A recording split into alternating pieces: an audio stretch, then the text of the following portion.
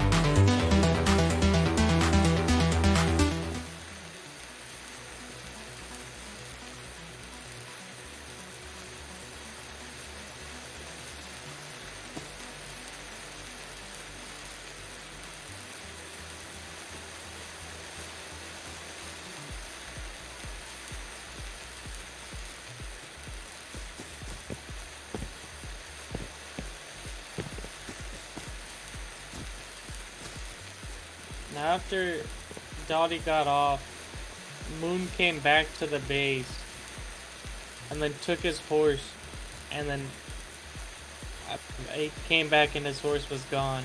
So Moon lost another horse somehow.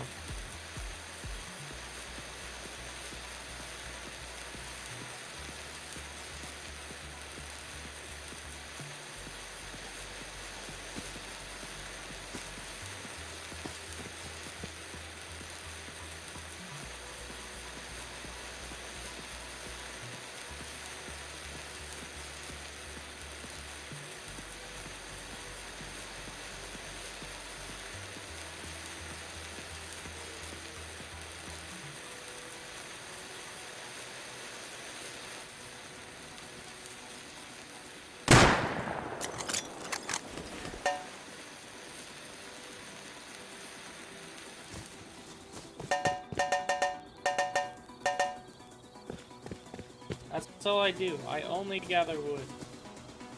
For the sake of it. How many times I've gone out with a chainsaw?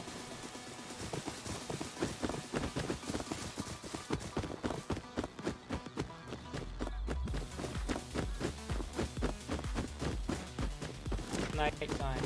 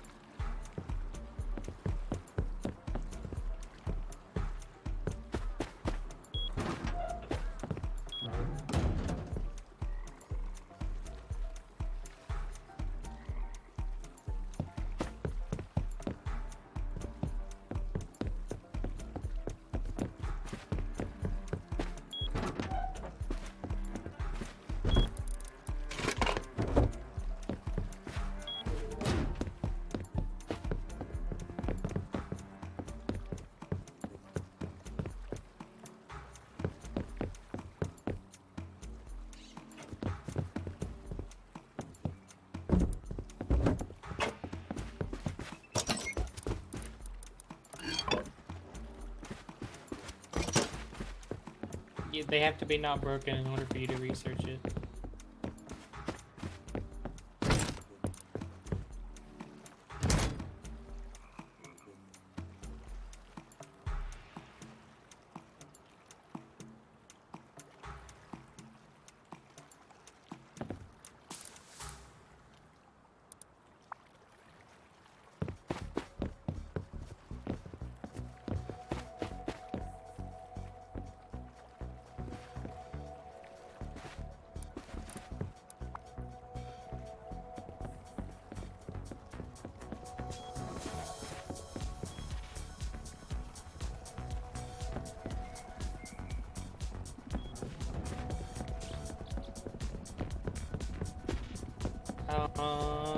I have some, and metal blades.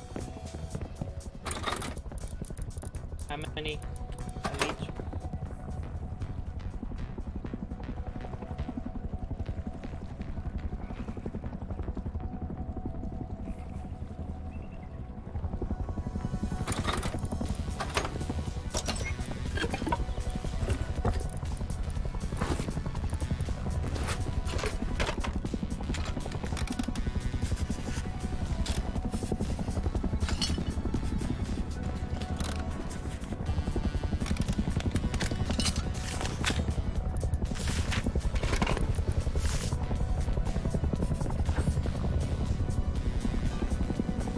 Here's the metal blades are behind you.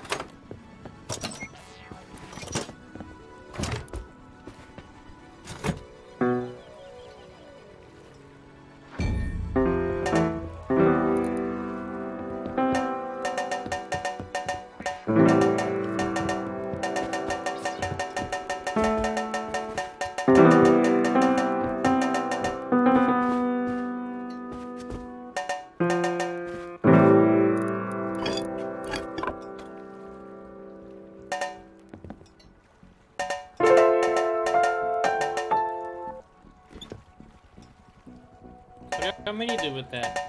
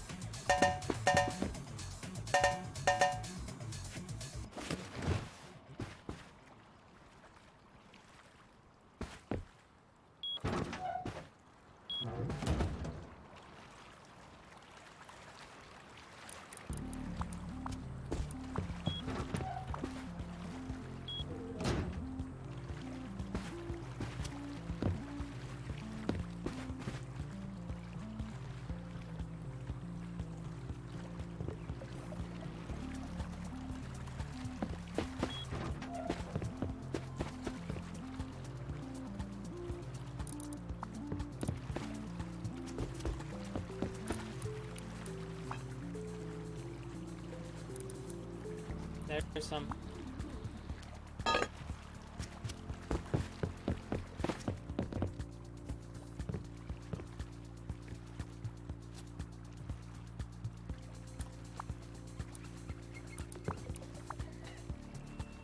Ooh, there's a crate at train yard.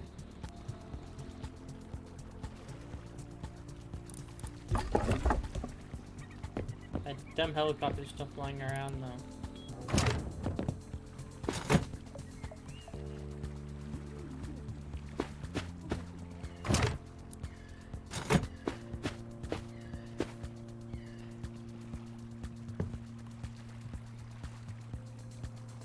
I'll give you a tip. If you're making something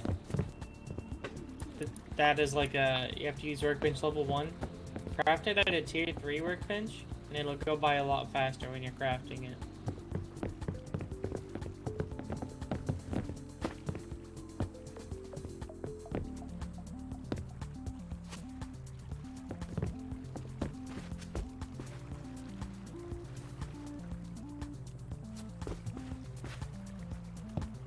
Why do you need so many gears?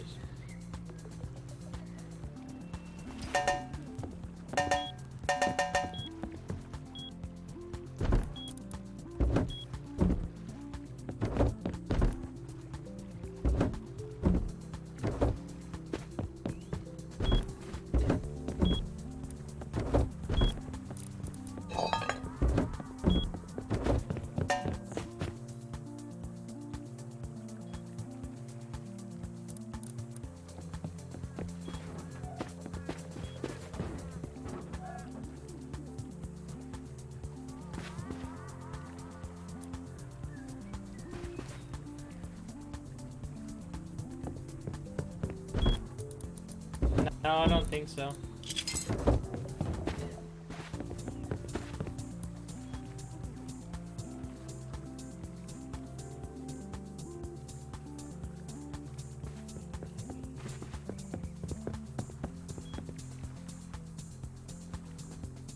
We usually just recycle sheet metal, because we don't ever use it.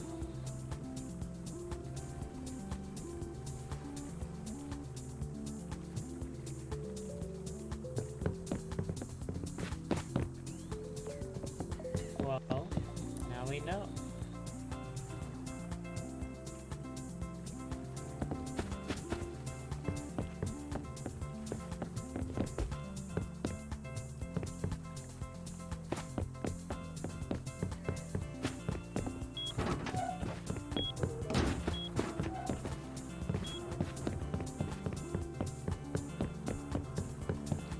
I'm gonna go get that crate at train yard.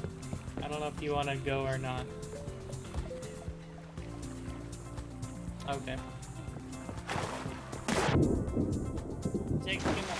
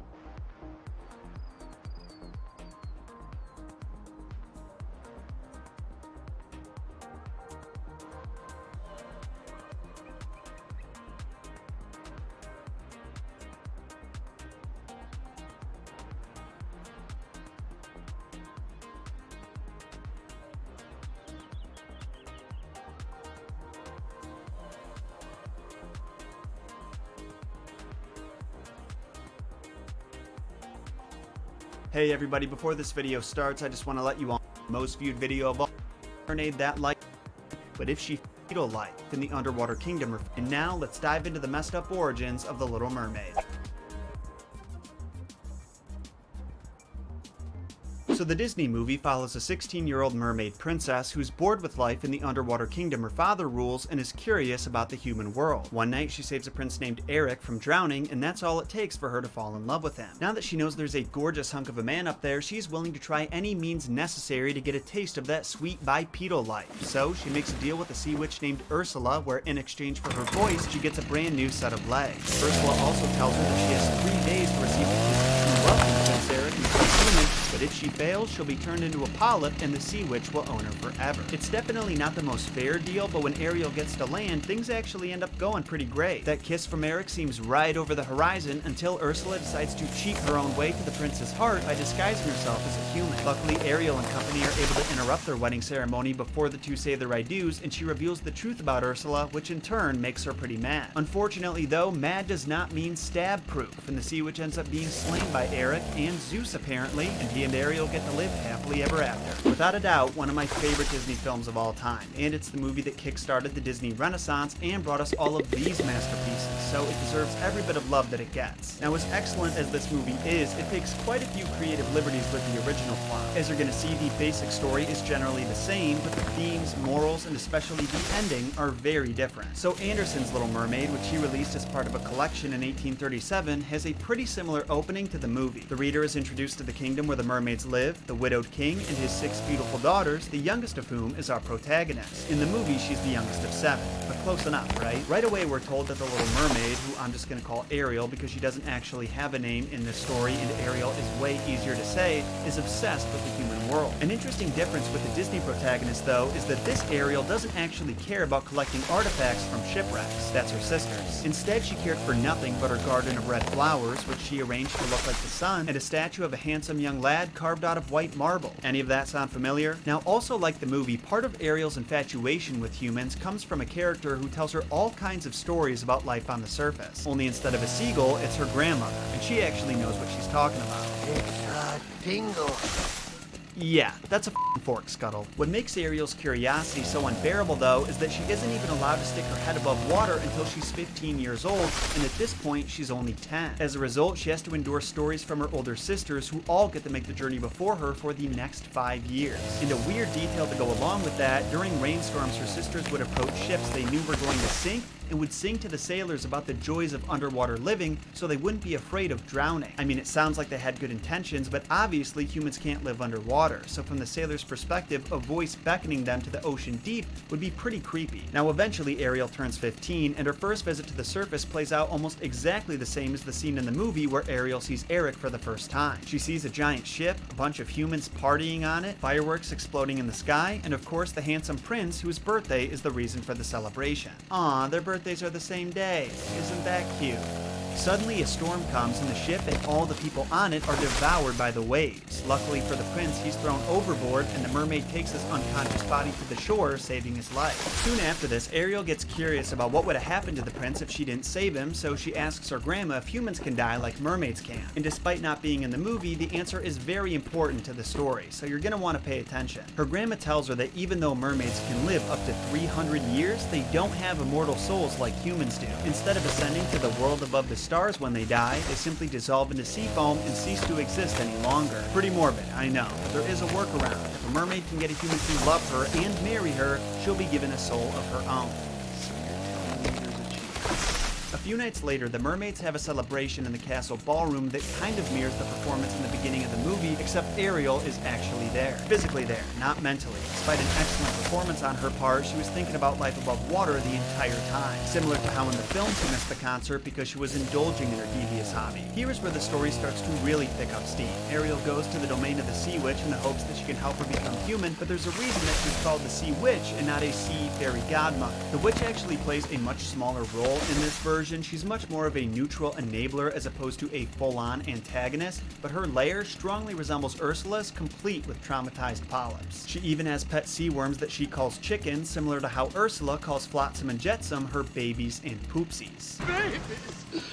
My poor little poopsies. Her house is also built with the bones of humans, similar to the famous Russian witch Baba Yaga. So Ariel should have known this was a bad idea. Between no signifiers and the witch calling her wish stupid right to her face, you would think she would have pulled back a bit, but not. And if you think the terms of their agreement in the movie was bad, wait until you get a load of this. She's given a potion that will give her human legs, but the transformation of her tail will feel like a sword is passing through her. And every step she takes will feel like she's walking on knives, and her feet will bleed. Interesting fact, Anderson often located suffering in the feet of his protagonists, and some experts believe this may have had something to do with his father being a shoemaker. Two other important caveats to this potion are that if Ariel drinks it, she can never be a mermaid again, and if the prince marries someone else, she'll die the next morning. Oh, and once again, she has to pay for the potion with her voice, only instead of it magically floating out of her, the sea witch cuts off her tongue. I know, it's pretty gruesome, but I would have loved to have seen this exchange go down in glorious Disney animation. But at least we got a reference to it with Ursula throwing that tongue in the potion. Now personally, I don't want anything bad enough to make this exchange. But remember, Ariel is on a quest for a soul,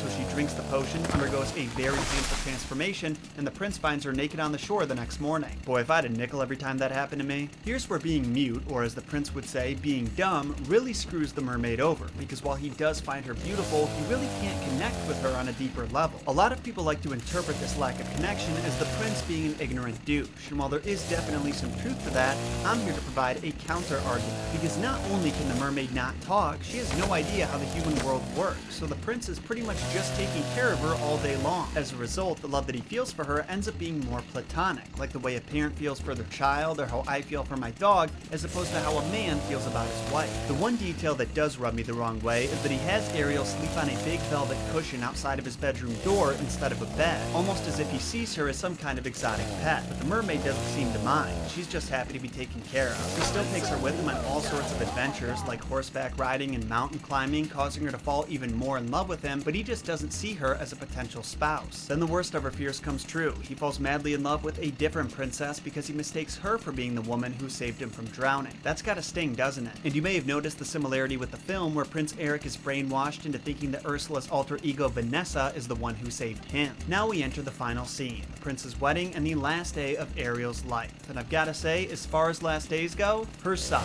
Not only is she forced to participate in the man she loves wedding, she also has to dance at the reception, all the while feeling like she's stepping on knives. Fast forward to the end of the night as the festivities calm down and Ariel goes to the edge of the ship to take one last look at the ocean before she dies, and at this moment she sees her sister swimming to the ocean's surface with a potential solution. They tell her they traded their hair to the sea witch in exchange for a magic knife, and if she stabs the prince in the heart and lets his blood drip on her feet, she could become a mermaid again. Here's where things get a little confusing, so buckle up. Ariel is terrified of the nothingness that is the mermaid afterlife and desperately wants to live, but she loves the prince more than she loves herself and can't bring herself to kill him. Instead, she throws the magic knife into the ocean where it dissolves into a red mist, and she jumps overboard herself, expecting to dissolve into sea foam. But instead, she feels the heat of the sun and notices hundreds of transparent beings standing around her. They introduce themselves as the Daughters of the Air. They're ethereal beings who don't have souls, but can earn one through doing good deeds. Yeah, the mythology of the original story is beyond weird, but we've got to accept it. To put it simply, because Ariel did so many good deeds during her time on Earth, including saving the prince's life and refusing to take it when it benefited her,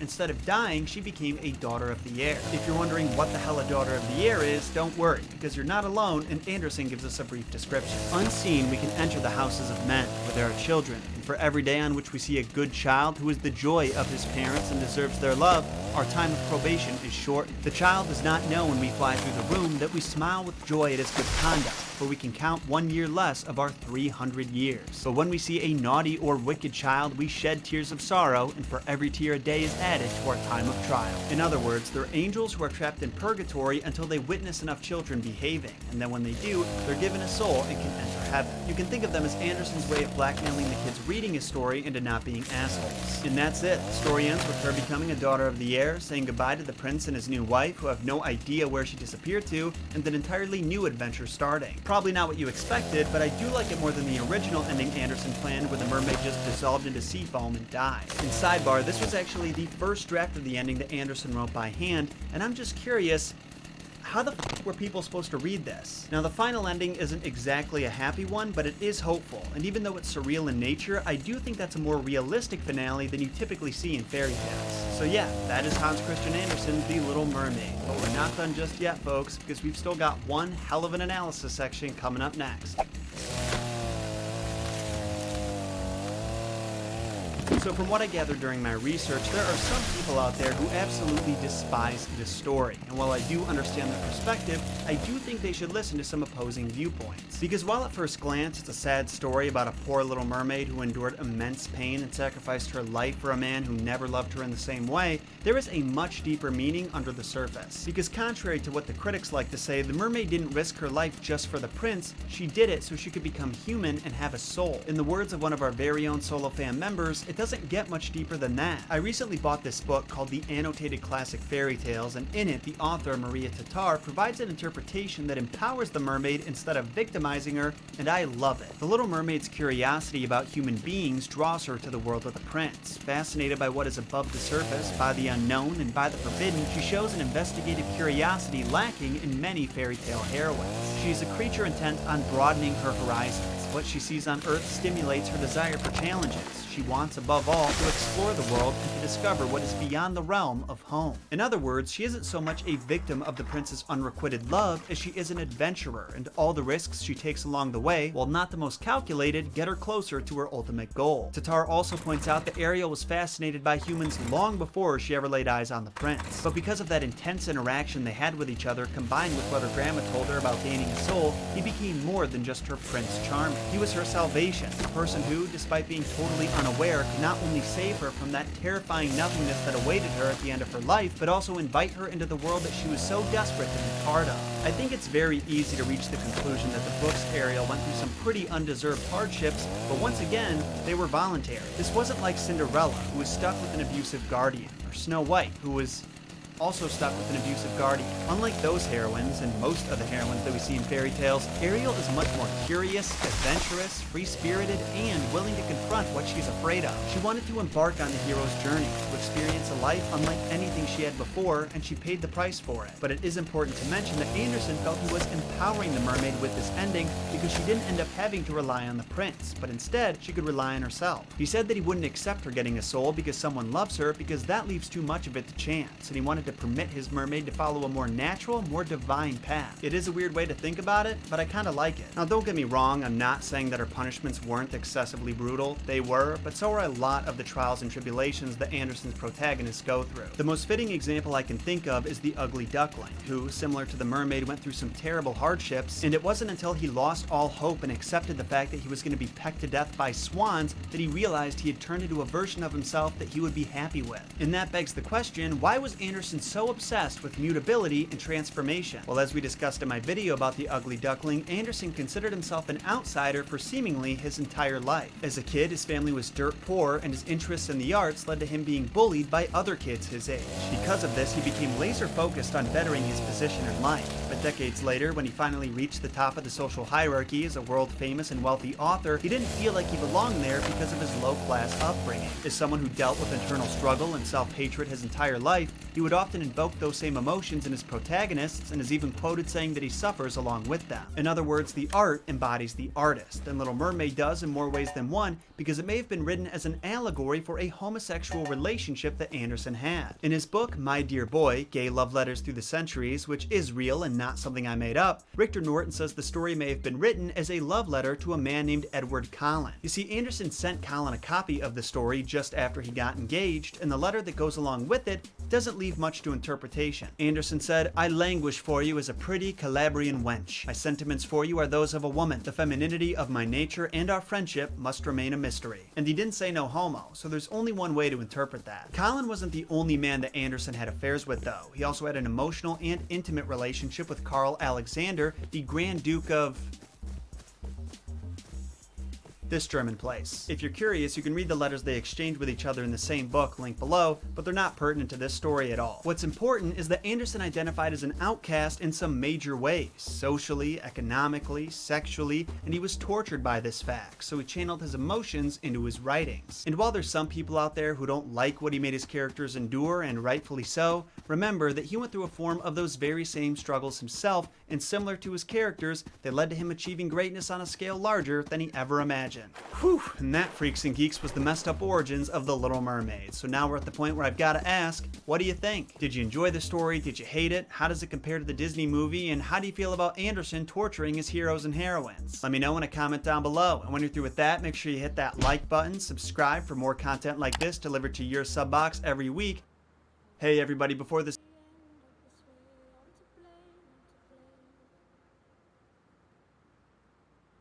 episode is brought to you by Squarespace, where website design is made easy. Now, I'm going to say earlier edition than we talked about last time, as well as some notes from their. I'm always excited to get into it. There's nothing for you to install or update ever. They have a wide. As always, make sure you hit that like button. So the very first rendition of the story we call Snow White, and that one overly ambitious translator called Snowdrop, was published in 1812 by Jacob and Wilhelm Grimm. In total, there were 17 editions of this story, with the final edition being published in 1857. I'm breaking down the first edition today though, and as I do that, I'll be touching on some of the major differences with both later and earlier drafts. Now our story opens with a queen sewing by a windowsill watching the snowflakes fall, as one does. She ends up pricking her finger with a needle, I'm assuming because she was distracted by the beautiful snowflakes, and 3 drops of her blood fall on the snow, causing her to have a totally normal thought. If only I could have a daughter that was as white as the snow, as red as my blood, and as black as the ebony windowsill. I can low-key relate. The other day I spilled orange juice on Gunther's pee pad, which had a little brown stain on it, and I couldn't help but think, Lord, please let my kid look just like that. Well, unlike me, the queen got her wish. Lucky her. Fast forward 6 years and Snow White has grown into a beautiful little girl that everyone adores and her mother is jealous of. And this jealousy hits its breaking point when one morning the queen asks her magic mirror who in this land is fairest of all, and it answers Snow White. Or to be specific, it says, "You, my queen, are fair, it is true, but Snow White is 1,000 times fairer than you." 1,000 times. Pretty harsh words. Well, naturally this infuriates the incredibly insecure queen, so she launches a plot to have Snow White killed. She orders a huntsman to bring her 7-year-old daughter deep in the woods, stab her to death, and to bring back her lungs and liver so she can eat them with salt. Now whether you find that disgusting or delicious, I think you'd be interested in learning what the queen's scheme was in the rough draft. Instead of having someone kill the girl so she could eat her, the plan was simply to lead the girl into the woods herself under the guise of picking flowers and just abandon her there. It's not as gruesome, but it's definitely still messed up to do to your own daughter. Now there's no official explanation as to why they made the plan so much more horrifying for the official publication, but some say it's because of the old belief that witches and dark fairies ate children, and the Grimms were trying to hint that the mom was affiliated with them somehow. To make it slightly less traumatizing for kids, the 1819 edition was altered so that the real mom dies during childbirth and the stepmom was the antagonist, but let's be honest, did that really do any good? Back to the story though, fortunately for Snow White, the huntsman took pity on her and told her to run away to some place that her mom couldn't find her. Meanwhile, he killed a wild boar and brought its lungs and liver to the queen in place of Snow White's. After wandering alone and scared for a while, Snow White finds a tiny little house that for some reason has 7 of everything, from chairs and beds to forks and spoons. The girl helps herself to just a tiny bit of food and wine at each place setting and then passes out in one of the beds, but not before pulling a Goldilocks and trying out each one without bothering to remake it. When the owners of the house, aka the 7 dwarves, come home that night, they find Snow White sleeping, and because she looks so sweet and innocent, they make sure not to disturb her until the morning. The dwarf whose bed she took shared a bed with each of his brothers for an hour that night, so you know he didn't get his REM, and that shit's valuable, so he was making a sacrifice. The next morning, Snow White wakes up to see the dwarves all staring at her, and after recovering from shock, she tells them her story about how she ended up there. They take pity on the poor girl and say that she can live with them for as long as she needs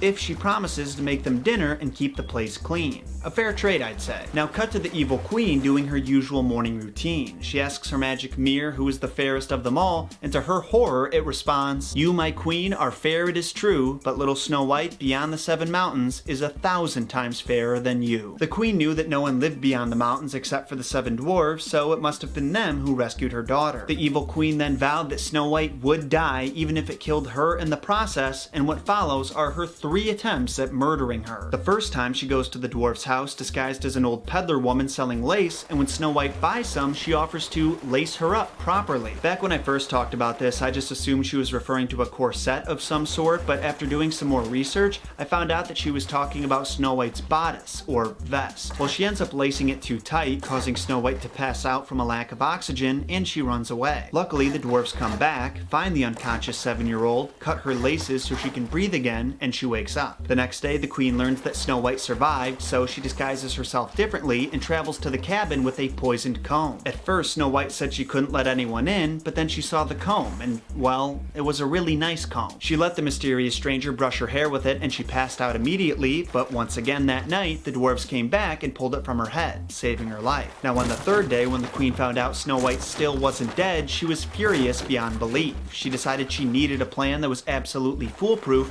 and crafted a poison apple. She disguised herself again and went back, but this time Snow White said she couldn't buy anything or let anyone inside because the dwarves would be mad at her. Note that she didn't say it was because someone was out there trying to kill her and that she almost died twice in the past 2 days. Nah, it's because the dwarves would be mad at her. 7-year-olds are funny. The queen was a tricksy one though. She only poisoned half the apple, so she took a bite out of the safe side to convince Snow White that it was okay, then handed it to her through the window at no charge. But barely a moment after the apple touched the girl's lips, she fell dead. The 7 dwarfs came home and found Snow White's dead bod, but this time they couldn't find a way to save her. Still, the girl didn't look dead, so they didn't want to bury her. Instead, they stored her in a glass coffin inside their house to keep her safe. Now fast forward a few years to when a prince comes to the dwarves seeking shelter, sees Snow White's dead bod, and insists that they give her to him. He said she was the most beautiful thing he'd ever seen, and if they gave her to him, he'd look at her every single day and make sure she was taken care of. At first, they thought he was a freak and said no, but he wouldn't stop begging, so eventually they took pity on him and said, "Fine, take her, you weirdo." But the prince kept his word. He spent every minute with Snow White's body that he could. He had all of his meals with her and would get extremely sad on the rare occasion he had to leave her. This next part is my favorite though. After a while, the servants got sick and tired of hauling the casket around just so he didn't have to be separated from the corpse that he was weirdly obsessed with. So one of the servants opened up the coffin, propped up Snow White, and took out his frustration by smacking her in the back. This caused the piece of poison apple to become dislodged from her throat, and she woke up just like that. I can't help but wonder if the servant ever came clean to the prince about how exactly he saved her, because the prince would no doubt have some questions, but if the servant told him the truth, I would have to imagine the prince would be pretty pissed off. I mean, he punched her in the back. How would he explain that without sounding like an asshole? Anyway, the prince and Snow White had their first dinner that same night and agreed to marry the next day. Another interesting and odd note, in an unpublished draft of the story, Snow White was saved in a different way. In that one, it's her father who finds her coffin, and he orders his royal physicians to revive her by tying her body to ropes connected to the 4 corners of the room. I can't say for certain, but I'm assuming they changed it because that doesn't make any fucking sense. In an effort to make the story more kid-friendly, in later editions, like the one we talked about in my original Snow White video, she's saved because either the prince or servant carrying her coffin tripped, jolting her and dislodging the apple from her throat. I still love the servant smacking her though, just because it's so ridiculous to think he would do that to a little girl who's 10 years old at most. It seems like something straight out of Monty Python. Anyway, the following morning, Snow White's mother went to the magic mirror for her daily ego boost, but was shocked to hear that the young queen was now the fairest in the land. Note that it didn't say Snow White, so she didn't know who it was referring to. Out of jealousy and anger, the evil queen went to the young queen's wedding just to get a good look at her face and almost died of shock when she saw that her daughter was standing at the altar, years after she thought she killed her. It's too bad she didn't die from shock though, because to punish her for her wicked ways, the new king and queen forced her to put on red-hot iron shoes and dance until she died. Ouch. Call me a sick fuck if you must, but I think my favorite part of these old fairy tales is finding out how the villain gets punished for their evil deeds. It's always so gruesome, but then you remember all the horrible things that character did, and you're like, well, sounds fair. But now that we've gone over the Snow White story in its truest form, it's time we take a look at a story from hundreds of years prior that likely helped the Grimms write their own version. So like I said, the Snow White story was a Grimm Brothers original, but that doesn't mean they didn't take some inspiration from other fairy tales. Unfortunately, we don't know which ones because all of their manuscripts have been either lost or destroyed, but there are other stories that follow a similar format and are believed to have been referenced by the Grimms. That format being the heroine's expulsion from home, the various threats on her life culminating with apparent death, and her rescue and reawakening. There's one story in particular that follows this structure that experts also believe was one of the Grimm sources because it was written almost 200 years prior, and that is The Young Slave, one of the many stories featured in Giambattista Basile's Pentamerone collection. It's a pretty interesting one too, because it seems to have elements from several famous princess stories, including Cinderella and Sleeping Beauty. Basically what happens is a girl gets pregnant after swallowing a rose petal, and an angry fairy curses her child to die at the age of 7. You see, she was actually on her way to give the child a blessing after she was born, but she tripped and hurt her ankle, so she cursed her instead. While the 7 years go by, the girl, whose name is Lisa, is killed when her mom is combing her hair and the comb's teeth penetrate her skull, and instead of being buried, she's placed inside of 7 crystal coffins. Don't ask me why, but I'm sure you already see the numerous similarities with Snow White. Lisa's mom ends up dying soon after this, and her uncle, who I'm calling Larry, is left to look over her body. The years go by, Lisa stays dead but continues to grow, as well as the casket somehow, and eventually Larry gets married. But in true fairy tale fashion, his new wife is a total. You see, when Larry is out of town on a hunting trip, his wife, who we'll call Dolores, discovers Lisa in a room of the house she had never been in. And because Lisa had continued to age while dead, she thought she was her husband's mistress who was just sleeping. She pulled Lisa out of the casket, knocking the comb from her hair and causing her to wake up, but Dolores didn't exactly give her a warm welcome back to the mortal plane. She cut off her hair, made her put on tattered clothes, and beat her face until she was unrecognizable. As a result of this, when Lisa's uncle returned from his hunting trip the next day, Dolores told him that Lisa was a slave she was sent as a gift, and because he didn't recognize her, he believed her. Unlike his wife though, Larry treated Lisa with respect, and on one occasion he even gave her a doll as a gift. And it's a good thing he did, because one day Larry overhears Lisa telling the doll her life story while sharpening a knife and threatening to kill herself if it didn't respond. In other words, she was losing it. Well, Larry ends up bursting through the door. He has Lisa retell her life story so he can confirm that it's really her, and when he knows for sure, he sends her away to live with some relatives for a few weeks to recover. When she returns, looking as beautiful as ever, he throws a banquet for her, has her tell her life story to the guests who are all weeping by the end of it, and then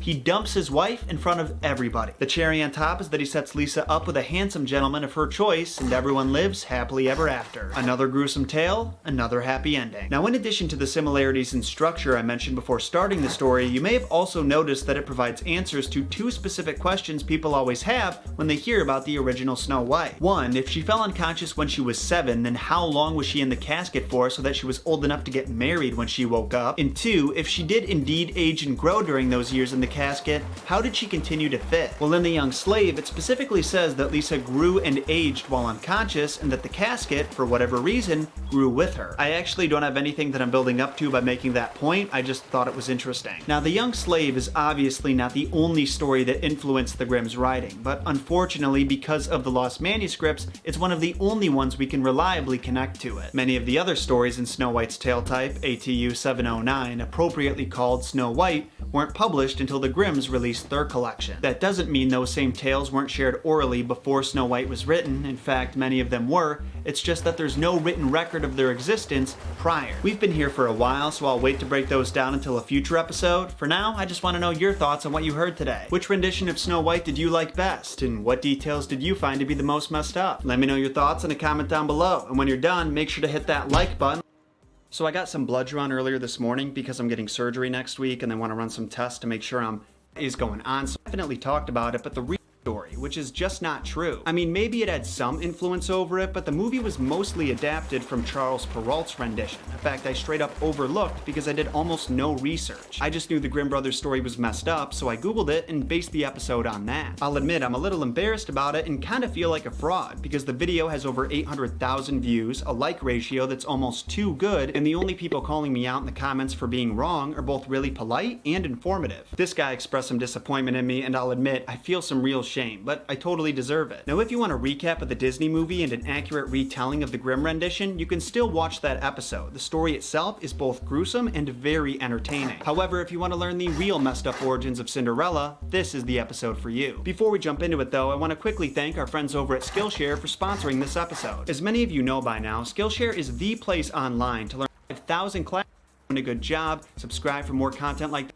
Earlier, Disney's Cinderella was almost entirely inspired by Charles Perrault's version of the story. As I was reading through it, I was actually surprised at how much overlap there was between the two. From the setup to the finale, they're basically identical. It starts with a widowed guy with a near angelic daughter marrying a total drag of a woman who had two ugly, kind of bitchy daughters. The stepfamily was horrible to the poor girl, making her do all the chores and sleep in the attic on a bale of hay, calling her names like Cinderwench and Cinderella instead of her real name, which we never actually find out. The problem was she could never tell her father about the abuse because he was so whipped, he would scold her for ragging on his drag of a new hag. One day it's announced that the king's son is throwing a ball, and instead of Cinderella getting to go, she has to help her stepsisters get ready for it. She manages to hold a smile throughout the process, but as soon as they leave, she breaks down into tears, and this is when her godmother shows up. Only it's not in the artsy fairy dust way that she does in the movie. Instead, it's more of a, "Hey, crying girl, what's wrong?" The rest of the scene unfolds pretty similarly though, even down to the details, with the pumpkin carriage, mice as horses, the beautiful ball gown, and glass slippers. Oh, and speaking of glass slippers, let's talk about those for a sec, because I know people like to joke about how ridiculous the concept of glass slippers actually is. You may not have known this, but in older Cinderella stories, the heroine's slippers were not always glass. In earlier versions, they were made out of velvet, silk, fur, and gold. So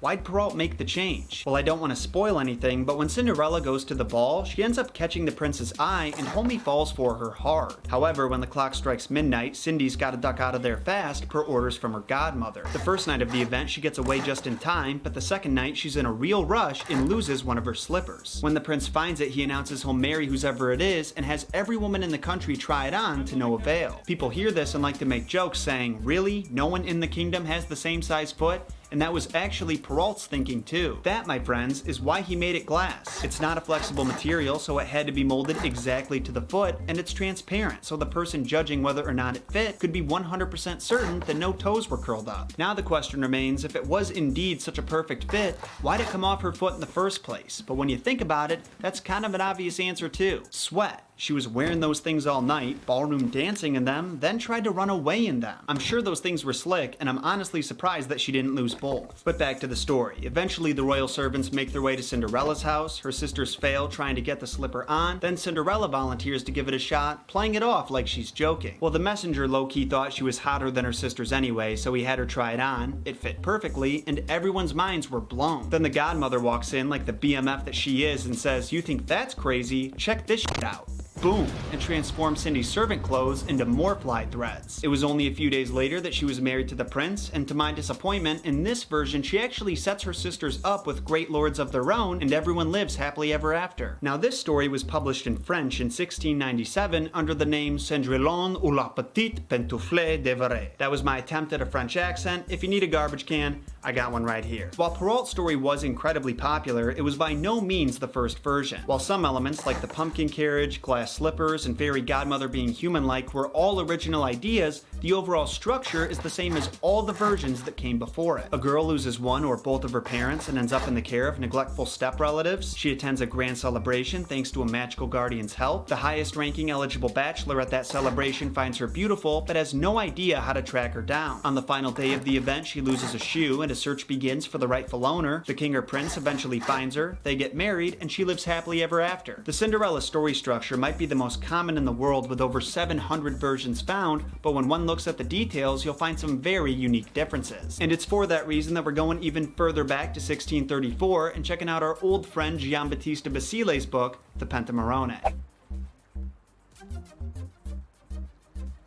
The Pentamerone, also known as the first collection of fairy tales ever published, contained another story that fit the Cinderella tale type called Legata Cenerentola. And I am not exaggerating when I say its setup is the most messed up that I've found. Like usual, the protagonist, Zazola, is the daughter of a wealthy man whose wife had just died, only this time the first woman he remarries isn't the evil stepmother you'd expect. She's definitely not a great stepmother, but she doesn't fit the antagonistic role is what I mean. Instead, that part belongs to the governess. You see, the governess, which is basically an in-home teacher, had her eyes on Zazola's dad too, but she knew she would never get a chance without the little girl's help. So listen to this. She convinces the young girl to kill her new stepmom and persuade her father to marry her, saying she'll be a much better mother, as if that's not obvious by her convincing Zazola to murder someone. Well, believe it or not, Zola does what she says, and when her stepmom is looking through a trunk of old dresses, she drops the trunk's lid right on her neck and snaps her shit up. After the mourning period for a second wife is over, Zola convinces her father to give her governess a chance, and before long, they end up married. But there's an M. Night Shyamalan level twist coming up. This bitch had 6 kids that she didn't tell anyone about. As soon as they move into Zola's, they take priority over her in every way possible, and apparently the father is so simple-minded, he forgets he has his own daughter to care for too. Life ends up sucking for the poor girl in all the ways we're familiar with, and they change her name from Zazola to Legata Cenerentola, which means the hearth cat. Appropriate because they made her sleep in the fireplace. You know, giving her the worst chores, a crappy bedroom, and taking away her bed is all pretty terrible, but changing her name like that seems like an oddly personal slight, especially since they conspired to commit murder together. They're supposed to be partners in crime. What's wrong with this?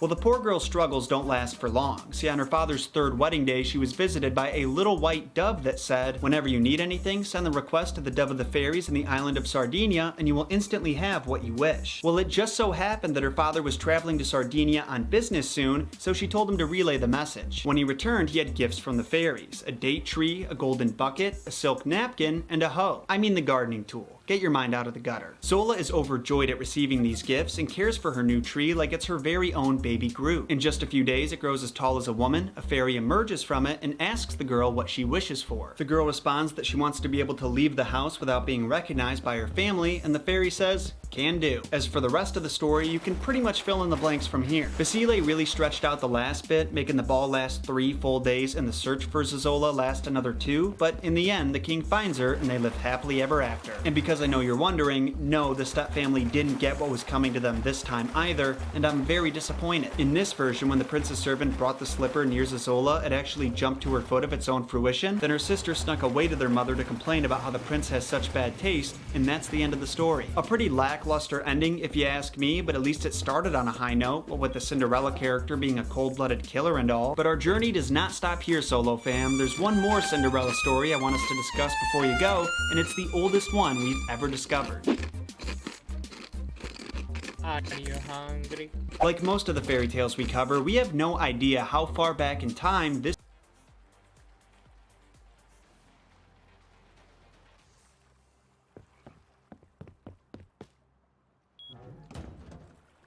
one actually goes. But the oldest version of the story we found was published around the year 850 by the Chinese poet Duan Chengxi. My apologies for any mispronunciation. As you could probably tell just by looking at me, I'm an uncultured swine. You uncultured swine! As always, the setup in this story is the same, but just a little different. Instead of the protagonist, Ye Shen, being in a royal family or a wealthy one, she's the daughter of the chief of a cave-dwelling tribe of people. In this version, the fairy godmother is actually a fairy god fish that's very chatty and regularly talks to Ye Shen to help her get through her rough home life. However, when her evil stepmom and stepsister Jun Li find out about the fish, they stab it, kill it, and eat it. I heard that's how they were gonna kill off the fairy godmother in the movie too, but Walt was being a pansy about it. Ye Shen was devastated about the loss of her only friend, but one night she was visited by the spirit of her ancestor, I'm assuming her mom, who told her that by burying the fish's bones in the 4 corners of her room, she could harness its powers and wish for anything she wants. Fast forward to when the new year comes around and there's a massive festival to celebrate. Thanks to her dead fish friend, Ye Shen gets to sneak off to the celebration and be like everybody else for once. What's interesting about this story is she doesn't meet her royal suitor directly or have to be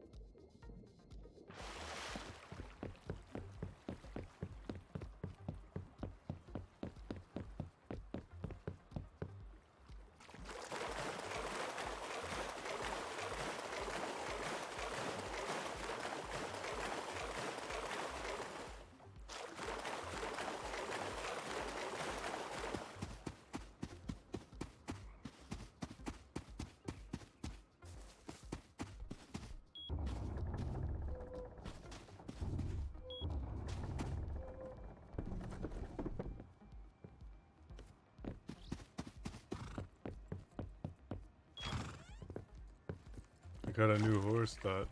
This is fast one.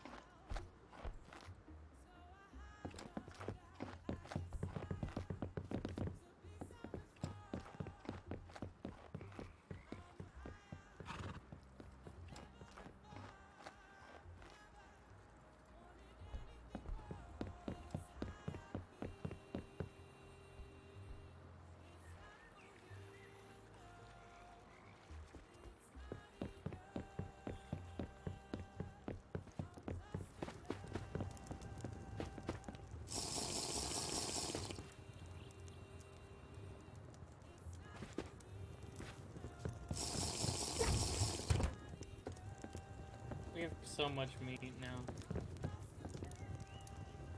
It's never enough though for Dude, Dottie. look at Dottie this. always wants more. That's like 100 bear meats right there.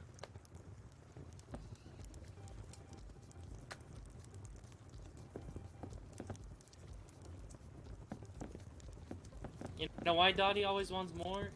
She keeps killing us, and then or dying herself, and then we have to eat, so we always need food.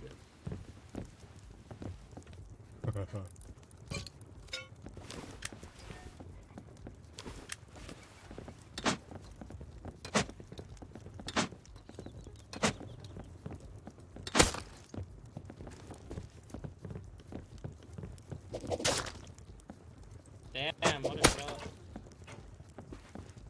I need my bone knife back. I don't know where it's stuck in you at. I just make another one. Take your axe out. Yeah, Dad, you I want don't these know, it probably bones? disappeared. Oh, here's my knife.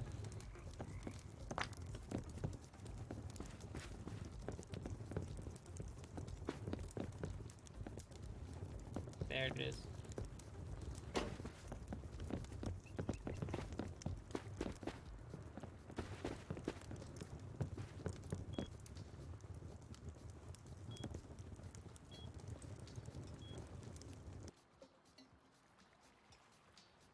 We need weed to get on.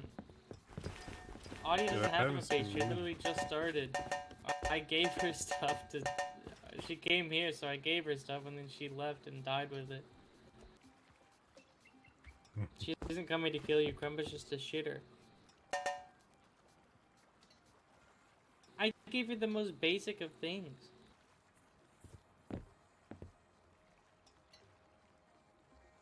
Like when I just got on. Yeah, she just got the game like a couple hours ago or an hour ago. Dude, we have so much bear meat. Sick. That's like the best meat too. It gives you the most.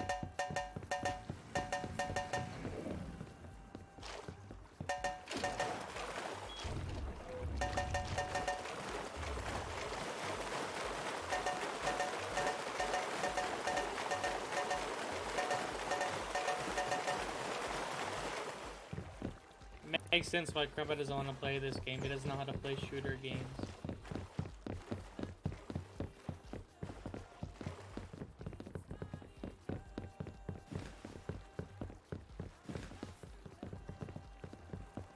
That why is it crooked? Why is it crooked?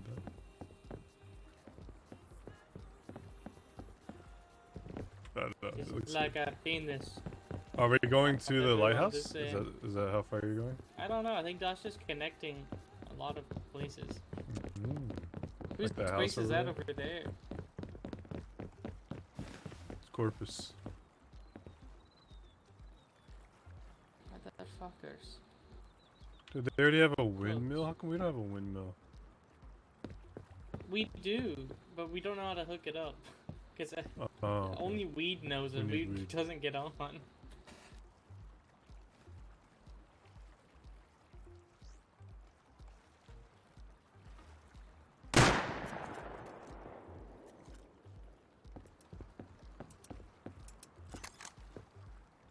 they're on our land. Too close to us. By the way, I only have 12 rifle bullets left from all that hunting. Why did I take mine off weed? I Because mine are can make missing. some. Alright.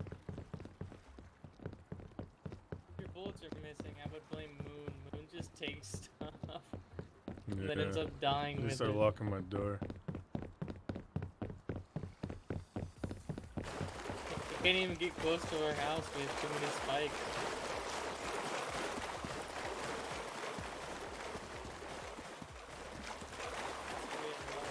We should make a bird shear too, though. Yeah, so we don't have to I tread guess water swimming's all the time.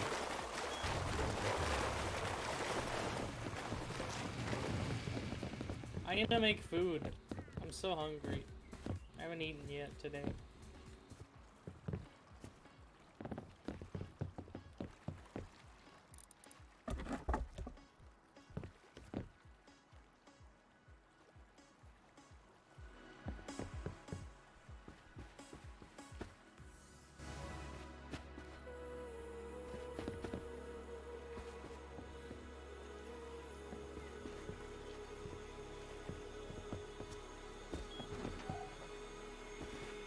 They literally can't get in. I don't know what you expect.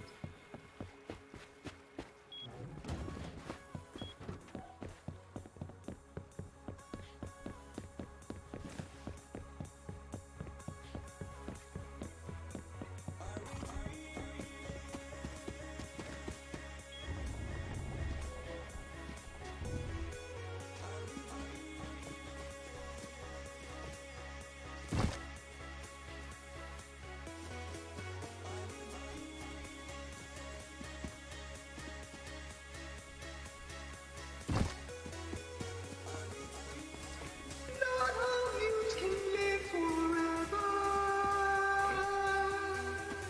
Not all mutes can live forever. All the mutes must die eventually, and they will all be remembered.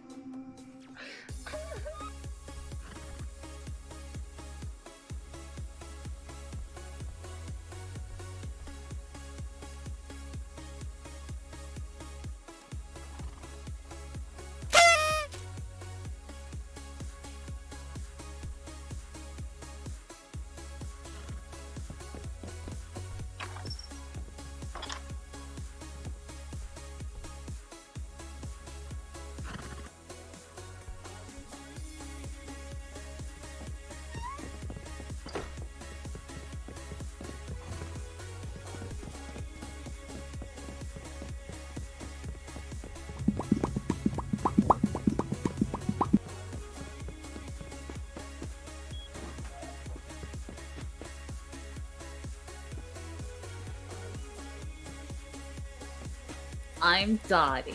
I love calm. Bark, bark.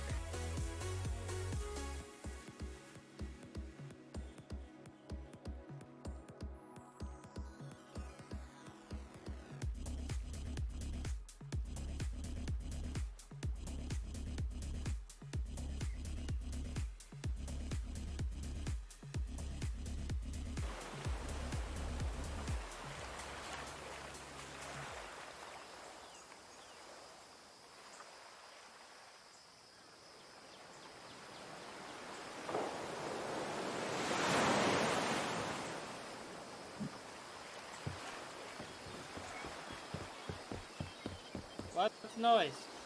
Who's shooting?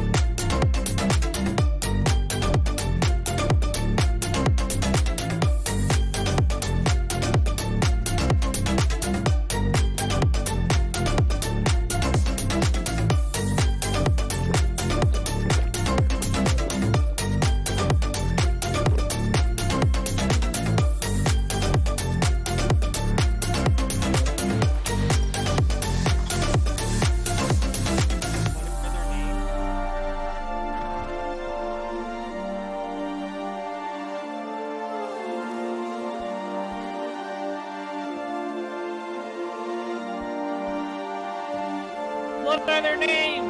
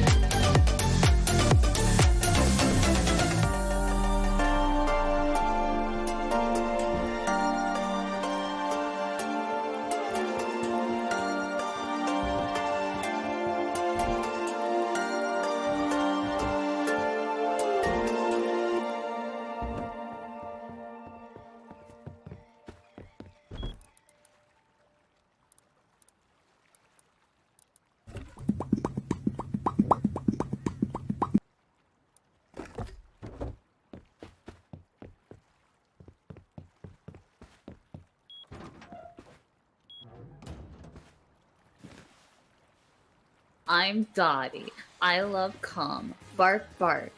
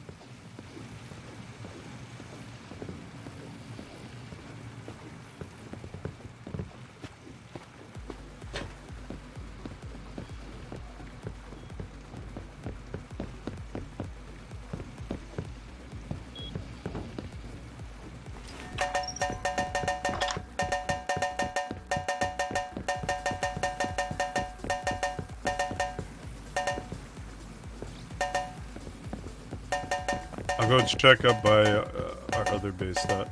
See if anyone's up in the ridges. Okay.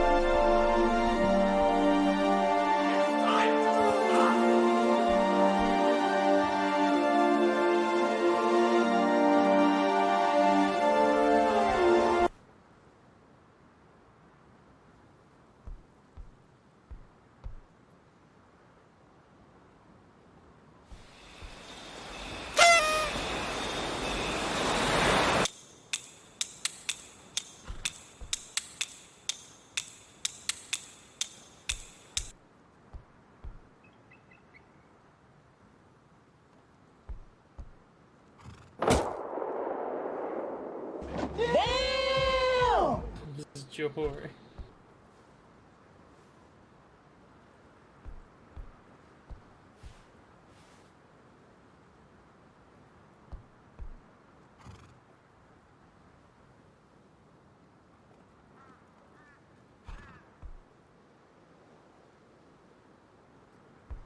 I was so people shy. Oh my god. Scandalo.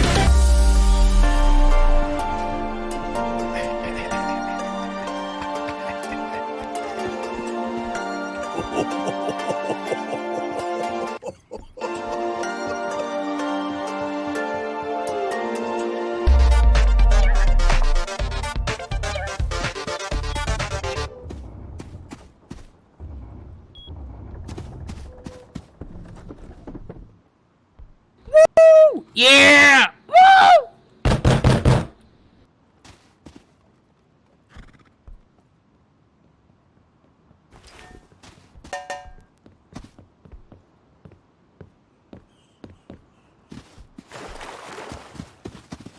Dude, those hot air balloons are scary.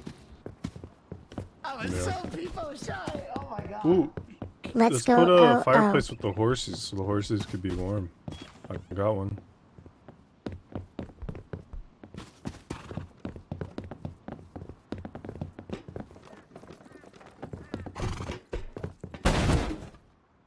Shit. Pushed it the wrong way. Never mind, it doesn't fit. Oh.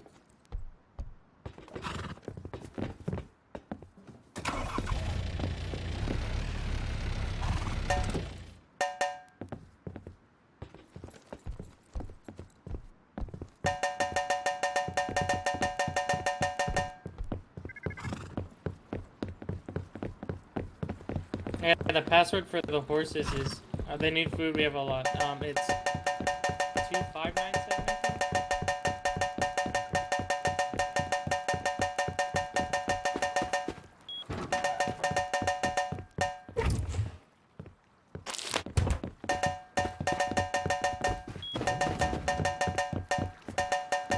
I still haven't eaten yet because people are attacking and stuff.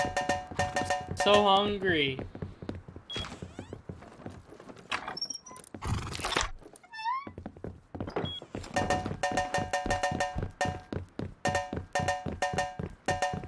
Go eat, dude. Go eat. If anything happens, I'll stay here with that. Nobody's actually attacking, but still, I think it's funny.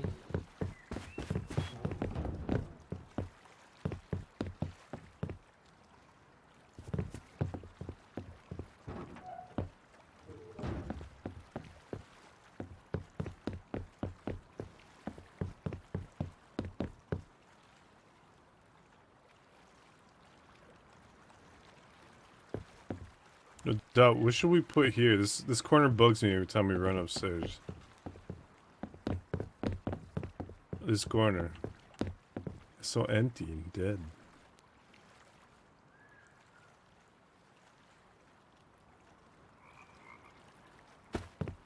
Oh, that's probably smart.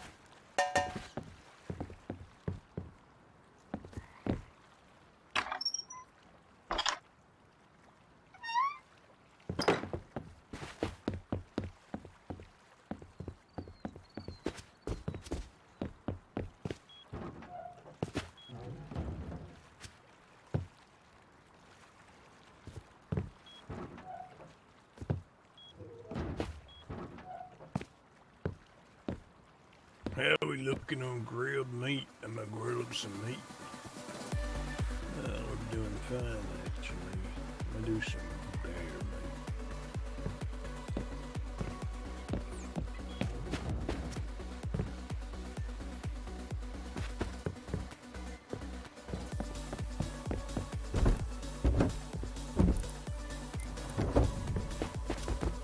Okay, no offense, but I'm not gonna let a guy who fucking asks a girl out to Japan to eat sushi shush me, okay? That's literally the most fucking wee beta cuck shit I've ever heard in my life. Beta. Dottie love.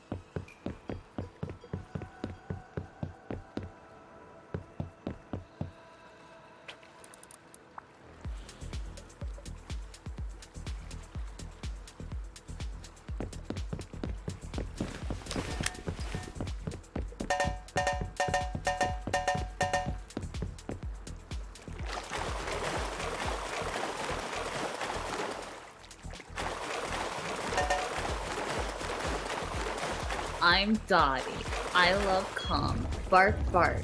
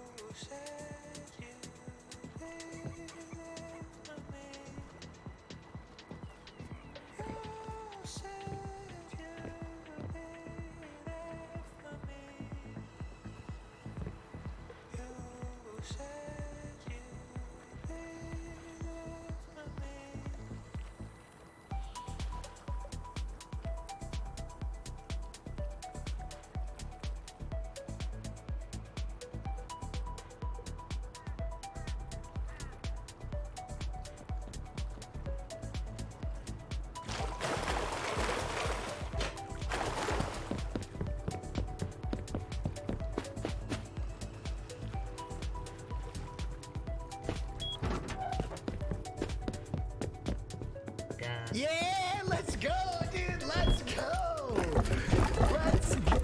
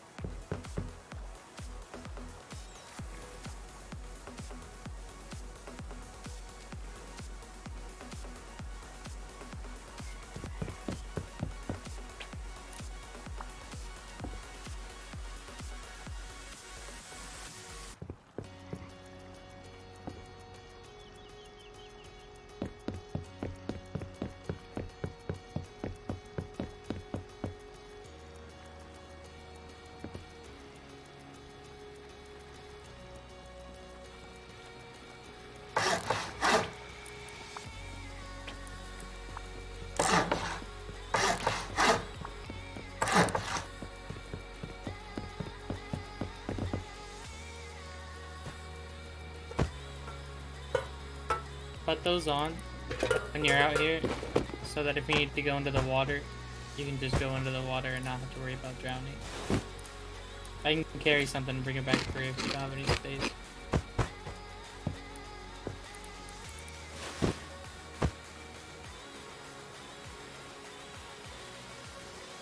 That way, I saw you were like trying to get stuff in the water. You can just hop in there instead of having to, like, yeah. Nice.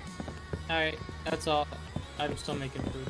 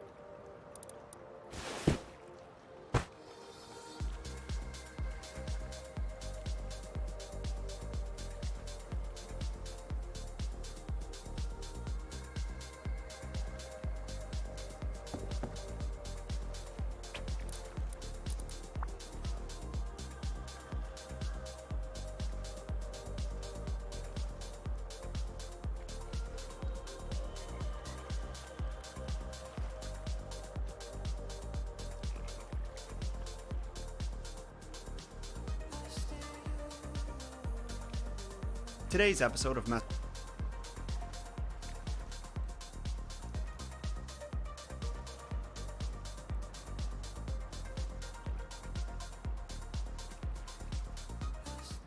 sitting outside on a beautiful sunny day while her mother is giving her school lessons that are incredibly boring. Alice wanders off in search of something more interesting, and that's what she finds when a talking white rabbit wearing a coat runs by. She tries getting him to stop, but the rabbit just keeps yelling that he's late for an important date, so she chases him straight into a rabbit hole unlike any you've ever seen. After a slow and gentle fall, Alice finds herself in Wonderland, a place where everything is nonsense and nothing is as it should be. After making her way through the tiniest door you've ever seen, she runs into a random assortment of of bird and sea creatures running in circles to dry themselves off. But this is only the beginning of the nonsense. She also meets a pair of weirdos called Tweedledum and Tweedledee, who are apparently fans of long, uninteresting poetry, singing tulips and bread and butterflies, a disagreeable caterpillar that won't stop smoking or let Alice finish a sentence, a Cheshire Cat who's the only Wonderland resident that acknowledges his own insanity, and a Mad Hatter and March Hare having a tea party with a dormouse and celebrating their unbirthdays. That's the weirdest sentence I've ever said. Guaranteed. After a short meltdown in the woods, she finds herself in the garden of the Queen of Hearts, and a few moments later meets the Queen herself. After another confusing, irritating conversation, they start a game of croquet. Thanks to the shenanigans of the Cheshire Cat, the Queen of Hearts ends up looking a fool mid-stroke, and Alice gets blamed. Instead of outright chopping off the poor girl's head, the king convinces the Queen to put her on trial, a special kind of trial where sentences are given before verdicts. But as you can imagine, it's not long before the kangaroo court falls apart, and while suffering through her nonsensical trial, she finds a piece of magic mushroom she took earlier that changes her size. She eats a piece, grows ginormous, and takes this opportunity to tell the Queen of Hearts what she really thinks about her, that she's a fat, pompous, bad-tempered old tyrant. But by the time she finishes her sick burn, she's returned to her normal size, and the Queen gives the infamous order, off with her head. Alice takes off running and is chased through the stages of her adventure once again, and when she finally gets to the exit, the doorknob reveals she's already outside sleeping soundly. She turns around to see the Queen and her guard guards charging towards her, and at the very last second, she's woken up by her mother. After a few moments of talking gibberish, like most of us do when we're woken abruptly like that, she gathers her bearings and heads inside for some tea. Pretty wild story, right? And I'm not kidding when I say the book is even more ridiculous than that. And in order to understand a story that bizarre, we have to know a little something about the guy who wrote it. Lewis Carroll was the pen name of one Charles Dodgson, who was born on January 27th, 1832 in Daresbury, Cheshire, England. As you might be able to deduce about a Christian family in the early 1800s, Charles had several siblings, 10 of them to be exact. He was a gifted young lad, a proficient reader, extremely skilled at math and logic, and while he did suffer from some social anxiety as a result of a minor stutter, he is said to have been quite the showman. In addition to his stutter, he had a few other minor health issues as well. He was described as being asymmetric, as in one half of his body didn't match the other half. One of his shoulders was higher than the other, his smile was slightly askew, and the level of his eyes aren't the same. He was also deaf in one ear and had a slightly uneven walk due to a knee injury. Despite these imperfections that had quite the impact on his self-esteem, he was still considered a handsome fellow, which may have been what led to his fascination with mirrors, reflected in his novel Through the Looking Glass, pun intended. In January of 1851, he began attending the constituent college of Oxford called Christ Church, but only 2 days after moving in, he was called back home when his mother suddenly died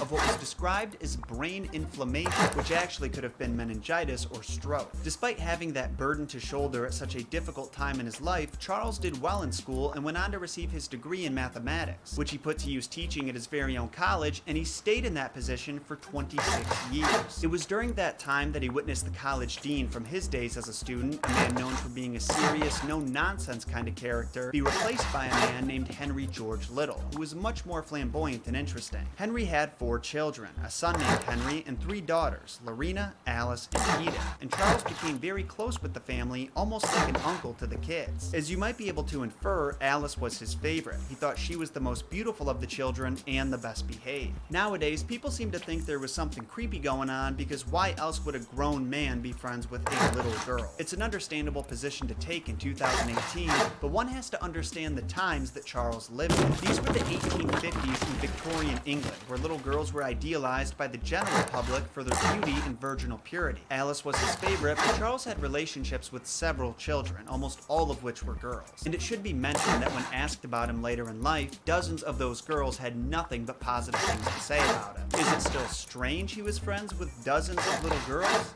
Yeah, it is. Especially when you take into consideration how few adults he had close relationships with. But it's safe to say that if he ever did have harmful intentions, he never once acted on them. This isn't to say that it doesn't get weirder. After receiving permission from their parents, Charles took nude photographs of their children and on one occasion spent a week alone at a seaside resort with a 15-year-old actress. But again, there's important context. That actress, Irene Barnes, fondly reflected on that week with Dodgson and her autobiography. And believe it or not, photos of naked naked children weren't considered as inappropriate back then. In fact, in Victorian England, families would often send Christmas cards with photos of their nude children on them. So we might need to analyze his behavior on a macro level. It wasn't just him that had a strange fascination with children, it was all of Victorian England. I think if he were born in a different time period, he would still be a child at heart and would still love entertaining kids, but the way those traits manifested themselves likely would have been different based off what was acceptable behavior at that time. We'll look deeper into the relationship of Alice and Charles in later episodes, but as for right now, you have the context you need to see how Charles/Lewis Carroll's personal life, interests, and upbringing influenced the events of Alice's Adventures in Wonderland, a book he made specifically for Alice Little and her siblings with no intention to publish it. One last thing I want to mention before we go down the rabbit hole, Alice in Wonderland is an excellent book, and one that's been analyzed by thousands of people all around the world. If you're a big fan of it, then chances are you've read some of these analyses and theories about what's meant by a certain poem or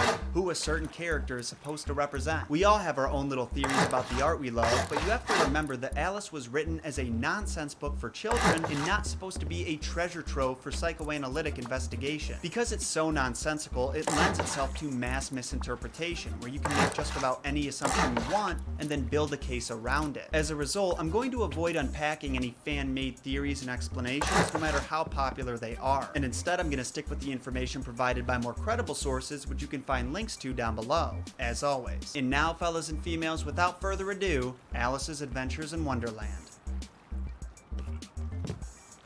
Similar to the film, the book opens with Alice sitting by a riverbank on a hot and sunny day. Only instead of her mother reading her lessons, her sister sits nearby reading a book without pictures or words. Alice is feeling very bored and about to doze off when out of nowhere a white rabbit with pink eyes runs by. Only this rabbit is most unusual. In addition to wearing a waistcoat, he's also muttering to himself that he's going to be late. Burning with curiosity, Alice chases him across the field, under a hedge, right into a rabbit hole, which she proceeds to fall into before even realizing how far down it goes. The fall down the rabbit hole plays out almost exactly like the film. She falls down at an unusually slow pace, past cupboards and shelves, and past pictures and maps hanging from the walls. It's crazy to think back to when this book first came out. Nowadays, everyone knows this part of the adventure, but back then, readers had no idea where Alice was going or what was in store for her at the bottom. Instead of landing on her head like in the movie, she lands on a pile of dry leaves and sticks, and she sees the rabbit running down the hall ahead of her. She chased him for a short while, but he disappeared from sight when she turned the corner into another long hallway, this one with locked doors all along the walls. After some further exploring, she came upon a three-legged glass table with a golden key on top of it. She then found a tiny little door about 15 inches high, hiding behind a tiny little curtain, which the golden key happened to fit perfectly. After opening the door, Alice found it led to a small passage, not much bigger than a mouse hole, and at the end of that was the loveliest garden you've ever seen. Unfortunately, she couldn't fit through the door, so she turned back to the table hoping to find another key. Instead, there was a little bottle that had "Drink Me" written on it. After some further examination to make sure the bottle wasn't secretly marked poison, Alice drank it up real fast and just as quickly began to shrink. This is only the first of 12 total times that she'll change her size during the story. You might be thinking, well, that worked out great. Tiny hallway, potion that makes her tiny. How convenient. Only when she went back to the door, she found it was locked again and she had left the key up on the glass table, which she was now too short to reach. How inconvenient. Frustrated with herself, Alice sat down and started crying, something that children and myself are known to do. But once she got herself together, she noticed a little box under the table that had "Eat Me" written on it. In that box was a piece of cake she began cautiously eating one bite at a time, but because she couldn't feel anything happening, she scarfed down the rest, and that's when the magic took effect.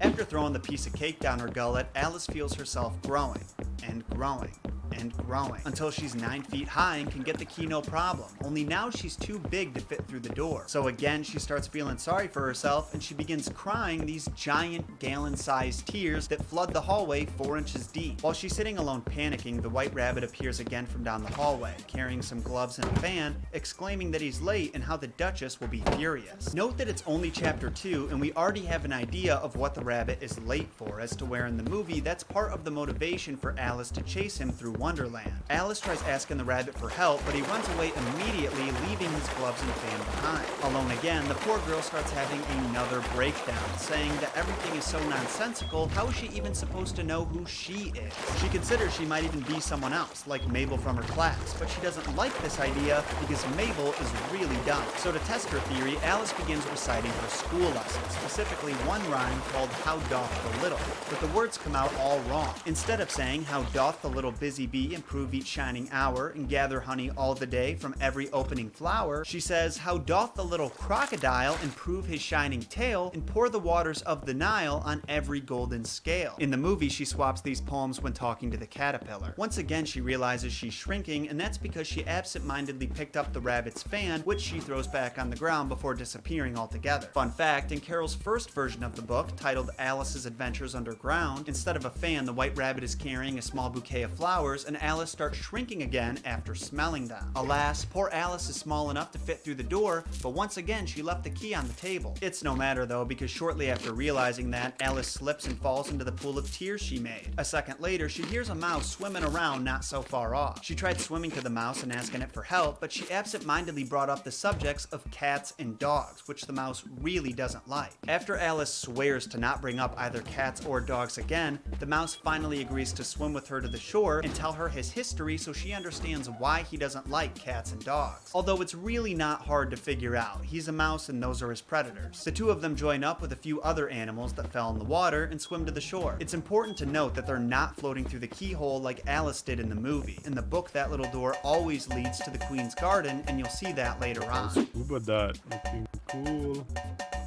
Eventually, the group of animals makes it to the shore. In this illustration by John Tenniel, you can see an owl, parrot, crab, ape, and canary. Fun fact, Carol said some of the creatures were meant to represent people. The Lory was Lorena Little, the eaglet was Edith Little, and the dodo was Charles Dodgson himself. Apparently, due to his stammer, he would sometimes pronounce his last name as Duh-Duh Dodgson, and Duh-Duh became Dodo. After reaching the beach, the group has a meeting to decide what's the best way for them to get dry, and the mouse shares with them the driest thing he knows. An incredibly boring piece of history.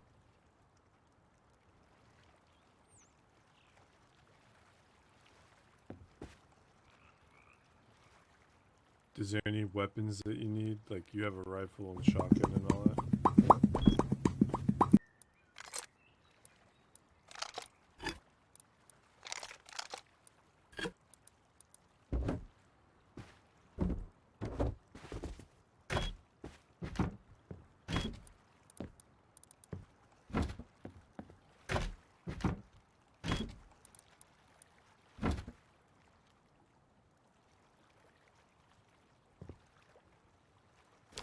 Well, I'll put him upstairs with all the other shit, so... Yeah.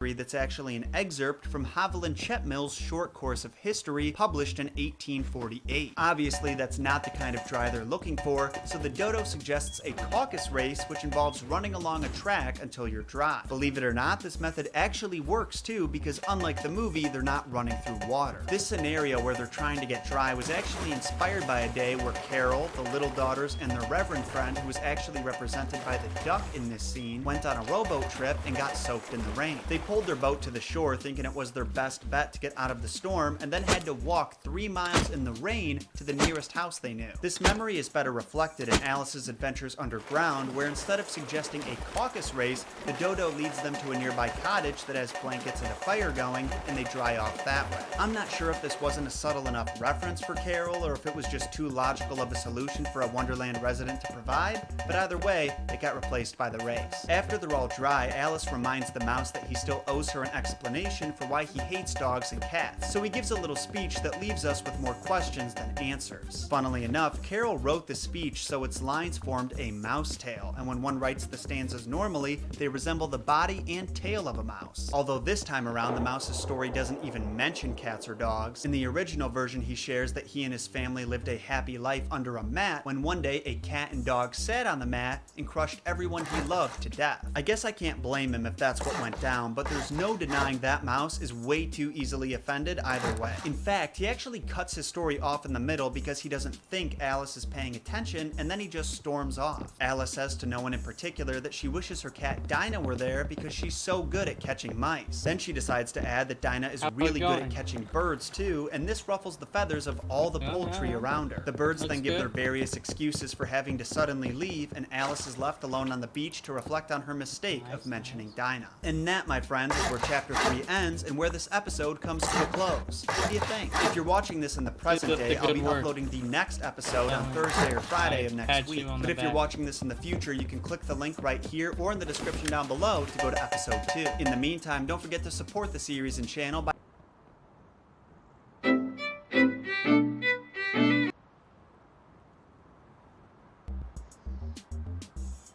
When we left off, Alice had just been abandoned by the group of animals that she swam through the Pool of Tears and dried off with. They had a good time running the caucus race and all, but as soon as Alice mentioned her cat Dinah and how she's so good at catching rats and mice, they noped out. Once again, Alice was alone, scared, and confused. But don't worry, it wasn't long before she was just scared and confused. She hears the frantic voice of the White Rabbit growing louder, saying that he'll be executed by the Duchess as sure as ferrets are ferrets. Alice turns to look at the rabbit, and when he sees her, he shouts, "Marianne, what are you doing out here? Go home and fetch me a pair of gloves and a fan."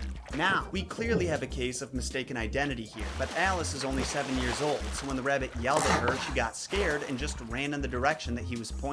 One thing I found really interesting is Carol said he wrote the rabbit to be the exact opposite of Alice's youth, audacity, vigor, and swift directness of purpose. In other words, he was elderly, timid, feeble, and nervously shilly-shallying, a phrase I had to Google. As we go on, you'll notice the rabbit has quite the pompous, demanding demeanor around those he thinks are below him, like his servants. But when he's around those who are higher than him in rank, he turns into a groveling kiss-ass. Oh, and speaking of servants, the name Mary Ann was chosen because back in those days, it was a British euphemism for servant girl. The more you know. Now in the movie, this missing glove situation is preceded by Alice running into Tweedledum and Tweedledee. But in actuality, Alice doesn't even meet them until her second adventure through the Looking Glass, and the same goes for the Singing Flowers. In the book, she goes straight from the shoreline to the rabbit's house. Now in Carol's first rendition of Alice's adventures, the rabbit tells her exactly where she can find him another pair of gloves and a bouquet of flowers on his dressing table, but in the final version, she figures it out for herself. When she finds the gloves and fan on his dresser, she notices another little bottle filled with liquid. This one doesn't say drink me, but she drinks it anyway because she knows something interesting will happen and she's tired of being so small. She probably should have taken into account the last time she drank something she shrunk, and the last time she shrunk she almost disappeared completely, but then again she's 7 years old, so maybe I shouldn't be so critical. Somewhat luckily for Alice, she starts growing, but the reason I say somewhat is because she grows a bit more than she would have liked to and ends up filling the entire house with her body. So much so that when the rabbit arrives, he can't fit through any of the doors or windows. The first solution he thinks of is to chop off the arms and legs of whatever's in his house, but when he orders his servant Pat to do just that, Alice swats at him and scares him away. Shortly after, the rabbit orders a lizard named Bill to climb down the chimney and figure out who's in his house. But when Alice hears him sliding down like Santa, she kicks him right back up the chimney with her foot that's jammed in there. He goes flying and lands on the ground with a thud. The animals stop focusing on the house for a second to make sure he's okay, while Alice is hoping they're out of ideas. But they're not just yet. The rabbit actually suggests they burn his house down, a plan he was quite opposed to in the film. But they decide against it when Alice says she'll stick her cat on them if they try. A few moments of silence pass when suddenly a barrel full of pebbles comes flying through the window and hits Alice in the face. After a minute, those pebbles start turning into cakes and Alice eats one because she figures she can't possibly get any bigger. Again, questionable logic, but again, 7 years old. Well, it turns out she was right anyway. She shrinks right back down to being 3 inches tall and runs directly into the forest by the rabbit's house. In that forest, she comes across a giant puppy, who at first intimidates her, but when she realizes he just acts like a normal puppy, she played with him until he got tired and laid down, and then she moved on. Many commentators and Lewis Carroll fans feel that the puppy is the most out-of-place character in Wonderland on account of how normal he is. He's not unreasonably short-tempered, he's the size you would expect him to be in relation to a 3-inch tall Alice, and he's the only important creature in Wonderland that doesn't speak to Alice. It's almost as if he wandered into her dream from the real world. Kinda weird, right? Well, after running away from him, she comes upon an interesting mushroom that's only a bit taller than her. She examines one side and then the other, and when she looks on top, she sees a caterpillar just chin-chillin', smoking hookah, and not taking any notice of her.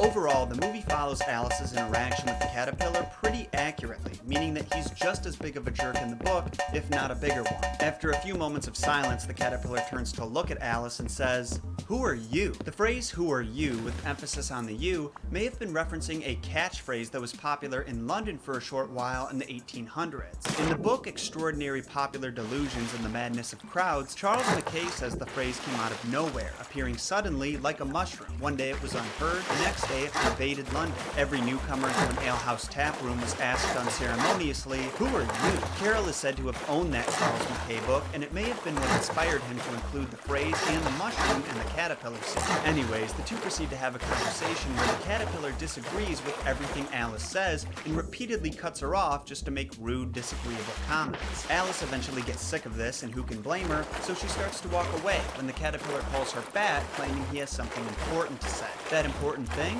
Hold your temper, which in my experience is a very difficult statement to hold your temper to. Alice asks him if that's all he wanted, and he says no. Then after another few minutes of silence, he says, "What exactly is bothering you?" She tells him that she doesn't feel like herself, that she can't remember things, so he has her recite a poem called "You Are Old, Father William" to test her memory. As I mentioned last episode, in the movie he tells her to recite "How doth the little," but when she does so, he tells her she's got it all wrong, even though she doesn't. I'm not going to go through the Father William poem line by line because it's an unnecessary detour on our adventures through Wonderland, but to summarize it, it's about a younger guy questioning why his elder father seems so weak and frail, but can still do random feats of strength and agility, like backward somersaults and standing on his head. In other words, it's a poem about old man strength. When she finishes reciting it, he tells her she got it wrong, and she defends herself saying that she doesn't remember it word for word. But then that disagreeable caterpillar doubles down and says, "Nah, it's wrong from beginning to end." Alice is getting really sick of this guy, but she needs all the help she can get. In her words, she wants to grow larger because 3 inches is such a wretched height. At first, the caterpillar is really offended because he's 3 inches tall exactly, but he calms down after taking a few more hits from the hookah. And then he proceeds to quietly crawl down the mushroom away from Alice into the grass. On his way out, he yells back that one side of the mushroom will make Alice grow larger and the other will make her shrink,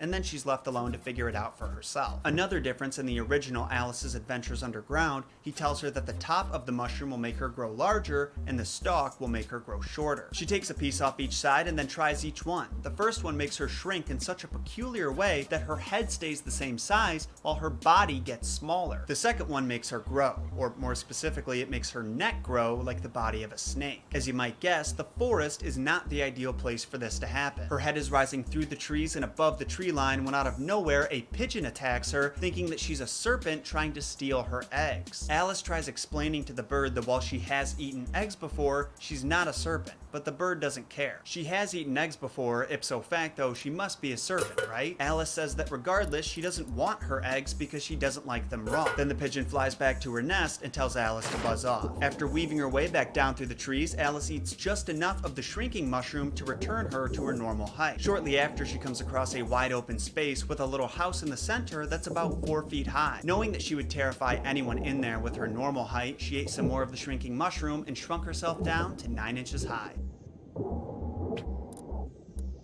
So about 80% of this chapter is not in the movie. The first 80% as a matter of fact, and I think as we go through it, you'll understand why. After Alice shrinks herself down, she sees a footman, which basically means butler, running up to the house and knocking on the door, and then another footman answers. It should be mentioned that one of the footmen had a frog head, the other had a fish head, and both were wearing powdered wigs. The fish man tells the frog man he's delivering an invitation from the queen to the duchess to play croquet. After the frog man accepts, the two bow to each other and actually bow so low their wigs get tangled together. After that mess got sorted out, the frogman sat on the ground and Alice walked right by him to knock on the door of the house. The frogman says knocking is pointless for 2 reasons. 1, he's on the same side of the door as her, and 2, they're making such a racket inside they'd never be able to hear her knocking anyways. After an irritating conversation that ends with Alice calling him perfectly idiotic, she just opens the door and goes inside. The door leads right to the kitchen, which holds one of the strangest sights you ever did see. It was full of smoke from one one end to the other. The Duchess was sitting on a three-legged stool in the middle, nursing a baby. The cook was leaning over the fire, stirring a large cauldron, which seemed to be full of soup. You can probably figure this out from the picture, but it's later revealed that Alice finds the Duchess very ugly. John Tenniel's illustration of her is thought to be inspired by Quentin Matsey's painting of the ugly Duchess, Margaret Countess of Tyrol, who had the reputation of being the ugliest woman in history when she ruled in the 1300s. This was obviously way before Tekashi 69 was born, otherwise they would have thought differently. Anyway, as soon as Alice enters the kitchen, she can tell there's too much pepper in the air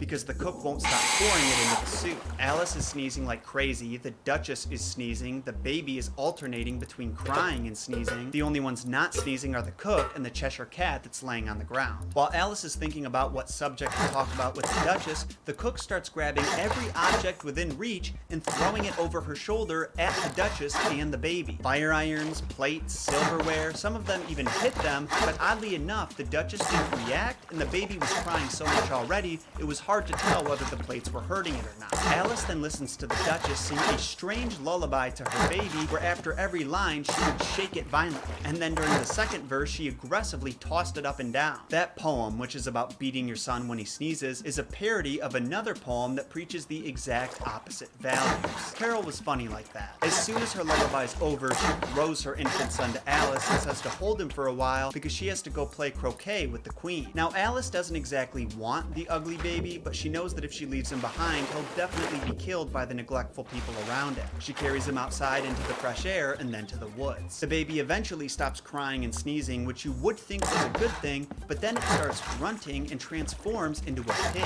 Alice lets the pig run away because she's not going to spend a bunch of time and energy carrying the pig around. Remember how last episode we talked about Lewis Carroll's extreme interest in children? Well, it's widely believed that Carroll made the baby turn into a pig because of his distaste for little boys. He once wrote in his journal, "I am fond of children except boys." Pretty weird thing to say, right? I like kids except for half of them. Sounds to me that you just like little girls then, dude. Apparently very few of his child friends were boys, and on the rare occasion he did befriend one, that boy usually had sisters that Carol wanted to meet. Okay, I didn't even try to make that one sound creepy. It just is. Moving on, Alice continues on her way through the woods when she runs into the Cheshire Cat sitting in a tree. Their conversation plays out very similar to the movie. Alice asks him where to go from here. She doesn't have a specific destination in mind, she just wants to go somewhere. The cat points out that you're surely to get somewhere if you walk long enough, and Alice knows that she can't deny that, so she rephrases her question to ask who lives around there. He tells her that in one direction lives the March Hare, and in the other lives the Hatter, and they're both mad. Alice complains that she doesn't want to be around mad people, and the cat responds, "You can't help it. Everyone's mad around here. You're mad, I'm mad, everyone's mad." He then asks her if she's ever played croquet with the Queen. She says she hasn't, and he says that he'll see her there, and vanishes. Alice thinks she's alone again when the cat reappears to ask what happened with the baby. She told him it turned into a pig, and he responds, "That's what I thought," and then disappears again. She stood there for a moment expecting the cat to come back, but when he didn't, she started walking. And then the cat appeared in another tree to ask, "Did you say pig or fig?" Alice responds, "I said pig, but I'd really appreciate it if you stopped disappearing and reappearing so suddenly." The cat says fine, and this time slowly fades away, starting with his tail and ending with his grin. It's here that Alice delivers the famous line, "I've often seen a cat without a grin, but a grin without a cat? It's the most curious thing I ever saw in all my life." It isn't much longer before she stumbles upon the house of the March Hare, which has two chimneys to look like rabbit ears and a roof that's covered in fur. She was a little scared to walk on the property of a mad person, so she ate some of the growing mushrooms so she'd be about 2 feet high, and then started walking towards the house. And what a perfect ending to today's episode. I hope you guys enjoyed hearing it as much as I liked sharing it. Make sure you tune in next week because we'll be diving into one of the most iconic scenes in all of Alice, the Mad Tea Party. As for this episode though, what chapter was your favorite? I would say chapter 5 with the caterpillar. He was just so rude. I know most of the characters in Wonderland are. This episode of Messed Up Origins is brought to you by Squarespace. Whether you're buying a domain, designing a website, or launching an online store, make it with Squarespace.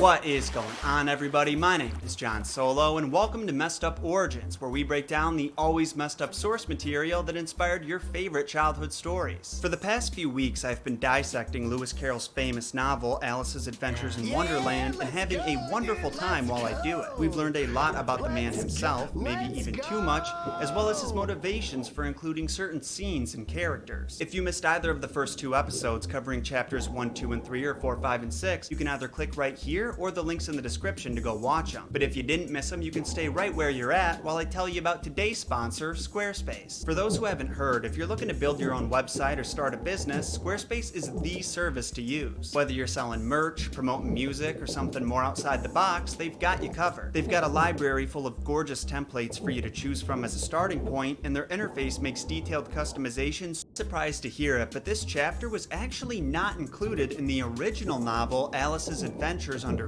It's crazy to think that one of the most iconic scenes in the entire story didn't even exist when it was first created. Shows you how useful second drafts can be. Anyways, when we left off, Alice had just parted ways with the Cheshire Cat and was walking towards the house of the March Hare rather timidly. Can't say I blame her though. Thanks to the Cheshire Cat, she's expecting everyone she interacts with from now on to be mad, and she's right to do that. As Alice approaches the house, she sees a table sitting out under a tree in the front yard, and the March Hare and Mad Hatter chatting and having some tea. Between them was a little dormouse that was fast asleep, so they were using him to lean on and talking over his head. Just like the movie, when Alice approaches the table, the March Hare and Mad Hatter shout that there's no room, despite there obviously being plenty of room. Alice sits down anyway, and the March Hare offers her some wine, but when she accepts, he just gives her an empty glass, and she says, "It wasn't very civil of you to offer me wine when there wasn't any." And the March Hare responds, "Well, it wasn't very civil of you to sit down without being invited." And then Alice had to pop over to the burn victims unit because that was savage. The rest of the chapter plays out very similar to the film, with the March Hare and Mad Hatter asking Alice questions that don't make sense and then interrupting her whenever she tries to speak. At one point, the Hatter asks Alice a riddle. Why is a raven like a writing desk? After pondering it for a while, the girl says she has no idea, and the Hatter responds, "Me neither." If you're a big fan of Alice, there's a good chance you've thought about this riddle before and wondered if Lewis Carroll had any answer in mind when he wrote it down, and the truth is,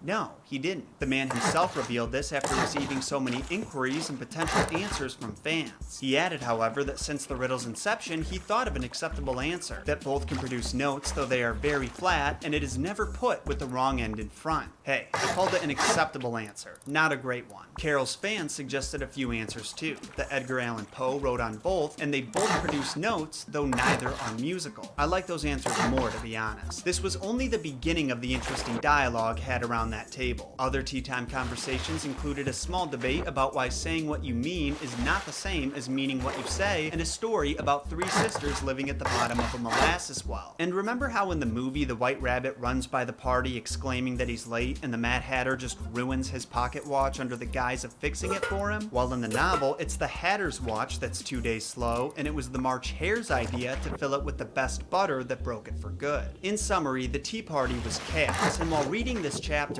I couldn't help but wonder what was Lewis Carroll thinking when creating these characters. Unfortunately, we'll never know the answer exactly, but I can shine some light on why a Hatter and March Hare were chosen to be the maddest of Wonderland's residents. Funnily enough, there was an old 1600s saying, "mad as a March Hare," and it came about because of the belief that male hares would go into some kind of aggressive breeding frenzy during the month of March, but we later found out that's not even true. They're actually on an aggressive breeding frenzy for 8 months out of the year. What a delight for the females. Now when it comes to the saying "mad as a Hatter," that's actually rooted in the truth. During the 18 and 1900s, people who made and sold hats, aka hatters, often did go mad because the mercury used in curing felt would give them mercury poisoning. Symptoms of mercury poisoning include tremors, often referred to as hatter's shakes, which affected their eyes, limbs, and distorted their speech, and in the advanced stages, one can develop hallucinations and other psychotic symptoms. So maybe Alice was wrong to get so frustrated with the poor man. If anything, he's just a victim of workplace neglect. Then again, I doubt she would have cared that much because you can only feel so bad for someone who's that annoying. It wasn't long before Alice had enough disrespect from these two degenerates, and she walked away after being interrupted and insulted one too many times. After heading into the forest, she found something even more interesting than those two freaks anyways. A tree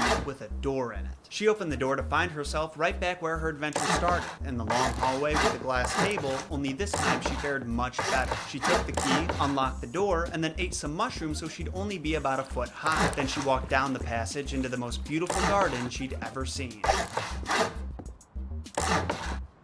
After entering the garden, Alice sees 3 gardeners in the shape of playing cards painting the white roses red. This strikes her as kinda odd, so she asks them why they're doing it. Just like the movie, one of the gardeners explains that the queen wanted red roses and they accidentally got her white ones, so they're painting them red now to avoid getting their heads cut off. Suddenly, one of the gardeners calls out that the queen is coming and the rest of them fall flat on their faces because they're cards and that's what cards do. At that very moment entered a small parade of royal family members and servants alike, including the White Rabbit, who was chattering away nervously to the kings and queens of other suits and didn't say a word to Alice. Like I said last episode, when the White Rabbit is around his superiors instead of his servants, he goes from an alpha to a beta real quick. Then came the Knave of Hearts, who we've talked about in the past, followed by the King and Queen of Hearts. When the procession members come to Alice, they stop dead in their tracks, and the queen demands to know who the girl is. Alice introduces herself and has a brief conversation with the queen that ends with her calling to behead the gardeners who painted her roses. Lewis Carroll said that when designing the queen, he pictured her as the embodiment of ungovernable passion, a blind and aimless fury. And if you ask me, he captured those traits perfectly. Part of the reason he included her character was to shock the modern day critics of children's literature who believed that all juvenile fiction should be totally free of violence. It was his belief that any normal child would not be damaged in any sense by being exposed to fantasy violence, and on the contrary would actually find it amusing. To a certain point, I actually agree with him too, though that's probably not surprising coming from someone who talks about violent children's stories for a living. I'm definitely not saying to include gratuitous violence just for the sake of doing it, but what do you expect to happen when you censor all of that from a kid's life and then they have to confront it in the real world? They're going to be totally unprepared. I like how Carroll did it. It's not like he had a chapter detailing the executions,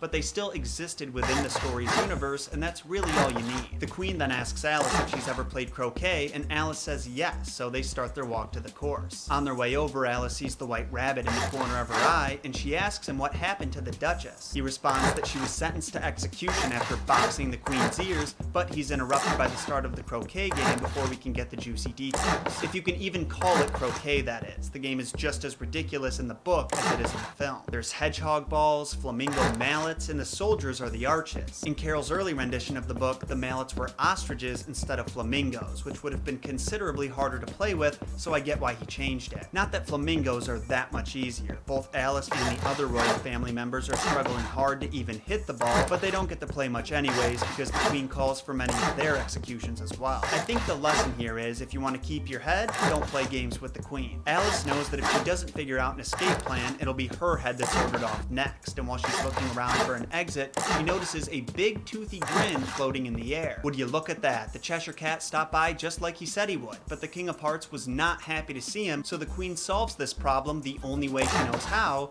off with his head. The king leaves to fetch the executioner, and Alice goes back to trying to play croquet, but the sentient equipment is making that rather difficult. She eventually gives up and returns to the Cheshire Cat to find that a crowd has gathered around him. The king, queen, and executioner, who's appropriately the Knave of Clubs, are also standing there and arguing about whether or not it's possible to behead the cat since he's just a floating head. The executioner's argument was that you couldn't cut off a head unless there was a body to cut it off from. A fair point. The king argued that anything that had a head could be beheaded. In theory, yes, but in practice, the Cheshire Cat kinda debunks that. Now, the queen didn't really have an argument. She just said that if something wasn't done about the cat immediately, she would have the whole party executed. Tempers are flaring, so Alice blurts out the only thing she can think of, that it's the Duchess's cat, so you better ask her. So the queen leaves with the executioner to fetch the Duchess from jail, and while they're gone, the cat disappears again. This left the king and his soldiers incredibly confused and running around like madmen trying to find the cat, while the rest of the party returned to their game. Chapter 9 is another one that didn't make it into the Disney film. They basically cut out the Duchess's entire role and anything connected to it. Speaking of the Duchess, when she arrived at the croquet field, she was delighted to see Alice's face. I had assumed it was because Alice just saved her from getting beheaded, but Alice figured it was because she was no longer in a room that was filled with pepper. Either or. Unfortunately, Alice wasn't a fan of her new friend, who insisted on staying within whisper distance at all times. Alice did not much like her keeping so close to her. First, because the Duchess was very ugly, and secondly, because she was exactly the right height to rest her chin on Alice's shoulder, and it was an uncomfortably sharp chin. As they walked across the field, they had another nonsensical conversation where the Duchess tried to find a moral in everything that was said and done. For example, at one point she refers to Alice's mallet and says, "Flamingos and mustards both bite," and the moral of that is, birds of a feather flock together. Not only do flamingos and mustard not both bite, they aren't both birds either. I don't think. Carroll included these desperate attempts at moral finding to represent the other authors and critics in his day who all thought children's stories had to have morals and couldn't just be nonsense entertainment that's fun and low pressure. Those who've watched this show for a while know that I like to find the morals in the stories we talk about too, but you'll notice that I haven't tried to do anything of the sort with Alice because the morals just aren't there, and that's by design. Well, their conversation continues in this fashion for a while until the Queen shows up and tells the Duchess that if she doesn't leave right now, she'll have her head cut off. So the Duchess leaves. After a long game of croquet that ends with everyone but the King, Queen, and Alice in custody, the Queen turns to Alice and asks if she's ever met the Mock Turtle. Alice says no, so the Queen takes her to him so she can learn his history. On their way out, Alice overhears the King pardon all the guests who had been sentenced to death, which is of great relief to her. Shortly after, they arrive at a sleeping griffin, who the Queen wakes up and orders to bring Alice to the Mock Turtle so she can oversee the executions. For those who don't know, a griffin is a mythical beast with the head and wings of an eagle, which is considered the king of the birds, and the lower body of a lion, considered king of the beasts. There's a certain amount of satire in Carroll making the griffin asleep, as traditionally they were thought to guard treasure and priceless possessions, making them a symbol of extreme vigilance. After the Queen leaves, the griffin tells Alice that those executions she's overseeing are all made up, and they never executes nobody.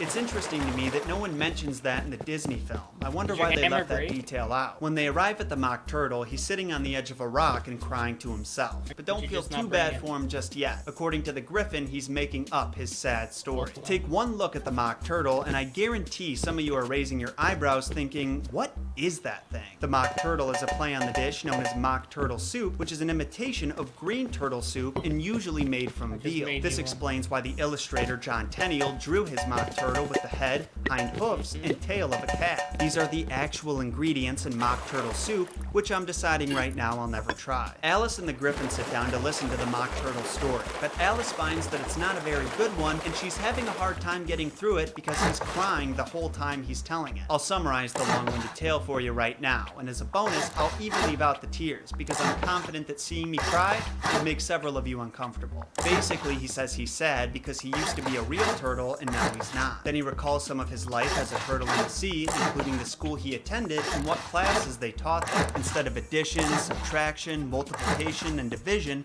he learned ambition, distraction, uglification, and derision. Don't bother asking me how those lessons were taught, because I have no idea. As soon as Alice starts prying for details about the lesson plans, the Griffin says, "That's enough about lessons. Let's talk about the games." Sadly, you guys are going to have to wait until next time to hear about the games, because that's when Chapter 9 and this episode comes to a close. What do you think of today's events, everybody? Were there any parts that stuck out to you as particularly interesting or redonkulous? Let me know your thoughts in the comments down below. Also, don't forget to smash that like button so we can reach our weekly goal of 10,000 likes that we felt embarrassingly short of last week. Like, where's everybody at? Are y'all studying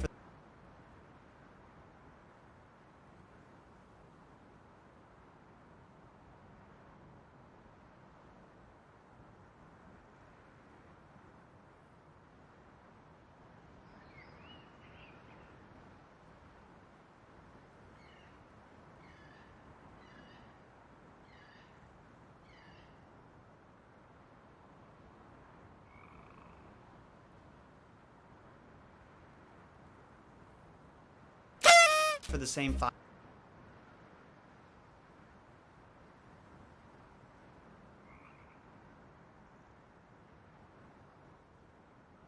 Oh, and if you haven't already, subscribe and ring that bell to receive notifications.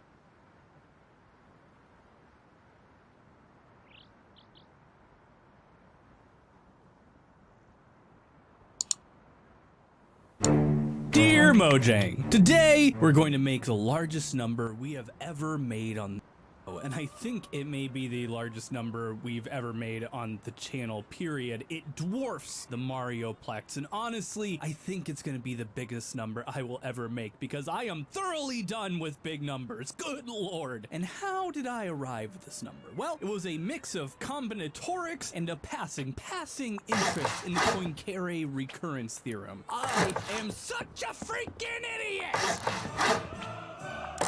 Okay, where to begin? What's the Poincare recurrence theorem and what's it have to do with Minecraft? Well, it's a theorem named after French mathematician Henri Poincare, and it postulates that in any closed system, in this context what's known as phase space, filled with a predetermined amount of matter in a given state, like some hydrogen over there, will eventually, over time, after moving around randomly, eventually return to this original state. And what does this have to do with Minecraft? Nothing. Absolutely nothing. It's a dead end. You see, even in really small systems, I'm talking like microscopic, the time it can take for Poincare recurrence to happen, what's known as Poincare recurrence time, can be enormous and tremendously complicated to calculate. And what I was gonna do for this episode was to calculate the Poincare recurrence time of any given Minecraft game with, well, to give you a sense of how complicated that is, here's a paper on the Poincare recurrence time of our universe, the time that it would take all the matter from one state, like the state we're in right now, to reoccur. That would be like you sitting on the toilet watching this video on your phone, James, and would happen all over again exactly like it is now by the time the universe has gone on for a certain period of time. And that time is 10 to the 10 to the 10 to the 10 to the 10 to the 1.1. You may be asking me, Austin, is that 10 to the 10 to the 10 to the 10 to the 10 to the 1.1 seconds? Years? Millennia? And to that I say, it literally does not matter. The number is so huge that you could never write it down in full. It's so large that if you divide it into Googleplexes of years, it changes nothing visibly. This is a time that is so long that you couldn't possibly comprehend it. To say it's astronomical is to do a disservice to it. Astronomical scales of time and space are dwarfed, rendered minuscule, a blip, an imperceivable mote of static on a time frame this long. And I realized that not being a PhD physicist, I am way outside my comfort zone to actually calculate the Poincare recurrence time of Minecraft with any degree of accuracy. That get me thinking. The Poincare recurrence time of any given system is dependent on the number of possible microstates in that system. An atom over here turned this way, over there slightly turned the other way, etc., etc. And I thought to myself, is it even possible to count the total number of microstates of Minecraft? Is it possible to calculate, to count exactly how many game states there are? The answer is yes. And I did it, and boy, let me tell you, things get huge so freaking fast. So let's get on with it. How many possible games of Minecraft are there? Join me in a journey through power towers, broken calculators, and the biggest numbers this channel has ever made. First of all, let's, in more simple terms, go over what it is we're talking about here and what it is we're calculating. Let's say, for the sake of simplicity, we have a really tiny Minecraft world that's only 2 blocks wide, 2 blocks long, and 1 block high, meaning that we have 4 free spaces to put blocks in if we want. And let's say that we only have 2 types of blocks to work with. If we consider that a space can be empty as well, how many possible states does this game have? Well, this spot here can be empty, or it can have block 1 or block 2 in it. So there's 3 possibilities here. For the space next to it, it's the same thing. In fact, all spaces have only 3 states, and in order to calculate exactly how many states this world can be in, we have to take into account that if this space is empty, all the other spaces can have any one of 3 states as well, and that's the same for every possible combination of blocks we can put down first. And thankfully, instead of actually putting each possibility in place and counting them them, we can just like very easily multiply these numbers together, 3 in this case, for each available space. 3 times 3 times 3 times 3, or more simply, 3 to the 4th power, which gives us a surprisingly large but still quantifiable and understandable result of 81. This is how all those sandwich shops got away with saying, oh, there's over 1 million sandwiches here. They just like counted mayo and mustard as their own sandwiches, essentially. So in the simplest terms, all we have to do is figure out how many spots there are in a Minecraft world, how many things can go in those spots, and multiply them all together, and we're good to go, right? Well, yeah, actually, it is that simple. There's a few complicating factors, but it's actually not as complicated as figuring out how many viable Mario Maker levels there are, because there's way less hard-coded limitations about what can be in a game in total. We are, however, going to be ignoring chunk load distance because it just makes things too difficult, and we're going to treat each Minecraft world as an actual living world that is fully loaded. That said, simpler doesn't necessarily mean easier, and tiny mistakes in the early stages can mean disastrous consequences for the future, so we really want to make sure we get all of our pieces right. Let's take another model world, for example, and let's start small. Let's say we have another 2x2 world with 2 block types available for placement, and we have, say, like 1 creeper that can be placed exactly in the center of any space and can be facing one of 4 cardinal directions: north, south, east, and west. First, let's simplify this down to 1 block. This block can be in one of 3 states: empty, block 1, or block 2. There can also be a total of 5 creeper states in it: 1 for no creeper at all, and 4 for the 4 cardinal directions it can be facing when placed there. For the sake of simplicity, we're going to claim that an entity can be placed in an empty spot, even though it'd just start falling through the non-floor or die or something else. This means that each block can have a total of 3 times 5, or 15 different states, but there are 4 possible slots, so we have to raise this to the power of 4, which in this very small example gets us 50,625 different permutations of worlds. This is a lot, but there's some good that came out of this small example. It gave us our model. Creeper states times block states raised to the power of however many available slots you have on the board. Let's change creeper states to entity states to generalize, and bam! Simple as that. We can literally use this to figure out how many possible total games of Minecraft are possible in the entire universe. Are you pumped? I'm pumped! I'm losing my mind over here!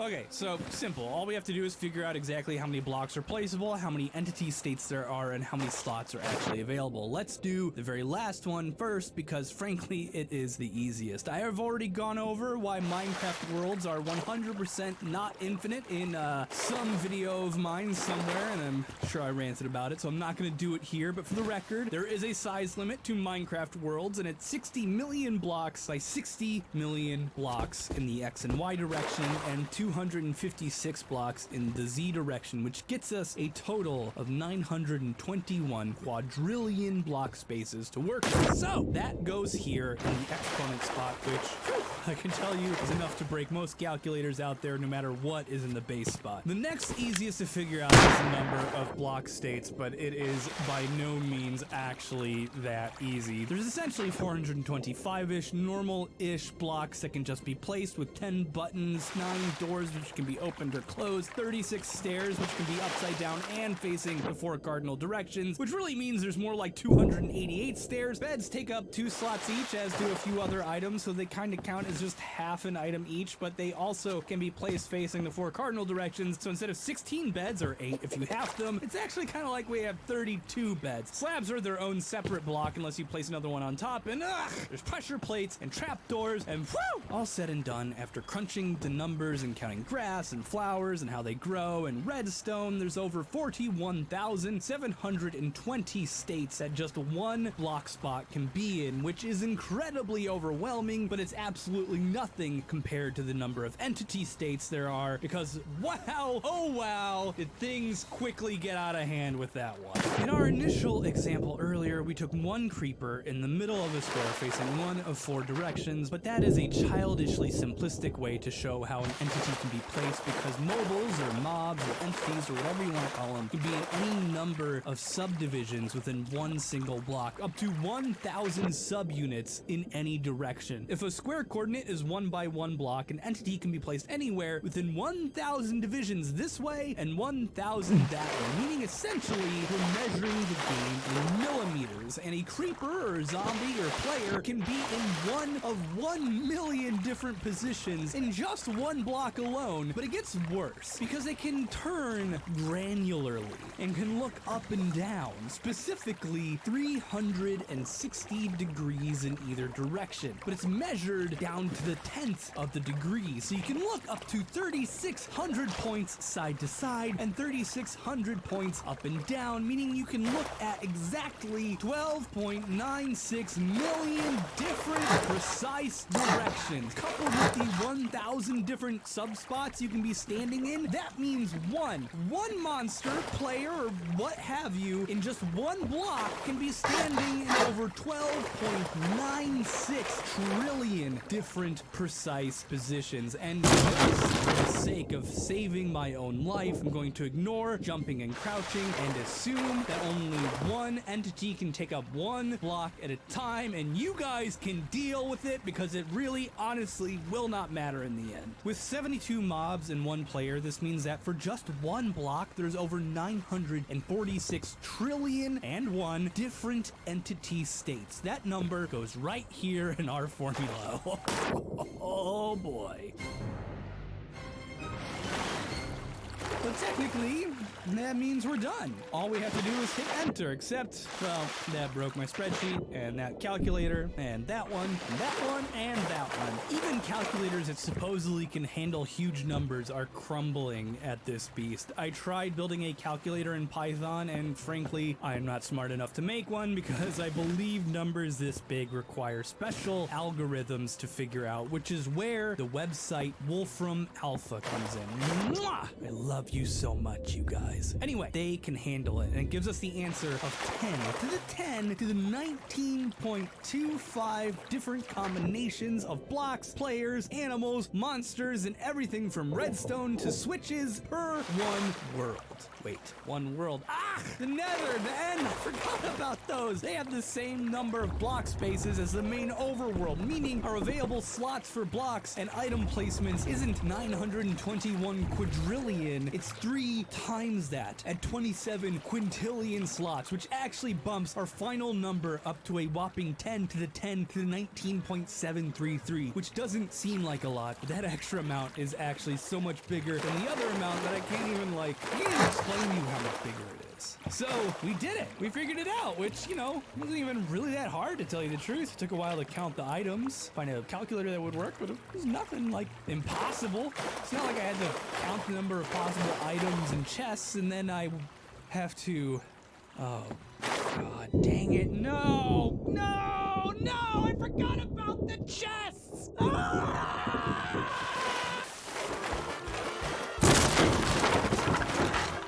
Okay, fine, we'll do the chest for the sake of, not pulling out my own hair. We're going to ignore that there are ways to nest chests within chests for effectively infinite carry capacity. We will treat a chest as one block that can hold 27 different items in it. Then, what we do is take every combination of items and stacks of items that can be put in chests and count them as its own type of block. Then we can just add that number to the number of block states, and we don't have to change our formula around. The problem is that there's over 510 items that stack in stacks of 64, 135 single stack items, and 20 items of various stack sizes, leading us to a total, if we count it all out, with each stack being anything from... They always ask me, Vor, do you ever get tired of fucking?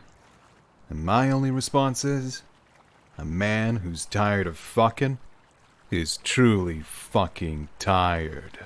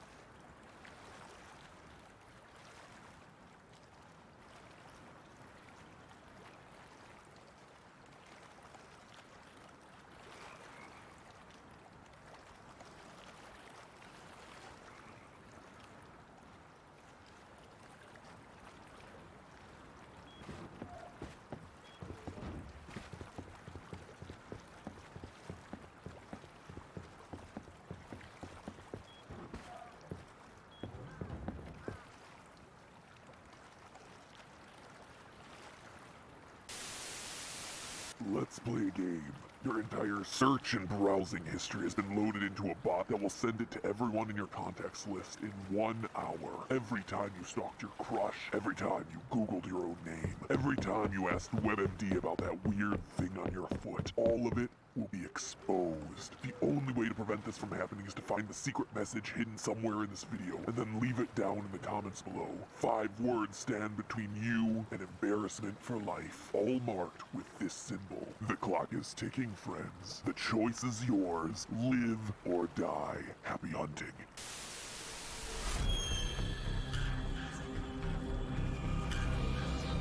Hello, Internet! Welcome to Film Theory, the show that cuts straight to the truth like a hacksaw through an ankle. Today we're going to be talking about the Saw franchise, which is something I view much differently now than I did when it first came out. Back then I was all like, oh man, I wonder if I'd be determined enough to saw off my own foot to survive. Nowadays I'm more like, that saw's looking pretty rusty. Hope he got himself a tetanus booster in the last 5 years. But I gotta admit, I have a ton of respect for the Saw movies doing things that no other horror movies do. And I'm not just talking about crushing people's heads between blocks of ice, friends. I mean, when I watch a horror movie, there are plenty of things that I can expect to get. Nightmares, anxiety, underwear stains. But you know what I don't expect to get? Team building exercises. Seriously, before the Saw movies came out, had anybody ever heard of an escape room? Not only did this franchise make me horrified of fluorescent lighted bathrooms in need of a good deep clean, but it also doomed many people to the fate of solving lightly thematic puzzles with acquaintances from around the office. The other rare thing that the Saw franchise did was to give us a supervillain with reasons behind what he's doing. Jigsaw's stated goal in the movies is to make people more appreciative for being alive, and to motivate them to stop doing whatever terrible things that they're doing in their everyday life. You see, the knowledge of death changes everything. If I were to tell you the exact date and time of your own death, it would shatter your world completely. You savor everything, be it a glass of water or a walk in the park. But most people have the luxury of not knowing when that clock's gonna go off. And the irony of it is that that keeps them from really living their life. Which is weirdly admirable, in a way. Certainly more admirable than Michael Myers, who just wants to kill because he's crazy, or Freddy Krueger, who wants to kill you for fun, or Leatherface, who wants to kill you because he needs your bones for furniture. I mean, don't get me wrong here. What the Jigsaw Killer is doing is twisted and gross and seems like an engineering nightmare, but I don't know, he's like a motivational poster. A bloody, murdery motivational poster. I've never murdered anyone in my life. Decisions are up to them. Alright, John, sure you didn't kill anyone. Saying you're not a murderer because the traps kill them is the same thing as shooting someone and claiming you didn't kill them, the gun did. Nice try, buddy. Rationalizing away your horrific murder spree aside, the Saw franchise does bring up an interesting point. Is Jigsaw right? Is putting people into dangerous, painful, life-threatening, and ethically paradoxical circumstances leaving them better off? Assuming that the players of the games actually live through them, which is usually not the case. Well, let me tell you, after doing the research, Jigsaw isn't wrong. And today, I'm here to tell you why. So sharpen your hacksaws, stay away from pits full of needles, and steer clear of any tricycle-riding puppets, because today we're diving deep into whether Jigsaw is, through his own twisted psychology, making the world a slightly better place. Now, the first Saw movie came out in 2004 when the most cutting-edge game you can get on a cell phone was Snake. So even if you're a fan of the franchise, you might need a refresher on Jigsaw, aka John Kramer's motivations. So here's a recap and your official spoiler warning for the entire franchise. In the original Saw movie, Jigsaw kidnaps two men, Adam and Dr. Gordon, and gives them cryptic clues on what they have to do in order to escape the grody bathroom that they awaken in. But as the movie goes on, we slowly learn why Jigsaw chose these two for his game. He finds them both morally objectionable. Adam spies on people and sells his photos to blackmailers, and Dr. Gordon appears to be ignoring his family to have an extramarital affair. But it's when we see a flashback to one of Jigsaw's surviving victims that we get the real motivation behind his games. Amanda, a drug addict, finds her head in a reverse bear trap that threatens to flip her skull inside out unless she finds a key to it in a dude's intestines. Remarkably, she succeeds, and is then given the creepiest end screen of any game ever. Congratulations. You are still alive. Most people are so ungrateful to be alive. But not you. Not anyone. So Jigsaw is teaching his victims little life lessons to help them realize that they are #blessed. And it works for Amanda. After this traumatic ordeal, she overcomes her addiction, telling the police, Helped me. Jigsaw's goal is ultimately to help people turn their lives around, which mirrors his own journey as we find out in later movies. Jigsaw is a guy named John Kramer who got a double dose of bad news when his wife miscarried their unborn son and he was diagnosed with terminal cancer. When he survives an attempt to end his own life, he becomes determined to Testing the fabric of human nature. by teaching others that Those who don't appreciate life do not deserve life. in short, he wants to almost kill people so that they'll snap out of their bad behavior, or, you know, they just fail and die. Though, to be fair, John, if this was truly your stated goal, you would give him, I don't know, a little bit more than 60 seconds to dislodge the key that was surgically implanted behind their eye to remove them from the spiked Iron Maiden that's about to snap their head in two. Just saying. Obviously, it's all a psychopathic idea, right? You can't play mousetrap with people's lives. But for as crazy as Jigsaw's logic is, it's not without precedent. Throughout history, many philosophers have seen trauma and suffering as a means of achieving personal growth, such as Schopenhauer, Kierkegaard, and most notably, Friedrich Nietzsche. With his catchphrase that God is dead and that luxurious mustache, Nietzsche rode the line between emo and hipster better than any other 19th century German philosopher. And he was famous for not being all sunshine and rainbows in his thinking. In his 1886 work Beyond Good and Evil, Nietzsche presents a couple of philosophies that Jigsaw would likely retweet on Twitter. Nietzsche claimed that society evaluates actions based on intention rather than consequence. And he's right about that because society's laws are generally based on intention. Let's say that there's a burglar roaming around your neighborhood. So to protect yourself and your neighbors, you drop an anvil on its head Wile E. Coyote style. The law would say that your intention was to harm someone, and therefore your anvil drop was immoral, and more importantly to you, a ruling of murder. Nietzsche would look at your action and say that because its consequence was good, i.e. people not being robbed of their jewelry and electronics and Pokemon cards, then the action would be a moral one. In other words, Nietzsche believed that the ends justify the means, and that an action with positive consequences is moral regardless of its motivation or execution. Nietzsche is saying that the results are what really matter in determining the right thing to do. Someone who sees the same burglar and calls the police or warns the neighborhood might have a purer intention than the anvil dropper, but those shouldn't be considered because their consequences are less effective. The police might not arrive, or they might let the burglar go and commit future burglaries. Warned neighbors might still get robbed, but if you smush that burglar on the sidewalk like a pancake, you can be sure that he's committed his last burglary, and therefore Nietzsche would consider it the most moral of the choices, because its consequence, no more burglaries, was the most certain. And then he'd lean back in his chair and comb that epic 19th century mustache of his. Jigsaw presumably agrees, given that he considers himself morally righteous in playing these games. He figures that if some people can be saved or improved as a result of the torture, then the torture was the right thing. Even more importantly, Nietzsche believed that progress was the result of suffering. Specifically, he wrote this, quote, "The discipline of suffering, of great suffering. Don't you realize that up to this point, it is only this suffering which has created every enhancement in man up to now? That tension of a soul in misery which develops its strength. Has that not been given to it through suffering, through the discipline of great suffering?" Again, to translate that from cranky German philosopher to English, Nietzsche was saying that all of mankind's progress is the result of suffering, and therefore we should embrace it. Well, if that ain't Jigsaw to the letter, I don't know what is. If mankind's greatness is the result of suffering, Jigsaw figures he can just add more suffering into the mix and create better people as a result. Okay, so Jigsaw studied some philosophy to impress people in college. We've all been there, or at least I've been there, because I studied Kantian philosophy in college to impress my now wife Stephanie, which worked, I guess? I don't know, it was the only class that I ever skipped. It was senior year and just a bonus class that I was taking to fill out my schedule. Also, in my defense, still got an A. Anyway, just because some of Jigsaw's principles are rooted in the thoughts of great philosophers doesn't necessarily mean he's right. Do his games actually change the survivors for the better? Surprisingly, yes. It was the best thing that ever happened to me. He was abusive, but it wasn't until that moment that it really did something. While, to be fair, most of the players wind up dead, a shocking number of survivors wind up with a new outlook on life. It's something that the series deals pretty heavily with in Saw 3D. During a group therapy session for survivors of Jigsaw's games, we hear that many have found themselves a new outlook on life. I'm simply here to illustrate the fact that a traumatic experience can have a positive outcome. Look around at all these people, taking their lives for granted.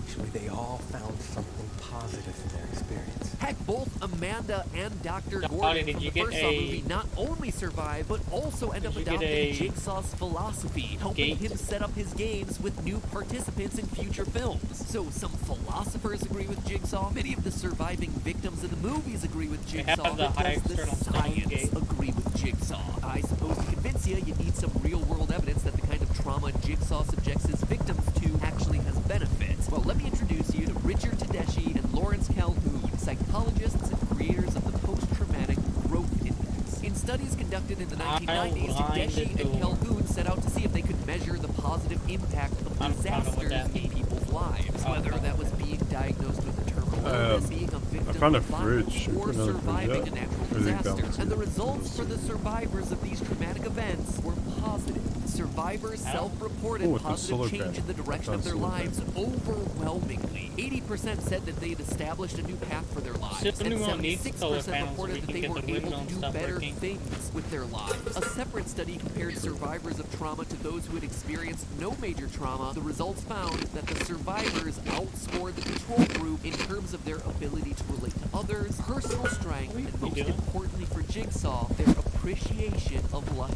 All in all, 60% of participants expressed that there was a positive effect on themselves after the trauma. So that kind of means Jigsaw is right, doesn't it? Trauma's messy to be sure, but science shows that overwhelmingly at That's least where you gotta improvements start in hitting people's people with, perceptions 'cause it of doesn't actually themselves hurt and them. their lives. The victims in the movie agree, the only philosophers agree, and science agrees. That theory over, slapping on a thumbnail, we're done with another Halloween season upload. Except for one thing. John Kramer didn't read himself the fine print. This is why you always gotta read past the headlines, people, because while yes, 60% of participants expressed a positive effect after the trauma, a whopping 94% said that they experienced either some or extreme negative consequences as a result of the trauma. Estimates vary, but experts believe that people who experience some acute form of physical trauma have between a 20 and 50% chance of developing acute stress disorder and or post-traumatic stress disorder, both of which often manifest in nightmares,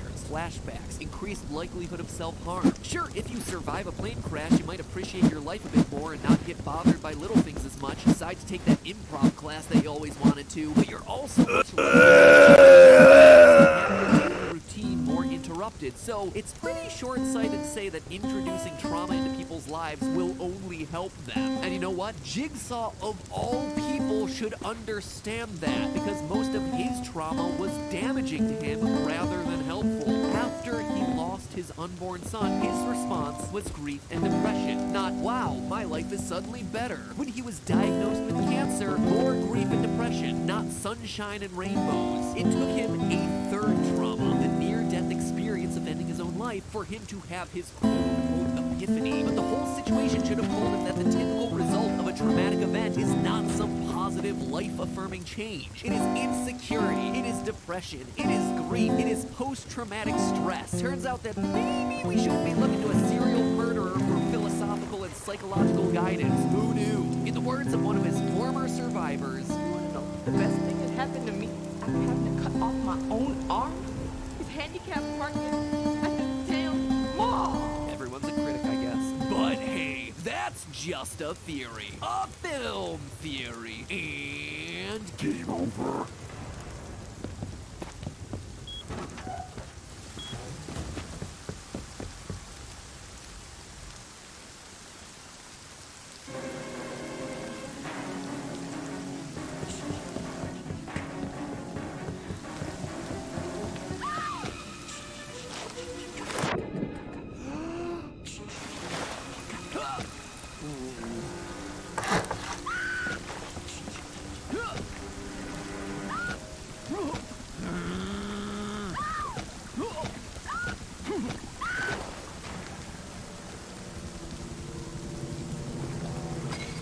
Hello, Internet! Welcome to Film Theory, the show that slowly follows you as you run away, but then pops out in front of you with a machete of science. It's October, and you know what that means. That Halloween's already been canceled due to the unrelenting kick in the balls that is 2020. It honestly makes me really sad, since Halloween is one of my favorite times of the year. But you know what? I ain't wallowing around in what we don't have. I'm reveling in what we do have. And this cloud has itself a silver lining. Sure, we may not be able to indulge ourselves with free candy given to us by strangers this year, but we can still dress dress up and creep ourselves out all month long by spending time inside watching classic spooky movies. When it comes to Halloween horror staples, I've already covered Michael Myers and Freddy Krueger on the channel, but there's still one man missing from this trifecta of terror. You all know who I'm talking about. I was driving my boat in the dark because I heard the helicopter and like I crashed it onto the dock way over there. Most iconic horror franchises in history. It would be the movie to introduce the world to the unstoppable killer,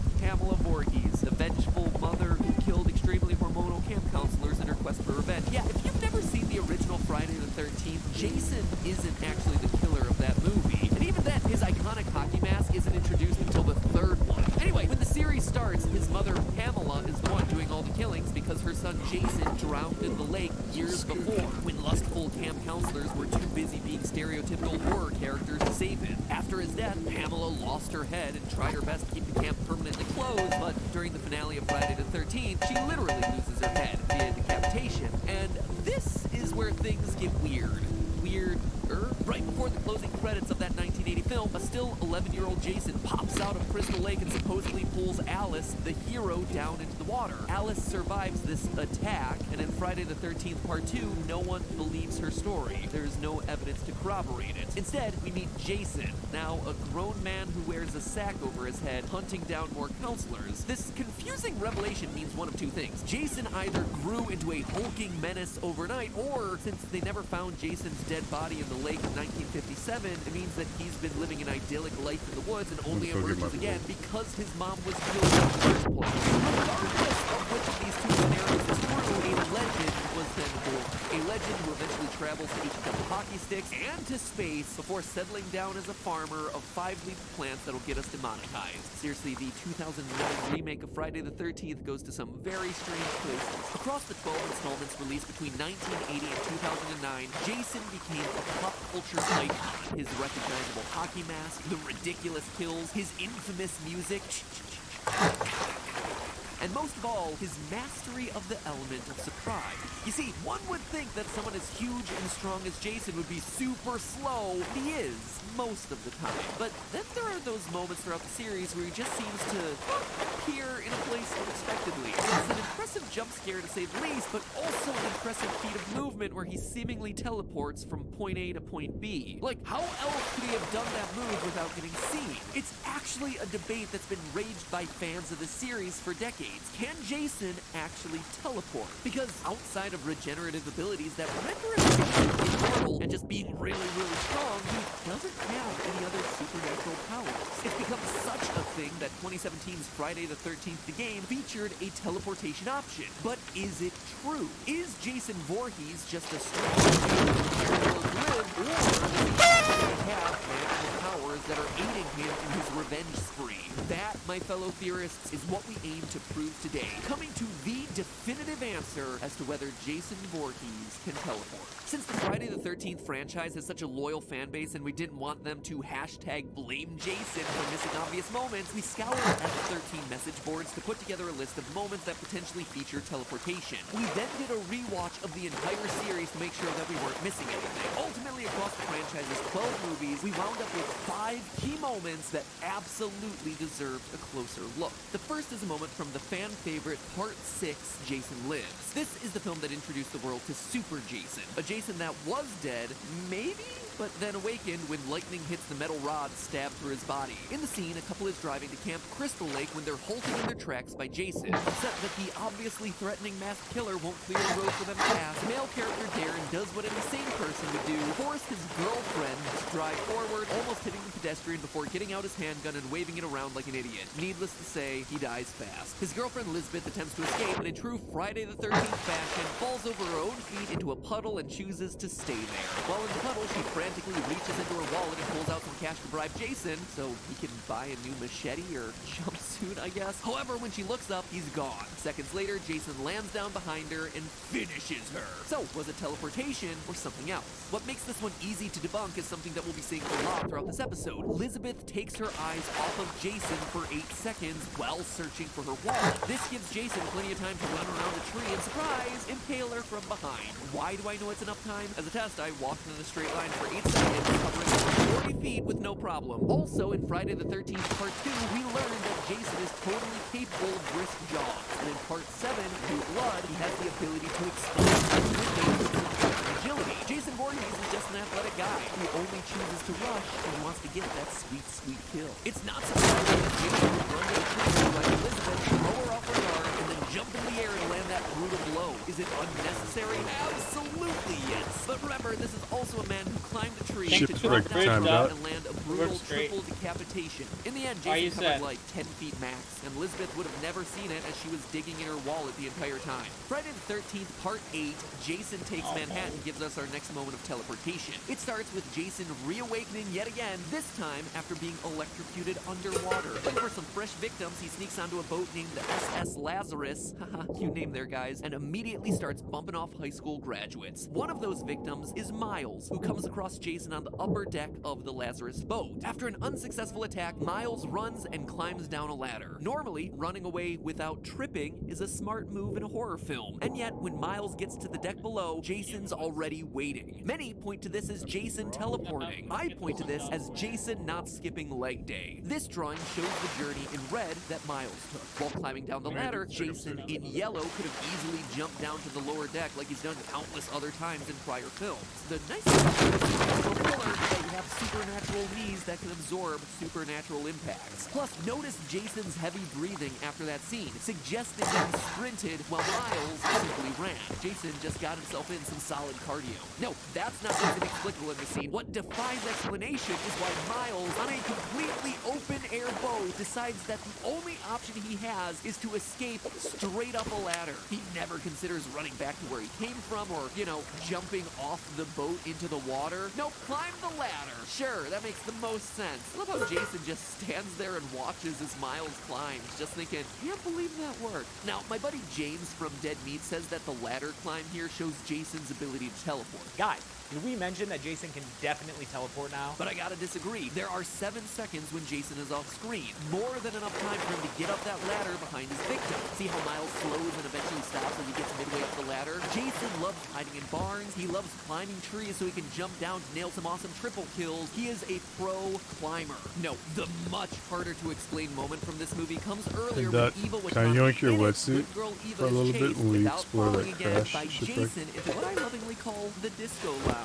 Once there, she runs around and learns that all the other doors in the room are locked. And when she looks back toward where she entered, Jason bursts through. This is where things start to get real teleporty, as Eva begins to look around the room and sees Jason everywhere she looks. At first glance, it appears undeniable that Jason is teleporting across the room and is using his supernatural abilities to taunt and frighten Eva. However, after further inspection and research, I don't think the teleporting actually explains what we're seeing here. The F13 fandom page suggests that Eva might be hallucinating due to stress, flash, blindness, panic, and the fact that she spun around the room 7 times before Jason entered. I'm actually inclined to agree with this interpretation, but for more detailed reasons. You see, 15 minutes before she meets her untimely end, we see Eva doing drugs with her friend Tamara. Though she initially refuses, Eva does when she was taking a hit. This leads me to believe that the disco lounge is a hallucination that's a mix of both fear and drugs. Notice that there appear to be 2 Jasons in this scene. The first one is the one that we see burst through the door and then move closer to the stage. We see that this Jason is breathing heavily. He awkwardly turns his head towards something. That head turn honestly makes 0 sense based on his position relative to her in the room. He's not even looking at where he would supposedly be moving to cut her off. It's very strange. But anyways, he's a Jason who is in very active pursuit of his prey. The second Jason, though, is just standing in front of the glass panel and never once moves. Like, not at all. He's not even breathing heavily. He's also standing under a purser sign. Now, a purser is someone on a boat who's responsible for all the money handling, the administrative duties, the accounting, which is weird considering a purser would probably hate doing their accounting in a disco lounge full of bad 80s music, but whatever. Anyway, it seems to me that the way this scene is shot, it's meant to be Eva subconsciously reading the sign as pursuer, which is why she's hallucinating seeing the guy who is chasing her appearing under it. Between the stationary Jason, the sign, the constant spinning of the room, her being in a life-threatening situation, the added sensory overload of the loud music and the flashing lights, and all of it within an hour or so of her taking hard drugs, I think that this is just a confusingly shot hallucination scene. And now we go from Jason on the high seas to Jason in space. Jason X rejoins the Jason saga in the year 2455, but before we get there, we make a pit stop in 2010 to see Jason as a prisoner of the Crystal Lake Research Facility. For some reason, after decades of murder and full knowledge of his superhuman strength, the facility heads think it's totally fine having only one guard watching him round the clock. Surprise, surprise, Jason escapes and ambushes the soldiers who entered his chamber to move him to another facility. While he's murdering them, the film's main protagonist, Dr. Rowan, is standing outside the room listening to the budget-friendly carnage. Eventually, a soldier knocks down a door in front of Rowan, and while she's tending to him, the camera captures Jason standing behind her, breathing like he just sprinted to a store that was offering free machetes and self-help books about dealing with mother issues. So how could Jason throw a man through a door, but then just seconds later appear behind the person sitting there blocking said door? You'll get it. Thus I believe in you. Team teleport, and thus answers Anybody can do it, you can. 2 exits. Watch this scene closely. After tending to the soldier thrown through the door, Rowan looks directly into the room that once held Jason captive. But earlier, when we saw the soldiers entering that room, there was an alcove. Look behind the soldiers as they marched into the room. There was no door behind them. To enter, they had to walk through a door and then turn left to walk in towards Jason. This means very clearly that it's not the same door that Rowan is looking through later. This is less a moment of teleporting and more of Jason finding another exit to escape and then stopping to see that, whoops, there's another living witness, so gotta go kill her too. A hulking murder monster's work is never done, I suppose. And she would have gotten away with it too if she hadn't gotten too cocky and tried to taunt him in his cryogenic cell, idiot. So with 4 potential teleport moments sufficiently debunked, we come to the granddaddy of them all. The most infamous moment that supporters of Team Teleport point to as the definitive moment of inexplicable Jason physics for the entire franchise. In Friday the 13th, Part 8, Jason Takes Manhattan again. Wait, it's a 3rd scene from Jason Takes Manhattan? 3 out of our 5 examples are all from this one movie? Man, maybe that's why this one tends to top everyone's worst Friday the 13th list. Oh wait, no, it's definitely because it ends with him getting toxic waste dumped on him, causing him to melt until he reverts back to the scared child that he was when he died. Yup, that is how this one ends. And you wonder why I did a theory about teleporting rather than the lore of these movies. Speaking of teleporting, in our final and hardest to explain movie moment, we're not just dealing with one teleportation, we're actually dealing with 2 in less than a minute. In it, Jason, while pursuing a man down the street, seemingly teleports to the 2nd story of a building to throw him out a window, and then teleports back down to street level to finish him off. In this scene, Charles, soon to learn the definition of defenestration, looks behind him to presumably confirm the distance he is from Jason before entering an abandoned building. A 7-second pan up the building later, and we see Charles launched out of a window faster than a religious official in Prague. Yeah, that is a deep-cut European history reference in your video about 80s slasher victims. Welcome to the channel. Anyway, Jason looks out the window, and in another 7 seconds is standing over his target before drowning him in toxic sewage, which apparently just lays around in convenient barrels throughout the city of New York. So how did Jason get up and down the building without us ever seeing him enter or exit the door that we saw Charles go through? And how did he get Charles up those stairs? Like Jason, I'm just gonna cut to the chase. Similar to what we just saw with Jason X, there's clearly a second entrance to the building. The biggest clue to this is when Jason appears 7 seconds later to finish off the deed. If you pay attention to the camera angle, Jason comes from another direction relative to where Charles first enters the building. Look at the scene. The entrance to the building is behind him on his right. Jason comes in on his left. There's clearly a second entrance to the building. You even see Jason leave the window in that direction. Had Jason been in the same staircase and entrance as Charles, he would have gone the window towards the train left. But instead, he goes to the right, presumably to use the entrance that got him up there in the first place. So here's what's happening in the scene. Charles checks to see where Jason is, doesn't see it. He enters the building. Jason, shortly behind, enters via a second entrance to cut him off at the 2nd floor. 7 seconds is plenty of time for him to run up the stairs, and we know that Charles is constantly stopping and looking behind it to make sure that Jason isn't around. Jason makes it to the 2nd floor right before the sprinting Charles. Charles sees his pursuer in front of him and decides to play Troy Jarvis from Friday the 13th, the final chapter, going for a Hail Mary escape by diving out through the window. Notice how his silhouette in the window looks, going frame frame by frame, we can see there's never a change in his momentum. And when his body leaves the window, both of his arms are blocking his face. In all other window jump scares throughout the series, and there are a lot of them, when a character is thrown through a window, they're not actively defending themselves against the shattering glass. You'll also notice that there's no second shadow in the window. If Jason was indeed the one tossing Charles out, you'd expect to see his hulking body also silhouetted somewhere against the glass in the scene. Nope, Charles runs up the stairs, sees his pursuer, jumps out the window, misjudging how painful jumping from a second-story window is actually going to be, and is rendered helpless until Jason steps in to finish the job. The biggest question I have now is why Charles ran into the building when he had a perfectly fine alley to run through. I personally have never been chased by an immortal hockey mask-wearing killer, but locking myself in a building seems like a terrible idea. However, much like with Eva and Miles, the fear of Jason is enough to cloud your judgment, I suppose. And you see, I think that's the point of this whole episode here. I know that a killer like Jason Voorhees seems mythic, but when you actually objectively look at the actions he takes, he's relatively human. Sure, he's a bit of a bullet sponge, and is definitely strong enough to punch a guy's head clean off his body, but outside of that, he doesn't have any magic abilities. We've concocted these epic stories of Jason, giving him teleportation powers that he just doesn't possess. He's able to kill people not because he's some supernatural beast who appears and disappears at will, but because his victims make mistakes. They see him and they panic. Instead of just running and not tripping, they race themselves into corners like Miles and Charles. They get cocky like Rowan. They panic like Eva. Or they just don't run in the first place like Lisbeth. In the end, Jason's deadliest weapon isn't his machete, it's his the boat can't be in here? And his machete.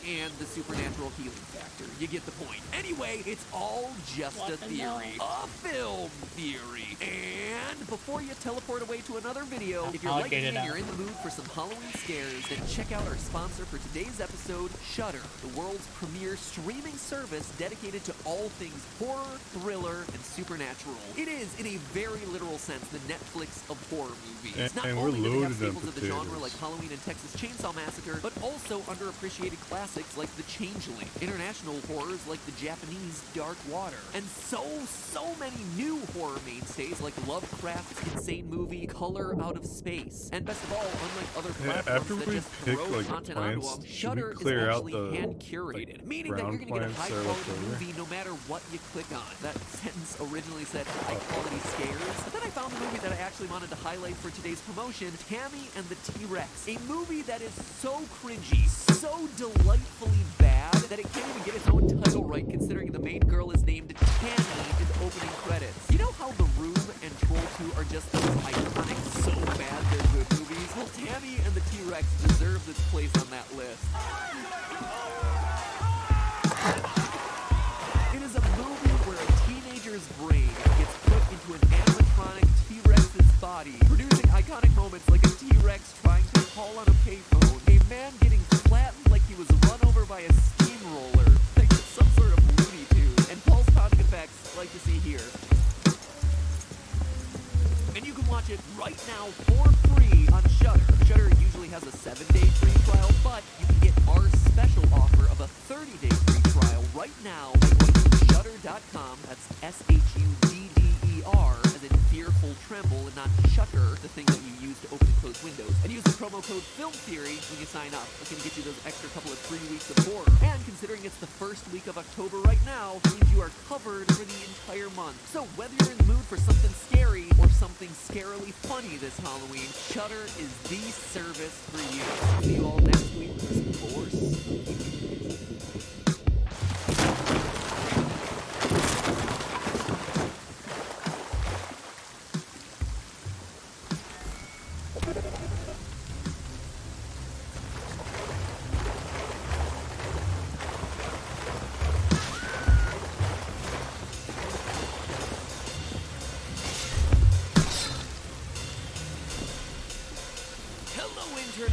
Welcome to Film Theory, a show that was by a cult to kill everyone's childhood, one theory at a time. Today, though, we get to strike at one of fictional history's most prolific killers. No, not him again. He couldn't even kill a bunch of hobbits. What? Oh, yeah, I guess he did kill a bunch of people. Alright, so prolific might not be the right word. Today we're gonna take a stab at one of cinema's most famous killers, Michael Myers. Oh, what do you mean? Michael Myers, not Mike Myers. Michael's insane and inconsistent past has been covered in 10 Halloween movies. Technically, there are 11 movies in the Halloween franchise, but Halloween 3 had nothing to do with serial killers wearing William Shatner masks, so not really important for consideration today. And yet, despite it being the second longest running horror franchise of all time at 40 years, hey, what the fuck, bro? in that huge stretch. Why you leave the team, Hey, bro? what the fuck, bro?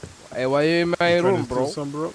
You trying to steal, bro? You're not on our team, bro. You guys probably kicked me out, bro. What you talking about? Hey, you wanna be like that, huh? He's a glitch, he's a glitch, he's a glitch. You probably kicked me out, huh? Hey, why you a scuba, man? Why you a scuba? There's no water. You did it to me? I'm drowning in business. That is business. You like now? You wanna hear what I was thinking about earlier? You know, they always ask me, do you ever get tired of fucking? And I always say, a man who gets tired of fucking is truly fucking tired. What do you think about that? It's true. You ever get tired of fucking? Are you fucking tired? Nope. Or are you okay? I did the boat yesterday with the guns and shit. Did it work? Did you do it or did you die? Yeah, I did it. Look, I got 2 MP5s, AK, Join the team. shotgun. I joined the team. Yeah.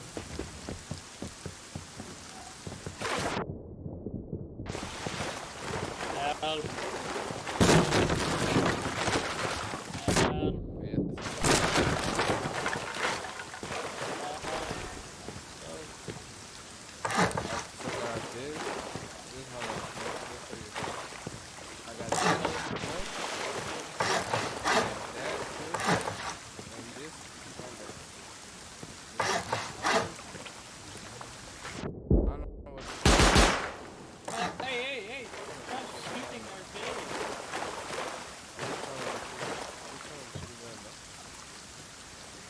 You wanna go do Was it the target down here, isn't it? we can go do oil rig.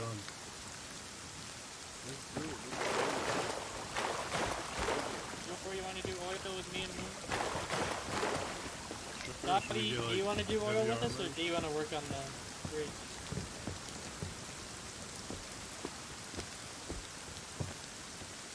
I wanna work on the beach. What do you mean, Paul?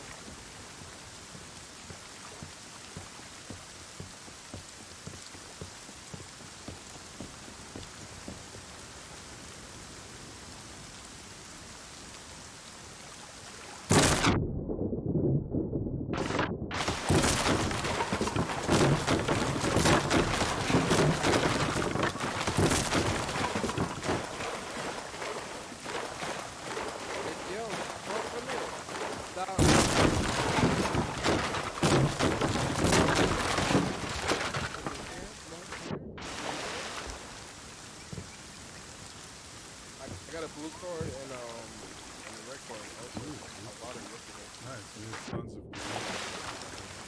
I have like 4 spots.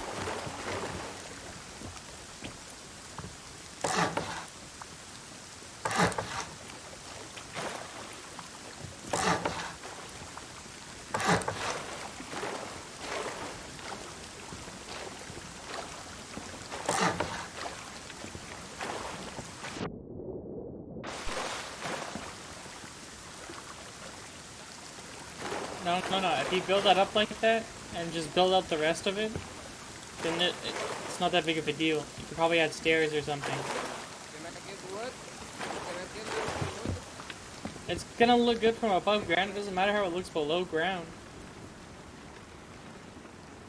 Oh my god.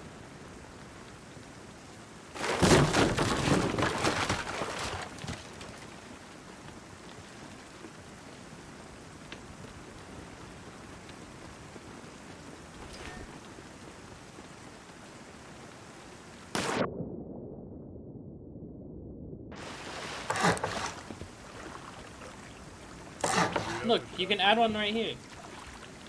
It'll be diagonal, but it'll connect.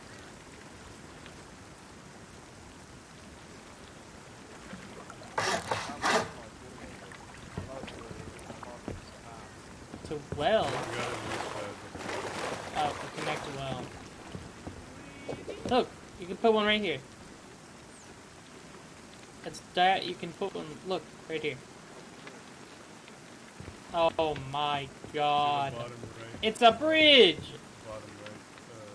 I think I put this here. So I put that one there today. Okay, so is it Samsung? Samsung gun good? It's okay. That's what I use just because I have a lot of design. So what about the Samsung? What about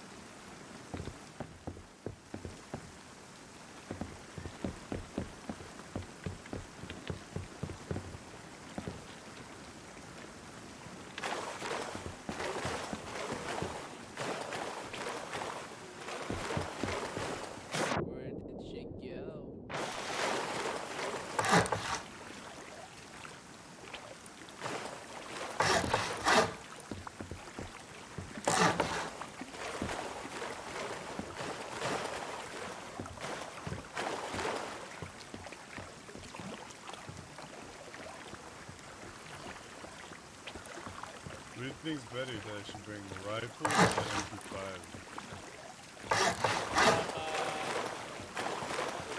bring the rifle? The rifle? What about assault rifle?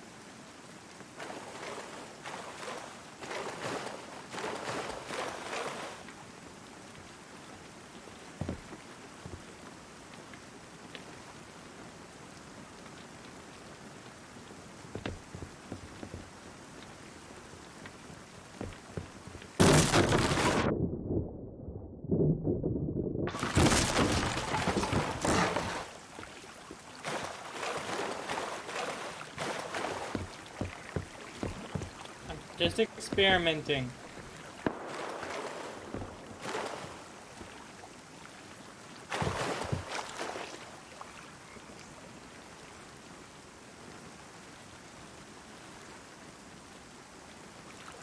That's real close to us.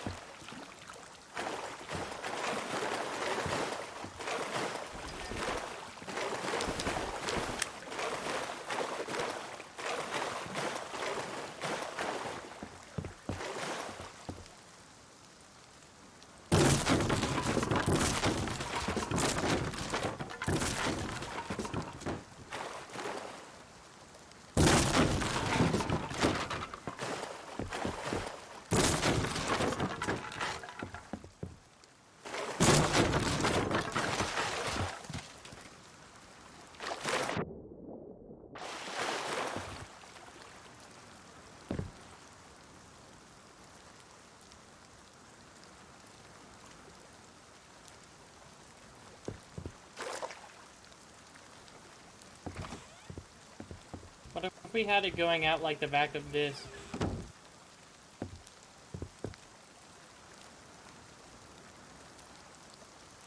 Like you added another door on the other side of this or something? I know, but I'm just saying, what if that extends and connects to the back of this, and you just somehow go through the door or something?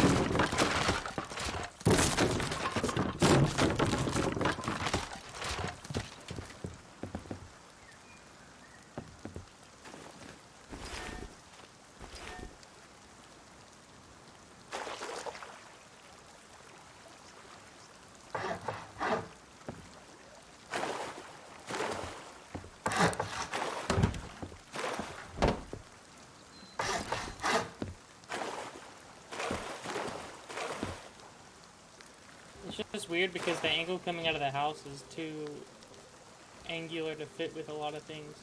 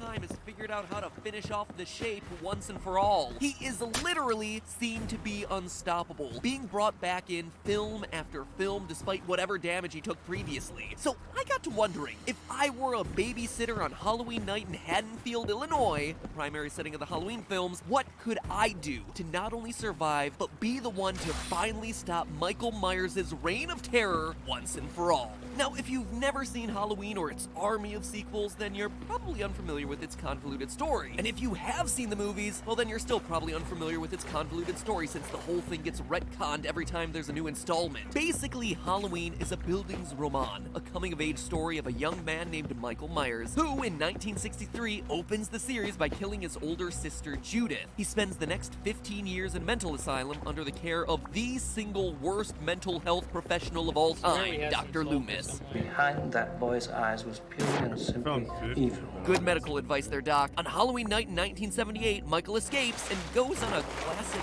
road trip adventure. Despite, it's worth pointing out, never learning to drive since, again, he was locked in an insane asylum since the age of 6. Anyway, he does all your normal road trip stuff, stealing your murdered sister's gravestone, robbing hardware stores for Halloween masks, and teaching young teens the benefits of abstinence. And this kind of remains his MO for the rest of time, occasionally showing up always on Halloween night to slowly walk from point A to point B in order to murder some sexually promiscuous teenagers, long-lost members of his family, and the occasional hermit. That keeps us stargazing. Hermit, not Kermit. He's not murdering Muppets. Halloween 6, The Curse of Michael Myers, provides a deep and often detested backstory for this murderous killer, where as a child he was cursed by the Cult of Thorn to murder his entire family as this ritual sacrifice to some ancient gods, a backstory that is immediately erased just one movie later in Halloween Water. Yeah, that's what I said. Sulfur's pretty easy to find. Halloween 20 years later, H20. That's stupid. That's a stupid name. And now the new 2018 installment takes it one step further by erasing literally everything but the very first Halloween movie, thereby making the only currently canon films in the franchise to be Halloween and its new sequel, Halloween. So stupid! It's so stupid. So we know his story, or at least as much as we can know about his story, but if we're gonna beat him, we need to know his power set. Let me tell you what a power set it is. He is slow and he tends to use a knife. When he's presented with something like a gun, he also uses it as just a knife. Top tier killer, ladies and gentlemen. Some people seem to believe that he can teleport, but technically that's not true because when he's arrested at the end of Halloween 5, he needs someone else to intervene and break him out of jail. Other people think that he's a cyborg because he bleeds yellow in Halloween 6, but again, that's also not true because that yellow substance is just a chemical that he'd been injected with a few scenes earlier. So what makes this guy a murderer so threatening that I'm dedicating an episode to him? Well, to put it simply, he's unstoppable. Slap his face on a motivational poster because he is the embodiment of persistence. We've seen him shot and it doesn't work. Again, and again, and again. Jeez, guys, stop trying to shoot him. It clearly doesn't work. He survives multiple stabbings, long falls. He survives burning with minimal damage, beatings from lead pipes, and even Busta Rhymes can't get the job done when he tries to crotch shock Michael to death. That is a high voltage wire right to the groin. Ugh, yikes! So we know that shooting, stabbing, exploding, electrifying, and beating Michael won't kill him, but he is human. We see that he eats dogs in the first Halloween, and we're able to hear him breathing throughout the series. So when it comes down to it, Michael has two things going for him. Super strength, I mean, just look at that one-arm pull-up, and a healing factor that is so strong that he's able to get his eyes shot out at the end of Halloween 2, but then have him back to full functioning during the next film. So, how would you defeat Michael Myers? My first thought was acid. Just like Cell in Dragon Ball Z, you need to destroy every last particle of a regenerating creature so nothing can grow back. And with acid, it would just keep burning away no matter how much Michael regenerated. However, upon closer inspection in the series, this isn't the case. At the end of The Curse of Michael Myers, we see Paul Rudd, Tommy Doyle, inject Michael with a mysterious yellow goo. But upon closer inspection, the movie makes it very clear in these few frames that the goo is indeed meant to be corrosive. So acid doesn't seem to be the way to go. Then I thought, well, maybe the most boring way possible, old age. I know it's lame, but curse or no, he is clearly shown growing older and aging. Starting the series at age 6 in 1963, and then 15 years later proving himself to be a big strapping adult at age 21. 23? Did no one do the math here? But again, this is a no-go. The term death by old age is actually just a blanket statement for the death brought about by the failure of an organ via old, dying cells. But Michael has these super healing cells, so the organs technically would never get old enough to fail. And it seems like the movies know this, considering Judith says right before Michael's carted off to prison, National Guard will take him to a maximum security facility, where he'll stay till the day he dies. Never die. So we need to attack the healing factor itself. The healing factor that, unlike what we see in Logan, shows no real signs of failure. But we also need to remember that, cult or no, Michael is at his core human. He was a kid, he grows up, he's referred to as a human in the movies, he gets knocked unconscious like every other scene, we see him bleed, so we can assume that at some level his body functions via basic human biology. And basic human biology is all that we're gonna need to kill him. You see, all humans have the biologic potential to heal, regrow, and even in some cases regenerate parts of their body. For instance, if your liver gets injured or you lose part of it or you donate part of it, the rest of it will grow back on its own, back to exactly the right size for your body. So what grants us our own, albeit much slower, regenerative ability? Stem cells and progenitor cells.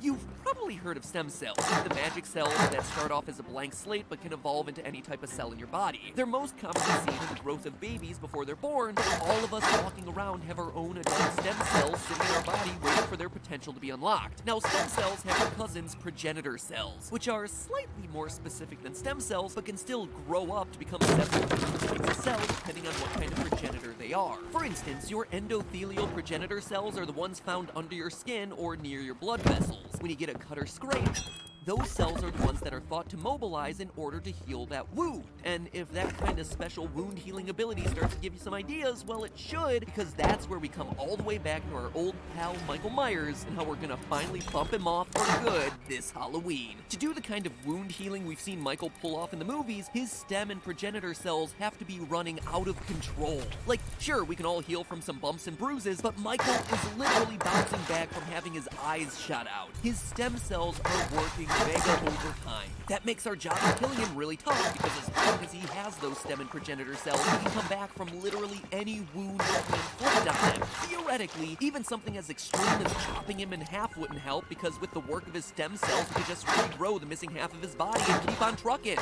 No, there's only one way to completely wipe out his healing ability, and that's by getting rid of every single one of those regenerating stem cells. So how the heck do we do it? One word: irradiation. Specifically, total body irradiation, or TBI. TBI is a real medical procedure, and it's been used for over 40 years to help cure very difficult diseases like leukemia. 40 years, the exact amount of time that Michael Myers has been stalking babysitters in Haddonfield. Coincidence? Yes, absolutely. In leukemia, a patient produces the wrong kinds of blood cells. Those bad blood cells are created by stem cells deep inside the person's bone marrow, which, in case you didn't know, is actually where all your new blood comes from. To treat leukemia, one option is to give get rid of all the stem cells in the patient's bone marrow so that there are no cells left to produce the bad blood. Doctors do this Do you by have a exposing the flashlight patient to you can maybe- radiation, high enough That'd be radiation nice. to literally kill off all the stem cells existing in the bone. If it sounds scary, it is. And if you know someone who's going through this, give them tons of support because it is basically the bravest thing you can do. And yes, that includes facing down a goofy masked just serial don't have killer. one now. Now, once they're without their stem cells, they I can't do, produce I any do, new I blood do. at all, which is why patients receive a I do. bone marrow transplant. In a bone marrow transplant, once the bad bone marrow has been irradiated out, new marrow from a donor is implanted so the patient has a whole new crop of stem cells, thereby ending the leukemia. Now, in our case, we're not trying to cure Michael Myers, we're trying to get him done. But the principle is the same. If we wipe out Michael's stem cells, we wipe out his healing ability, thereby making it possible I to hooked kill up him my without MIDI him keyboard coming to the, back. But to do computer that, so I we're can gonna need get a lot of radiation. A really lethal Like, dose, which would be piano. much higher than what's used in Piano like treatment for piano. even the toughest of cancers. Basically, we gotta zap him with everything we've Milan got. Thunberg Now, did. lethal radiation doses are calculated based on the radiation level to which exposure would kill 50% of people within a week. A lethal dose, then, is technically defined as 1 gray, where gray is the unit for measuring radiation. To put that in perspective, between flying on airplanes, getting the occasional X-ray, and exposing our skin to the UV rays of the sun, a typical person is exposed to 0.0024 gray of radiation per year. Super high doses for bone marrow transplant patients range from 6 to 8 gray at the absolute most. But what we need for Michael is to be so affected by radiation poisoning that he starts experiencing symptoms immediately. To get that kind of effect, we need a total body irradiation dose of 30 gray. So we need to crank the dial all the way up and hit him with the total maximum dose. And it is possible, but to do it, we have to be really smart. In order to expose Michael to radiation, we're first gonna need to lure him into a hospital. Easy, you simply kite him. Forgive me for using a gaming term, but kiting is the process of getting an enemy's attention and then running away as they chase you, usually while attacking the enemy. Michael Myers is one of the slowest moving killers in cinematic history, so as long as your car's doing like 1 mile per hour, you're gonna be fine. Maybe think about packing some books on tape next to all that ammo. Once we've kited him into the hospital, it's time to lure him into the radiation room. Hospitals in the US are required to build in special radiation shielding in the floors and walls of any rooms that contain a major radiation producing machine, so as long as he's in and you're out, which let's face it, you should be avoiding sharing a room with that guy in general, you'll avoid irradiating yourself while Michael's busy cooking in his own personal microwave. Which obviously leads to the question, how do you get a hospital to let you, a babysitter, into their radiation room? Well, the answer is simple. Michael Myers' No, wait, you have story to is say? known in this You have to say universe. this. There's even a scene where Puta people are Junta, papa. watching the first Halloween movie. The Immortal Classic, followed by the big giveaway at 9.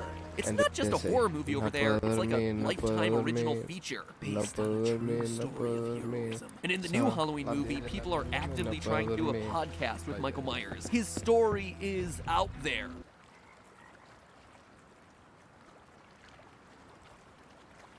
No duermas.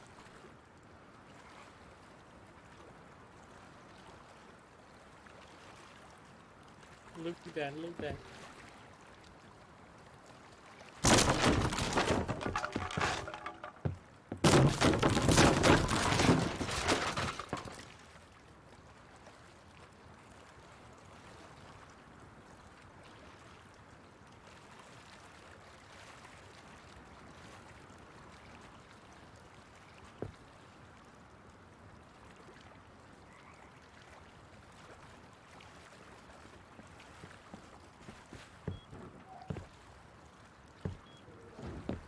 No duermas.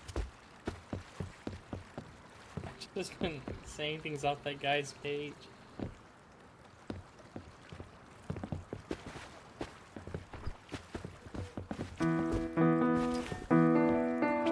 No duermas.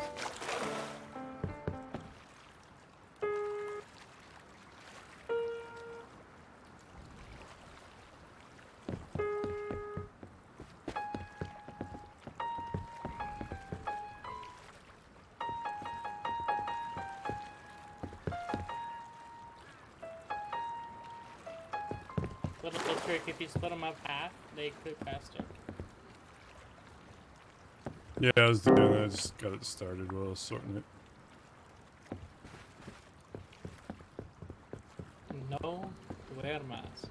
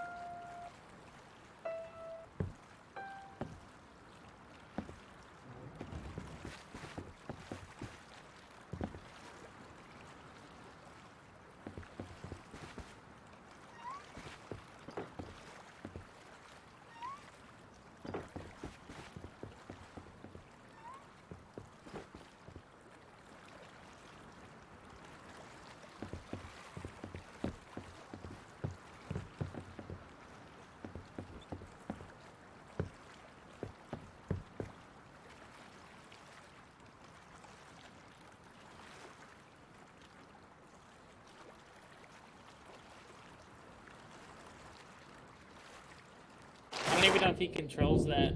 It's just the program.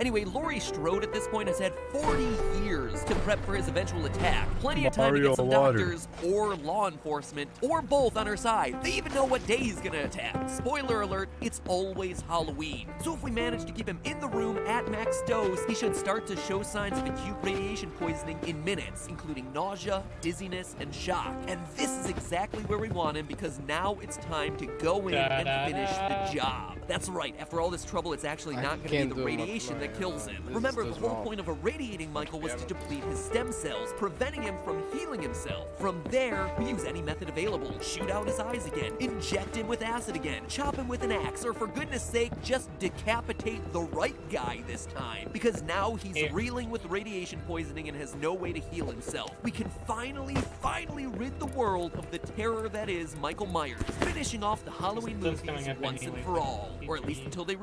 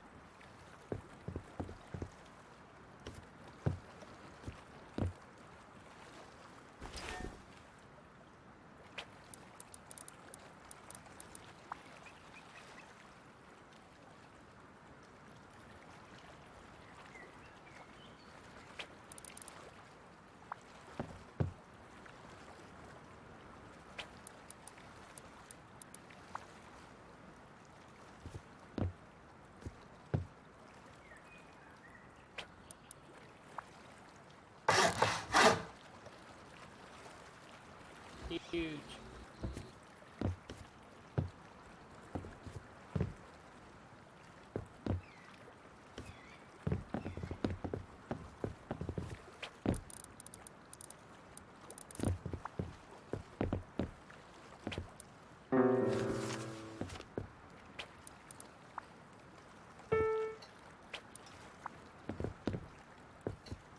What about if he did this?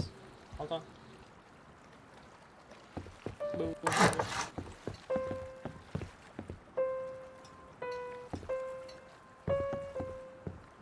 And then...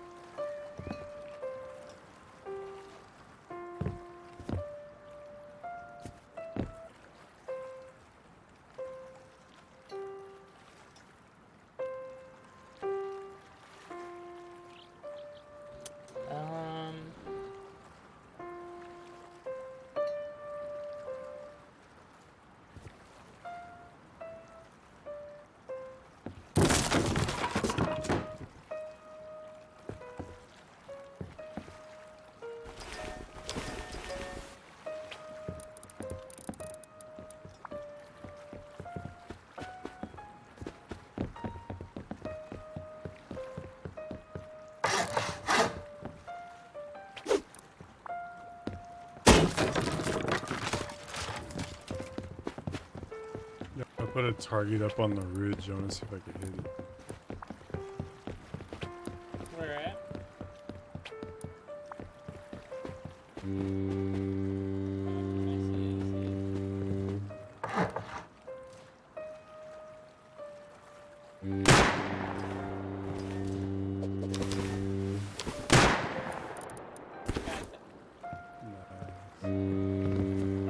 They don't auto reset, do they? There's like no bullet drop. Yeah, they did. It's back there.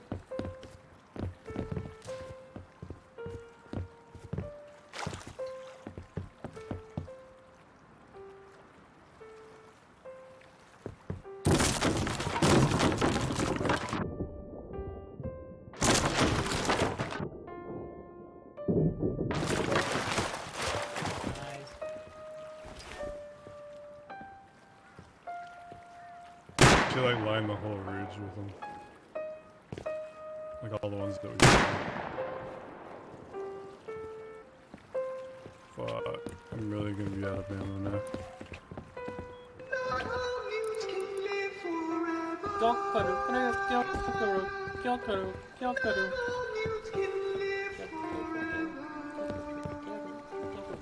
All the mutes must die eventually, and they will all be remembered.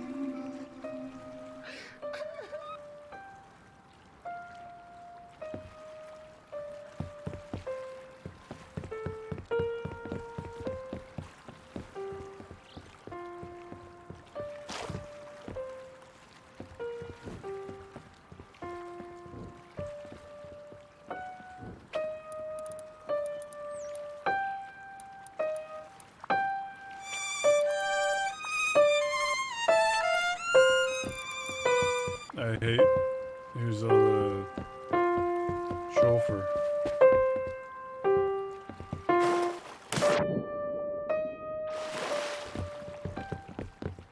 What else do you need besides sulfur?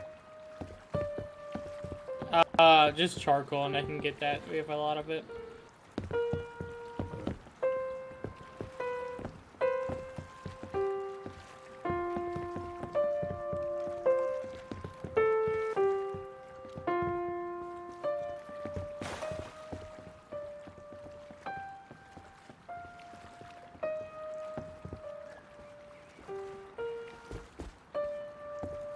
You are an artist.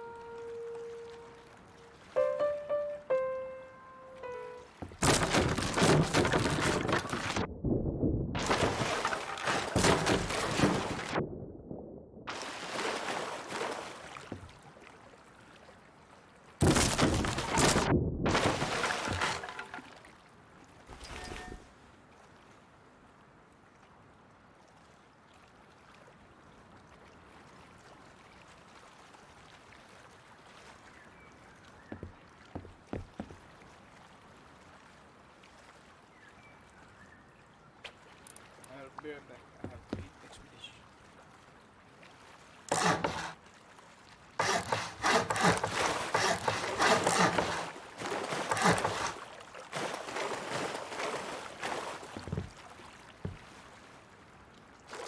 Just that tiny little bit.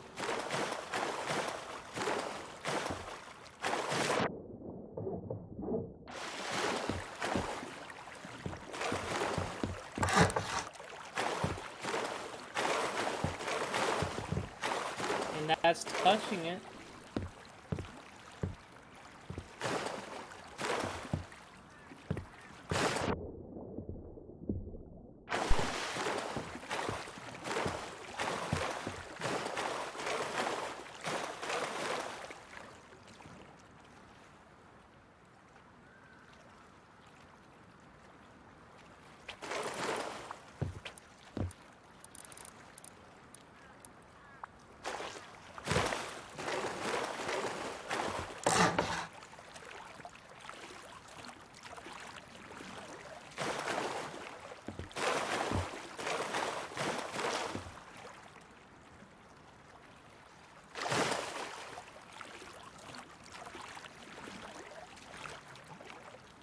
Hold on. That is...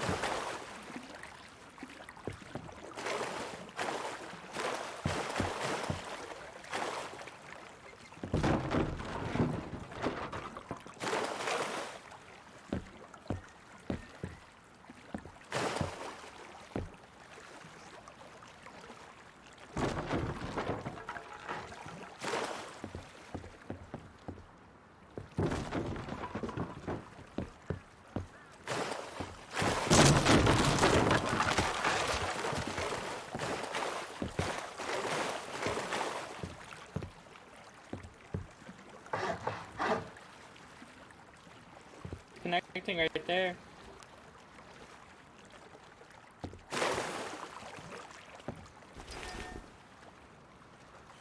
Guys, I don't think I can make it. It's okay, George. Yeah, George. You two might have to go without me. I'll put the sulfur in the furnace up here. Okay, my friend. Okay, good night, my friends. Good night, George. Don't take my shit. Good night. Just kidding, take what you need.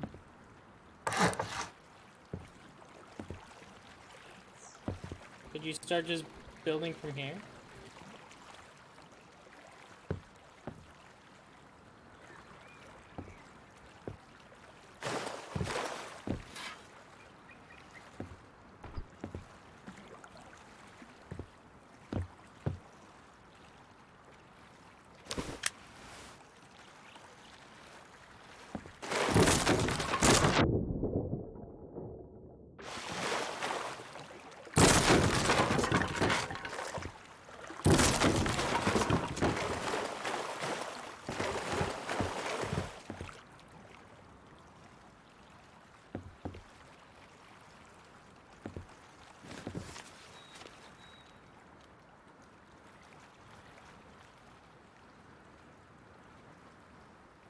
You gotta kind of create like a pentagon here, or a hexagon. I don't know what shape it is.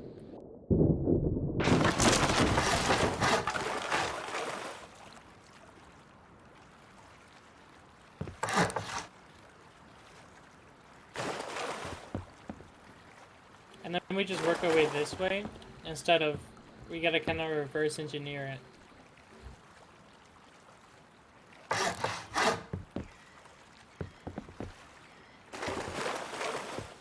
Work our way back this way.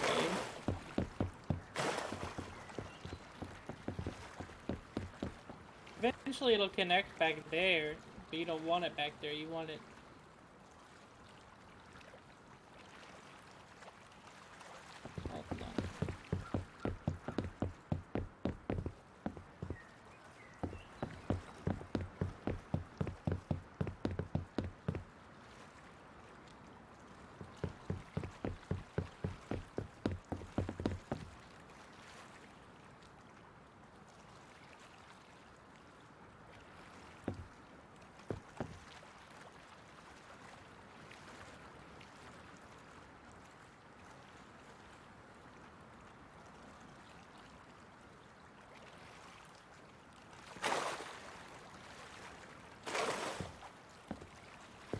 remove what I just made?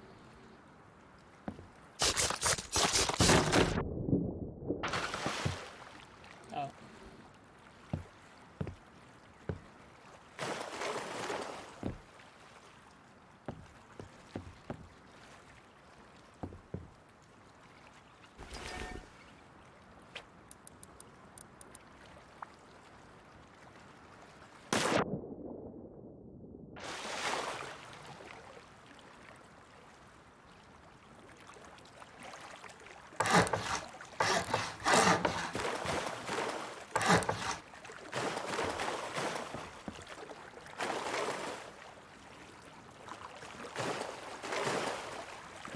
So I think we're gonna have to remove more.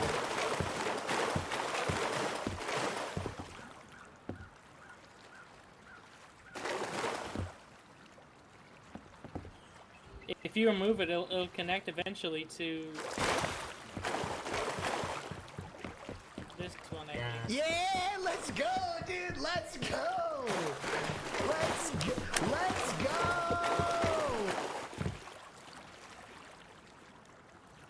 What's this?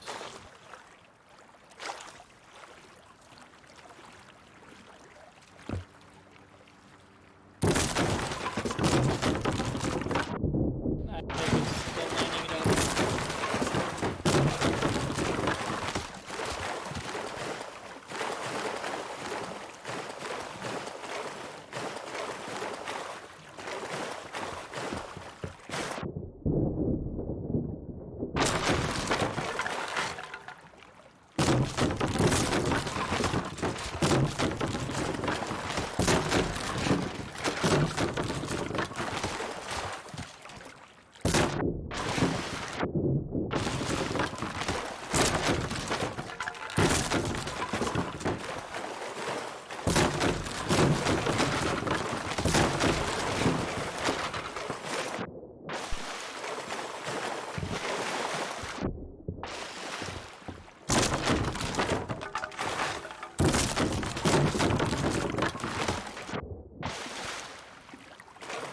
I think if this one is a triangle, it might line up.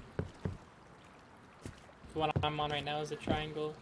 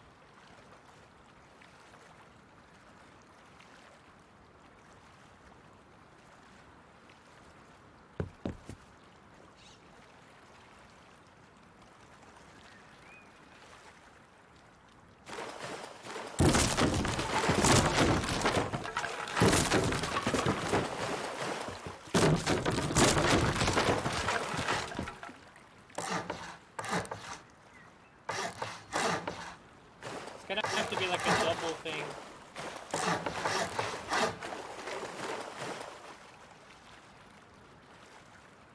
I don't have permission to build here. I think I need to touch the thing.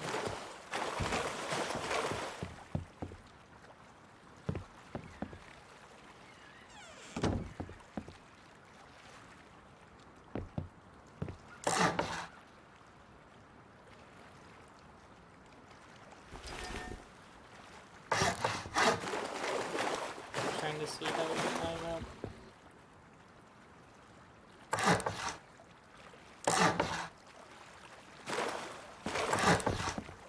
Almost. Almost sample.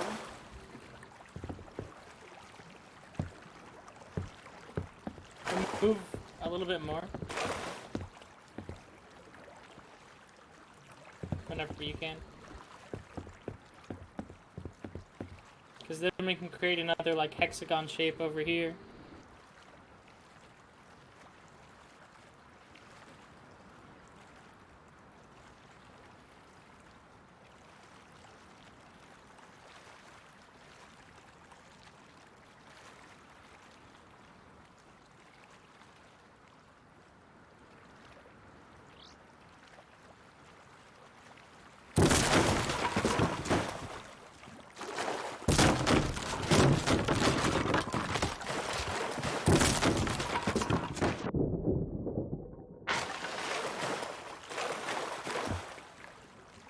No, this bottom one too.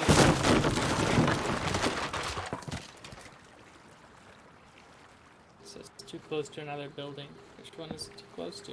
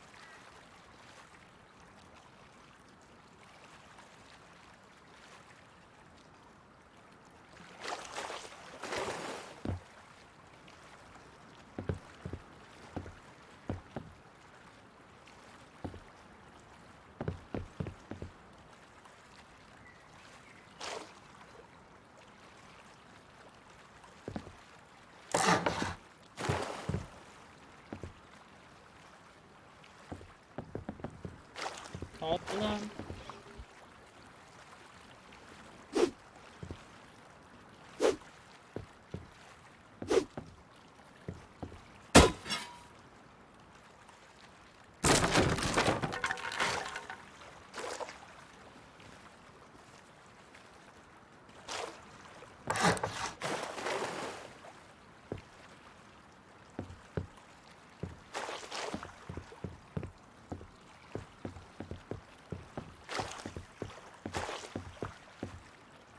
I'm logically deducing in my brain.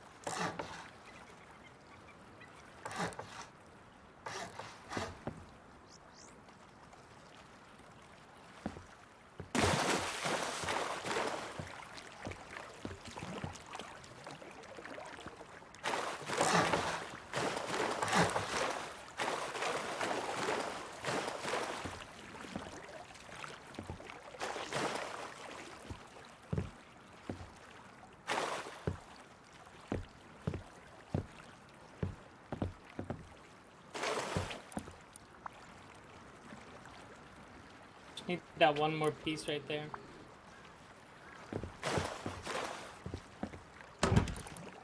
Too close to the building now.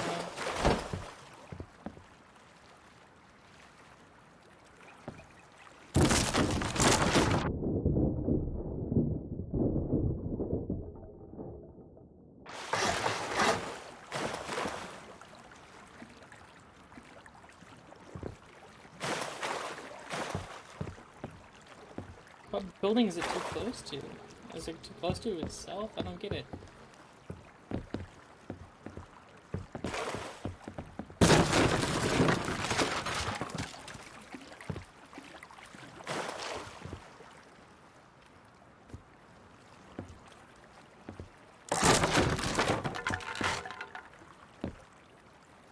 It's a weird bridge.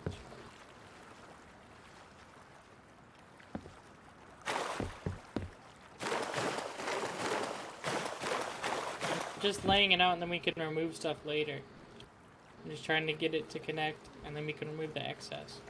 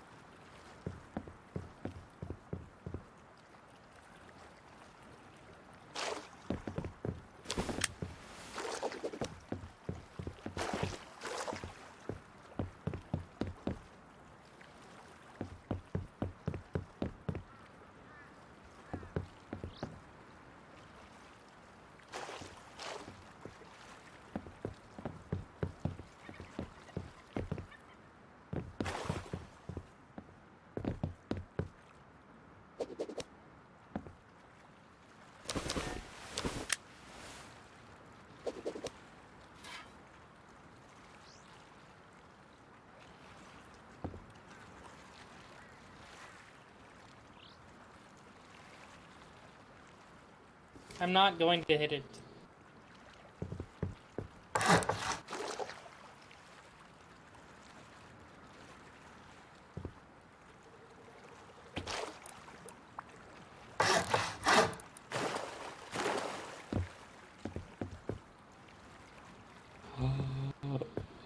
So close. Every time it gets so close. And there's just a tiny gap.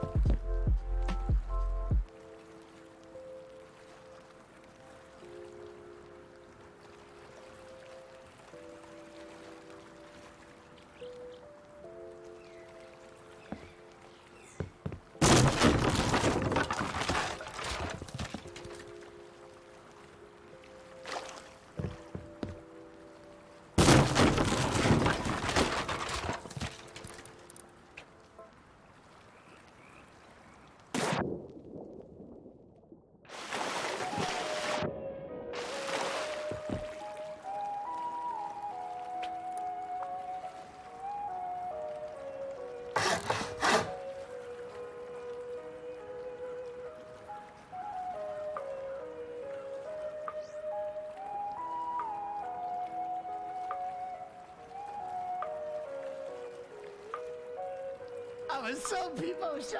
Oh my god. You got this, Daddy. We believe in you. Pause, champ.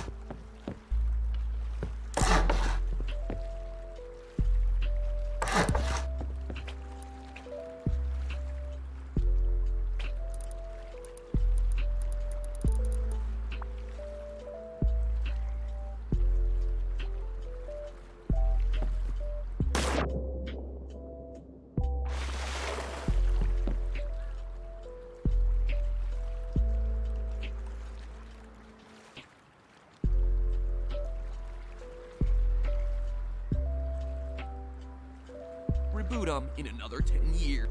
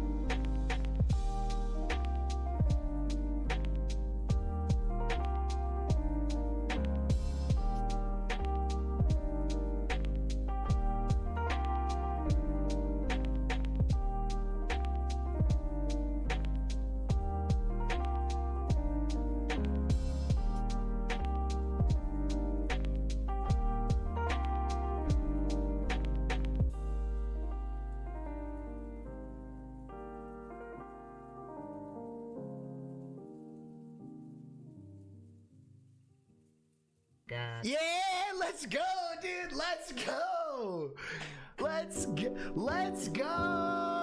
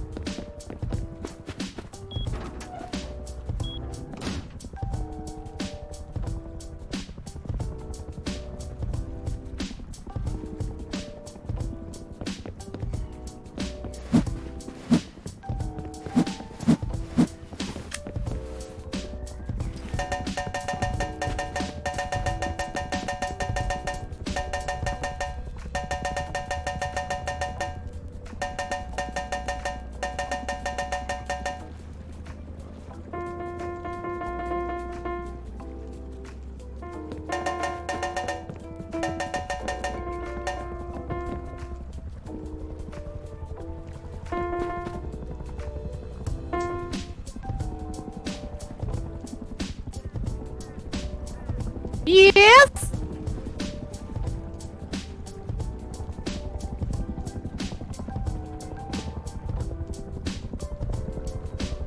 What is an art exhibit? What does that mean?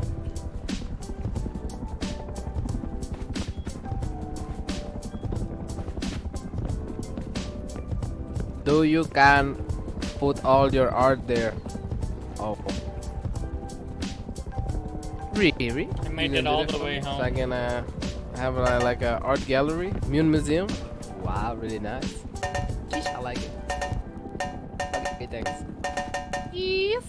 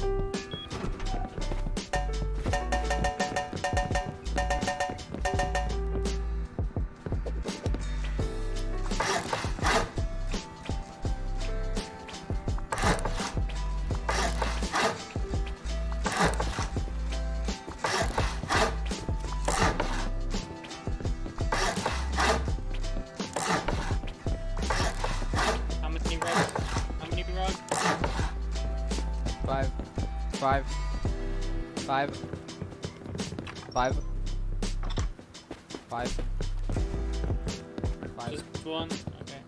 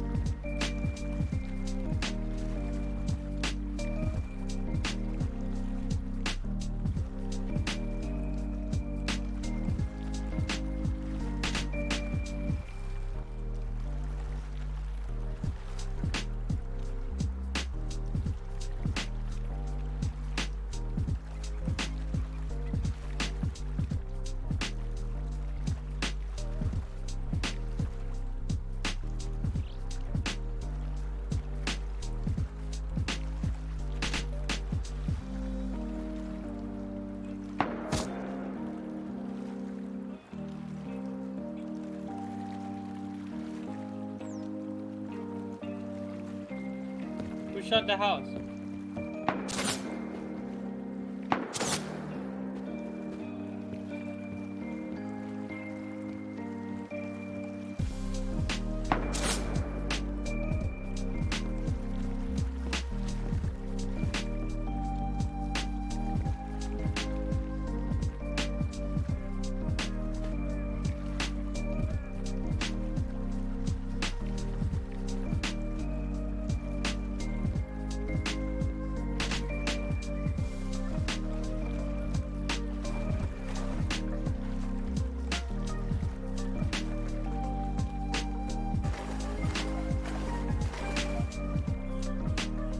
It was just Moon, don't worry guys. Moon was shooting at Dottie again. My bad, Bendu.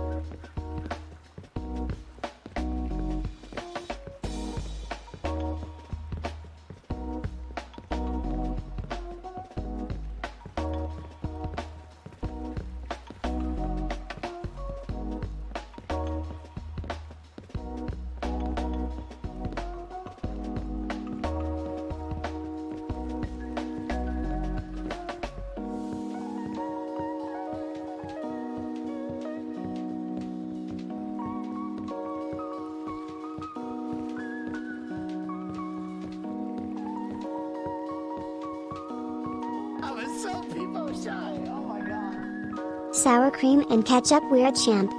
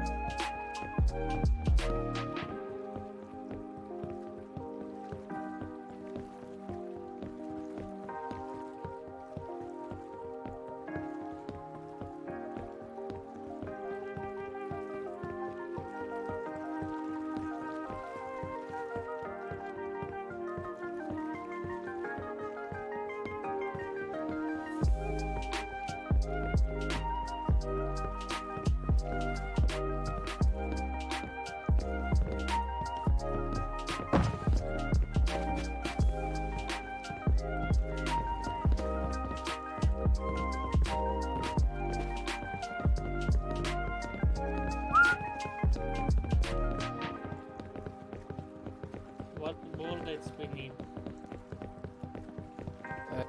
Big ones. 5.56 rifle ammo. Yes. Also, I need a bolt rifle. My G. Fucking bolt rifle's about time, man. I don't have one of those. Let's go upstairs.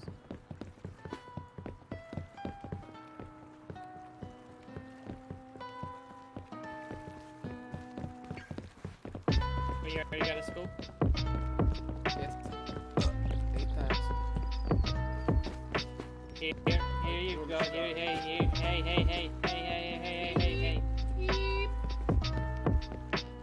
Oh my gosh, so many bullets.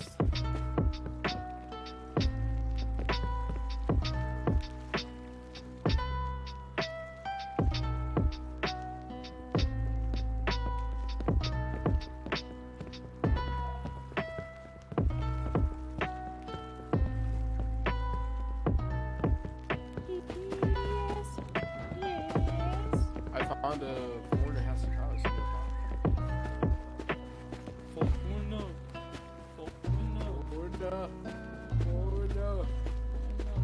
Guys stepped into the house, made a graffiti into the house, and left. I left SMG, 50 bullets. My bitch. Open up. So who was the little corner? Outie. The one that should have shot that window.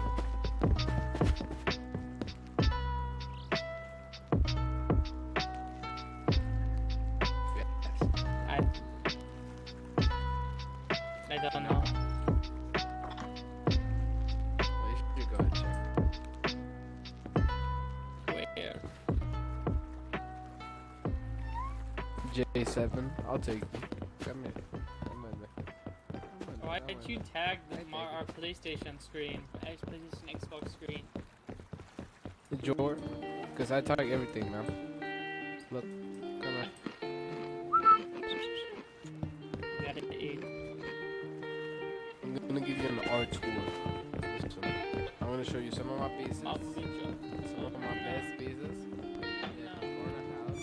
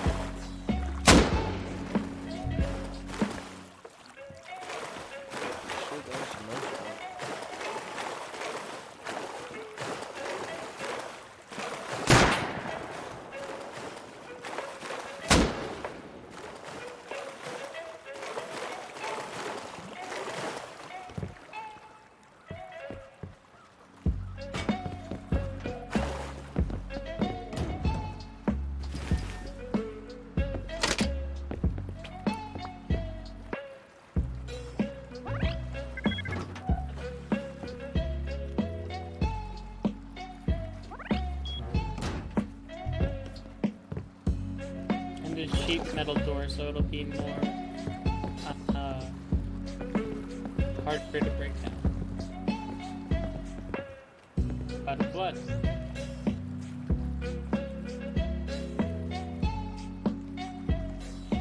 If it's wood, they're just gonna put one explosive, and then it's gonna.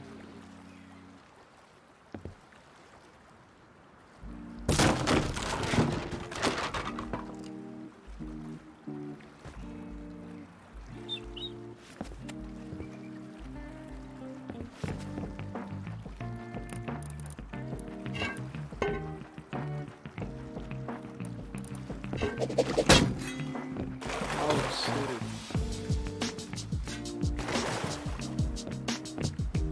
Oh, she tried to get me. Oh, goes on. Try to get me. Your turn.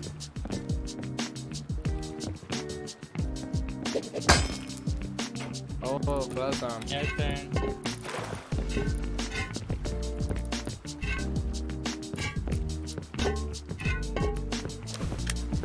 Forgot to throw it.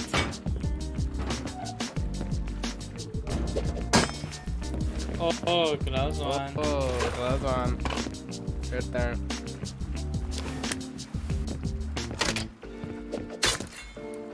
Oh, you I got me. you. Your turn. Oh, I got you. My turn. Your turn. Oh, gloves gloves on. on. Your turn.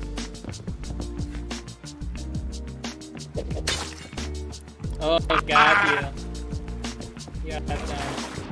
Oh, I like it.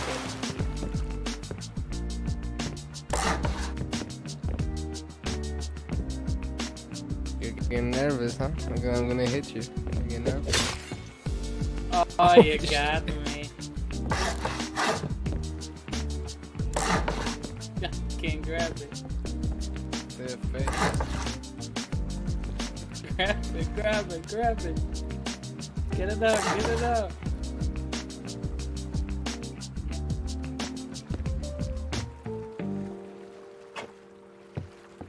I got it.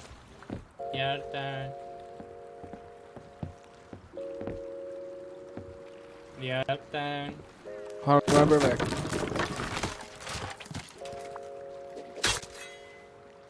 Got it.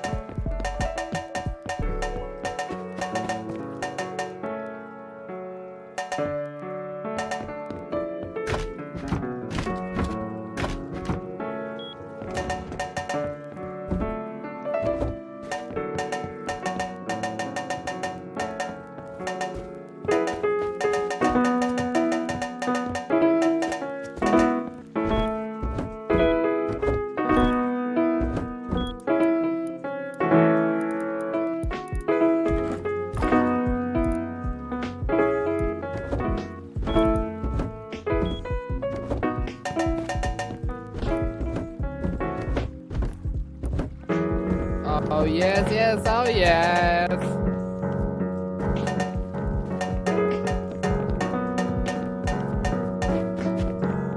Keep that up.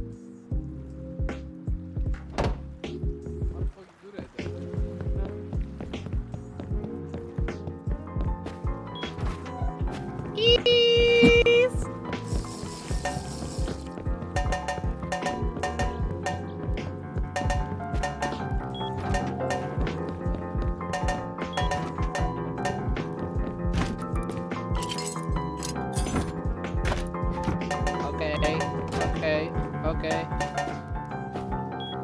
And I'm Sonic, and I go so fast, I'm Sonic, and I'm motherfucking.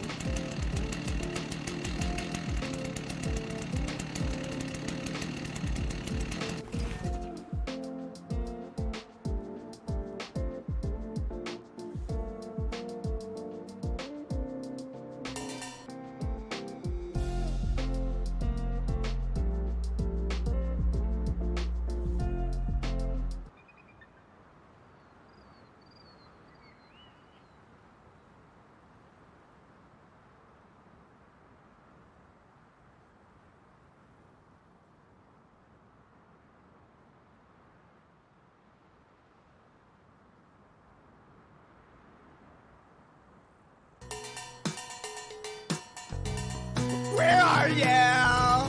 And I'm so sorry. I cannot sleep. I cannot dream tonight. Need somebody in always. This sick, strange darkness comes creeping on, so haunting every time.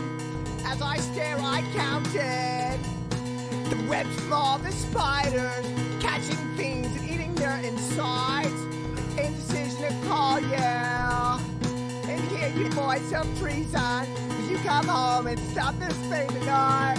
And stop this pain and don't waste your time on me. You're already voice inside my head. My head.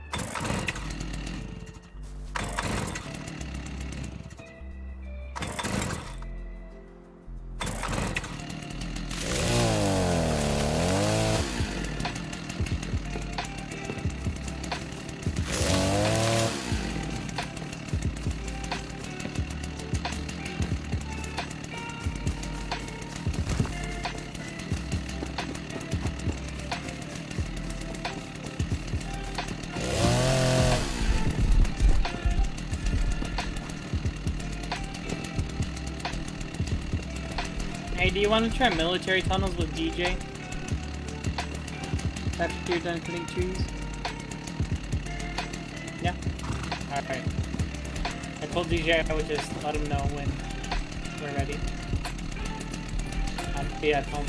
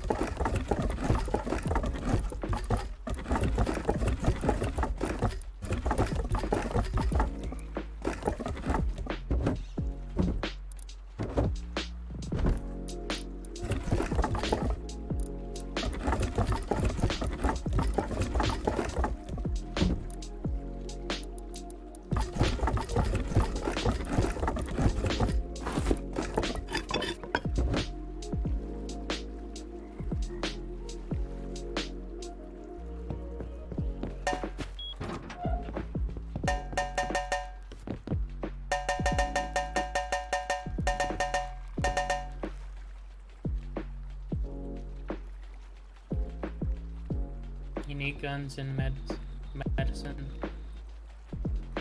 and ammo.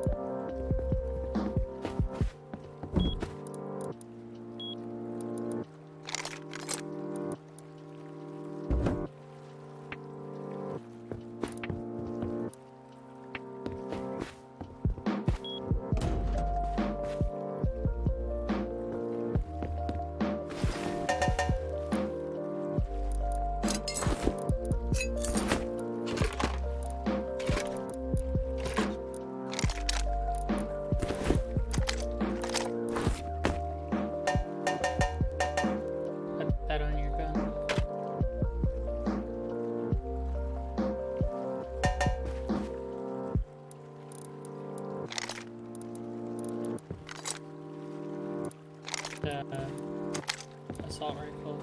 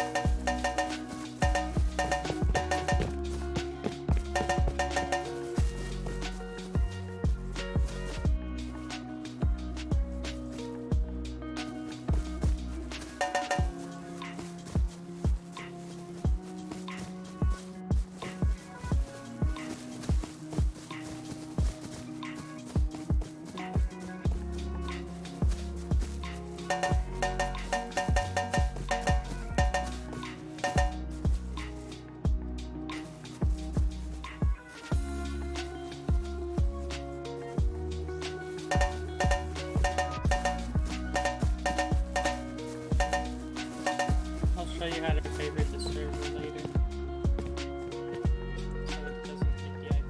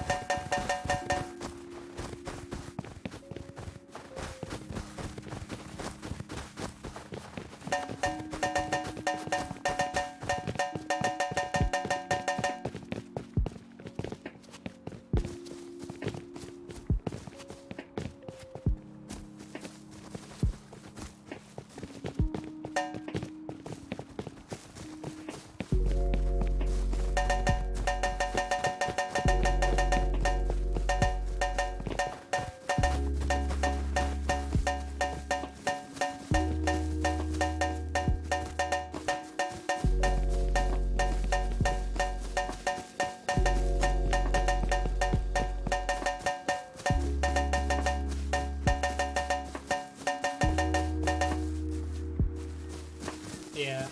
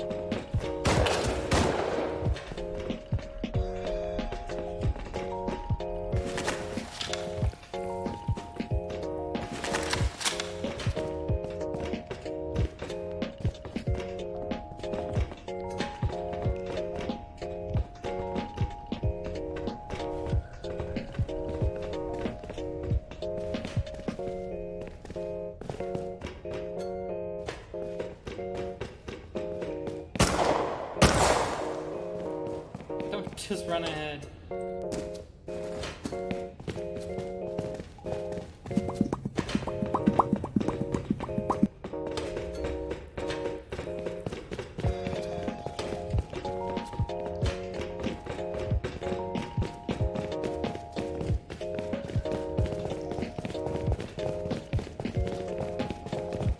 Yeah, let's go, dude. Let's go.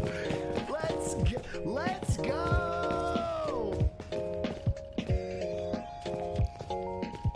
Yeah, I've seen the teaser.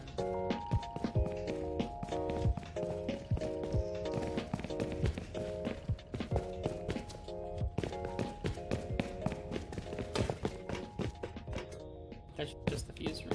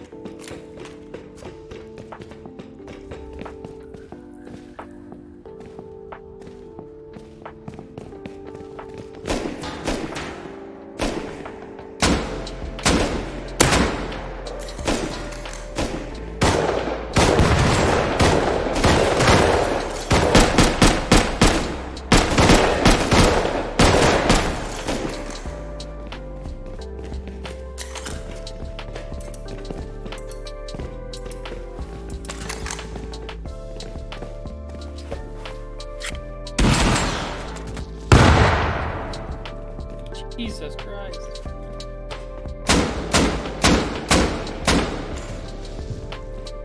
I'm healing up.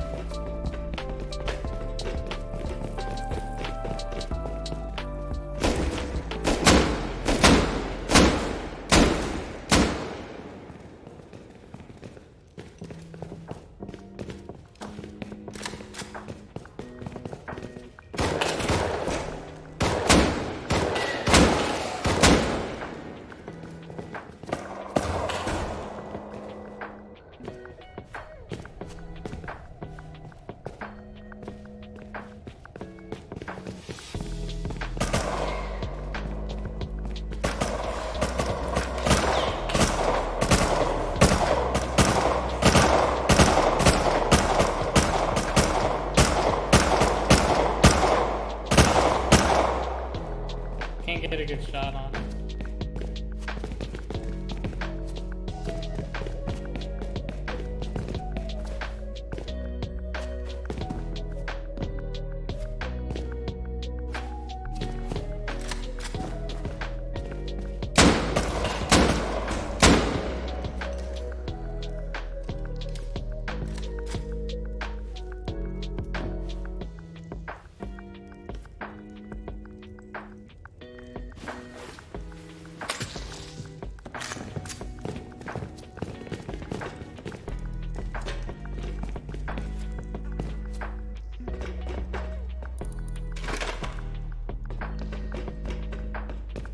Huge.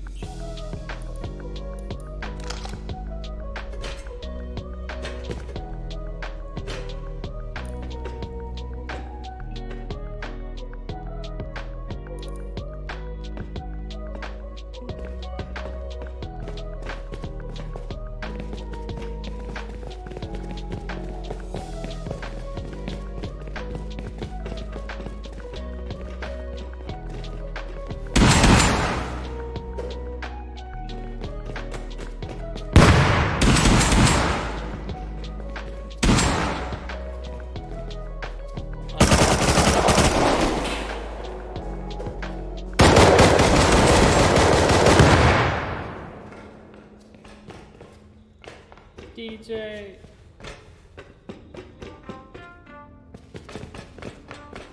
DJ died.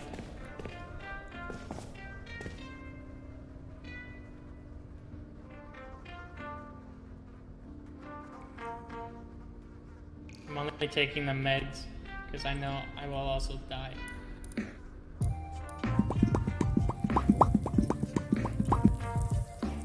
Kyo, you know how to do this, right?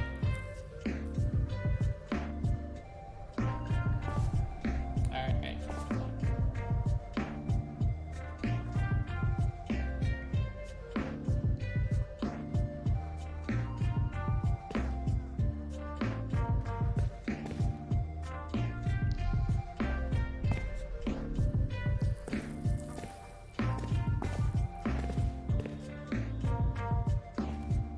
Should probably go before more respawn though.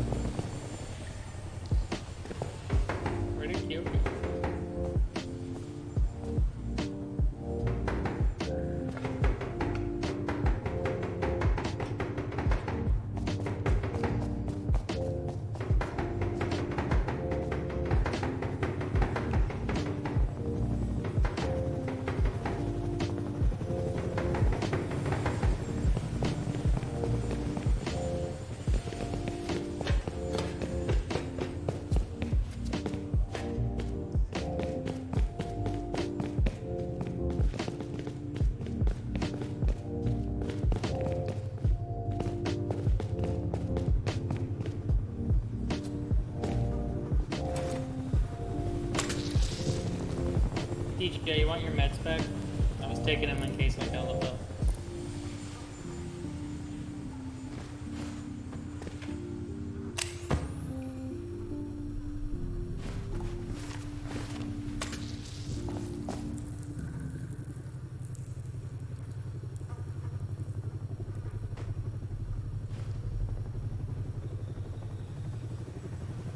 Here.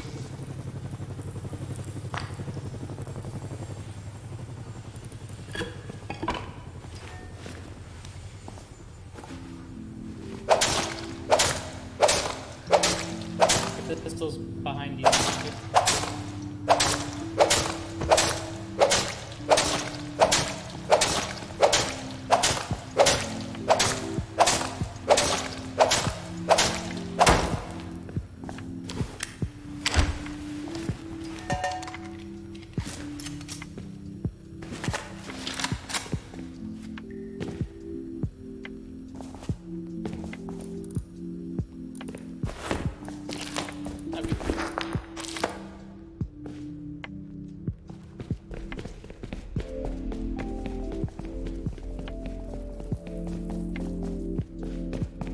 Guess we're gonna go back.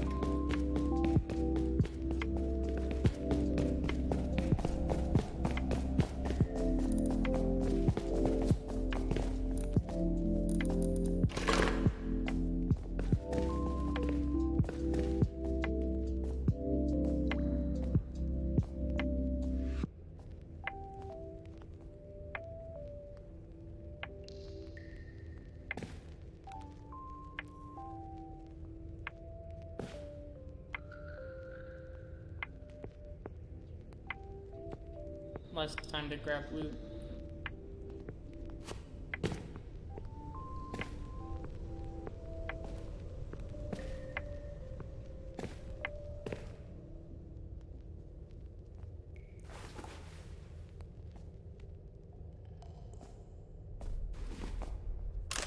So what do we do?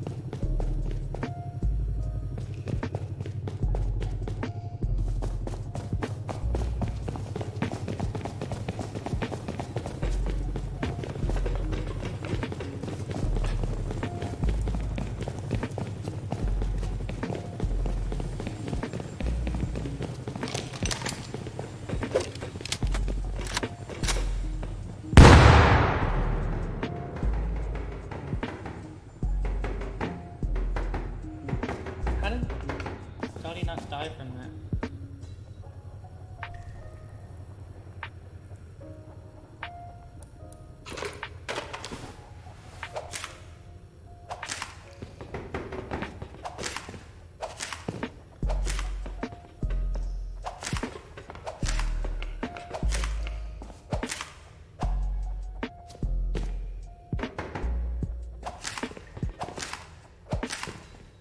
Hold on. You gotta shoot him fast, okay? Once Kyo puts the fuse in, then you can open it.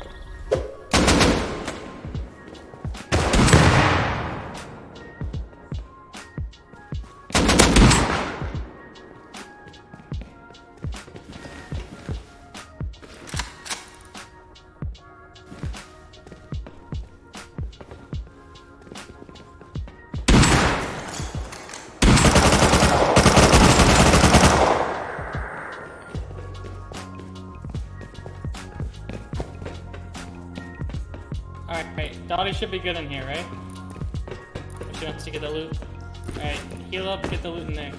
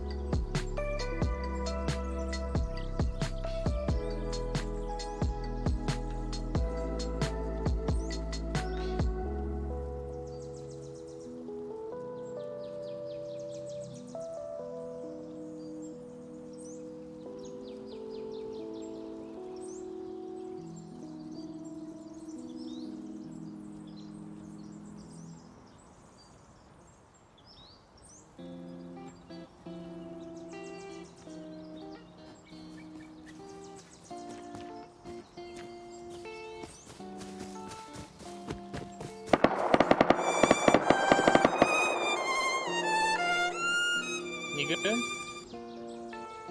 What? You did what you were supposed to.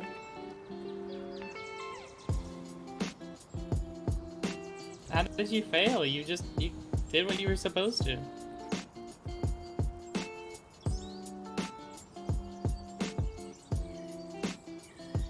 So? You didn't die.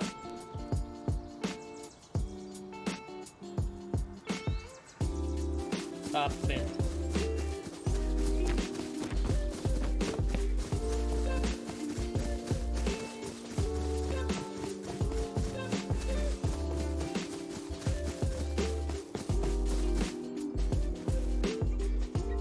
Eat some potatoes.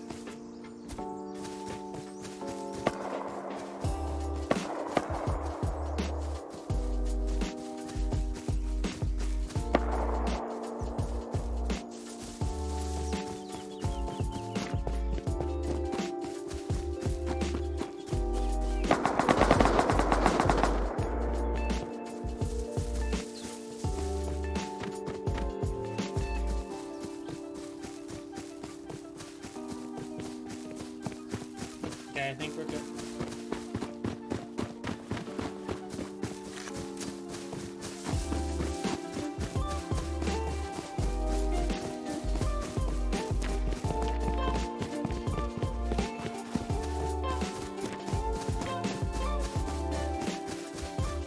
Oh, we can go to power plant and get the crate if you want to.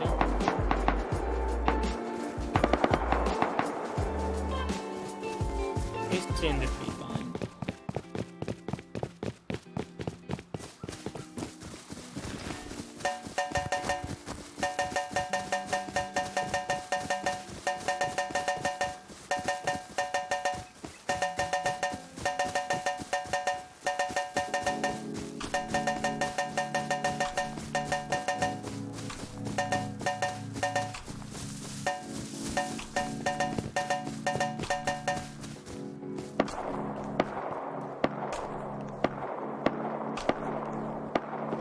Look.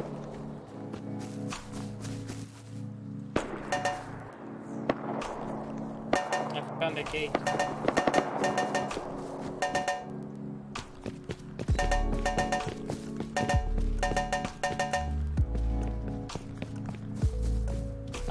We gotta get to power plant now.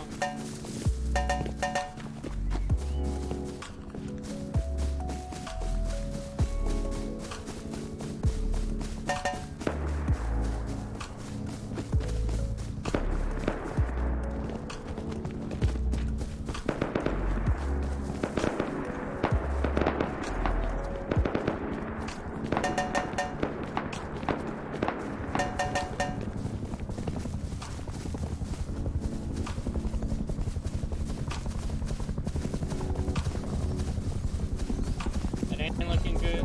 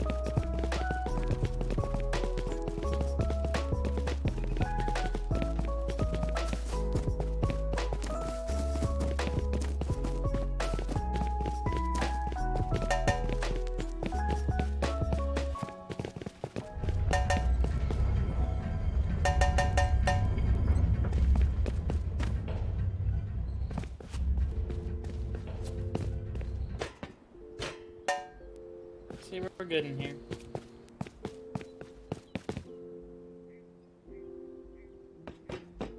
And there's a recycler up here.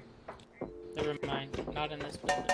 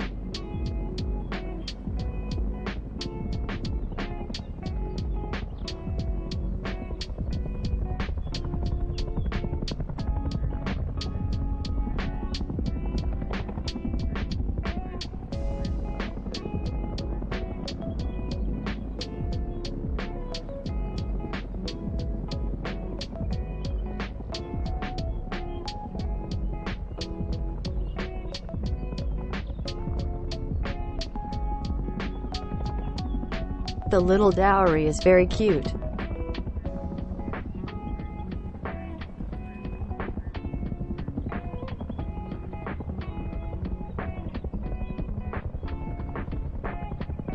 The little dow the little the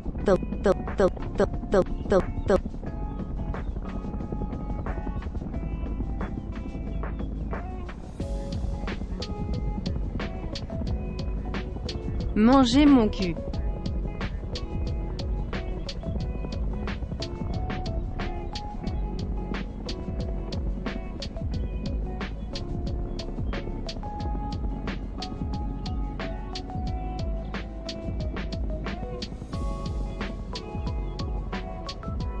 Mangez mon cul. Mangez mon cul. Mangez mon cul. Mangez mon cul.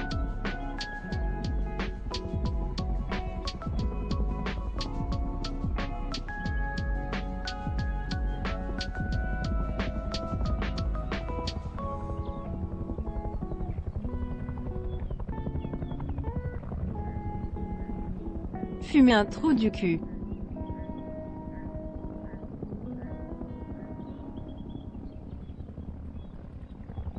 Fumer un trou du cul.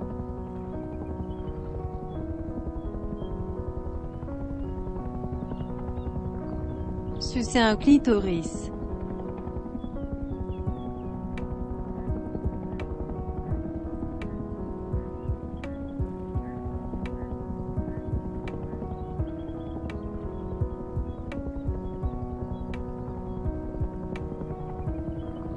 Clitoris. Clitoris. Clitoris. Clitoris. Clitoris. Clitoris. Clitoris. Clitoris. Clitoris. Clitoris. Pénis.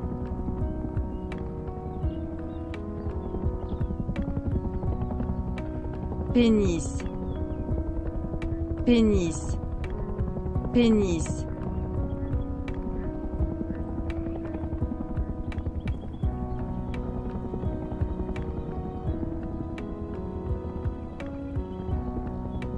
Pipi pipi. Pipi pipi. Pipi pipi. Pipi pipi. Pipi pipi.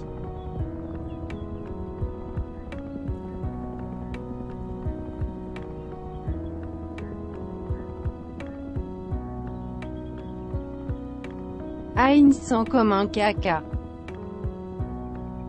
Aïn sent comme un caca.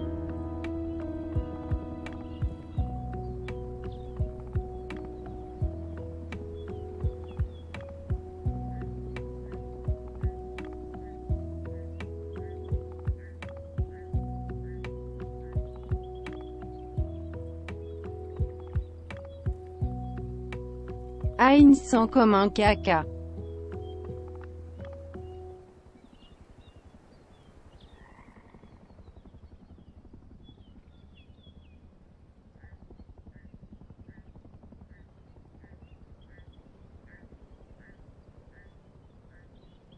Seul-moi.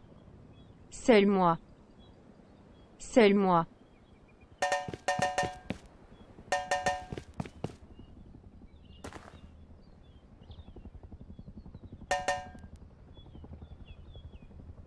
Seul-moi.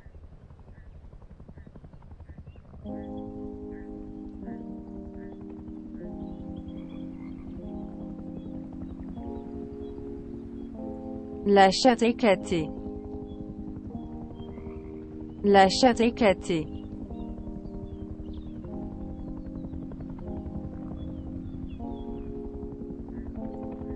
Me voir.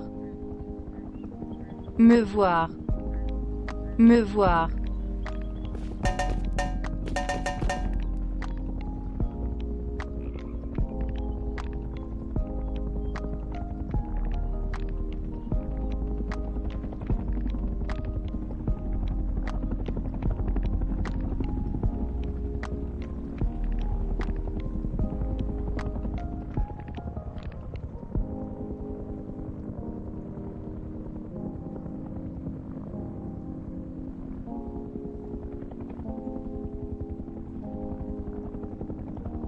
ホットドッグ私はホットドッグが好きです私はホットドッグを食べますホットドッグをホットドッグに入れます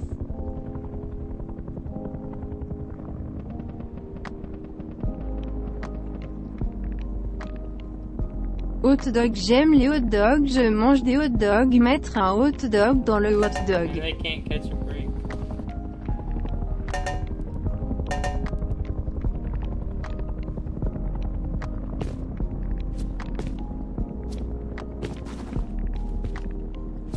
S'abonner à Doty.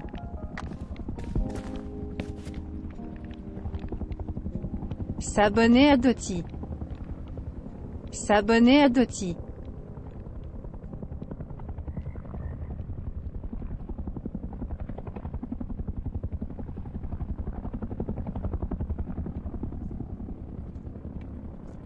Comer culo como cortar hierba.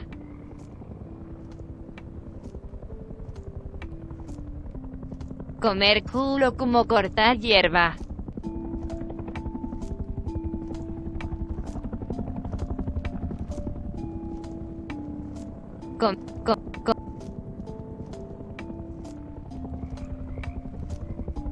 Extremo. La culata. La colilla.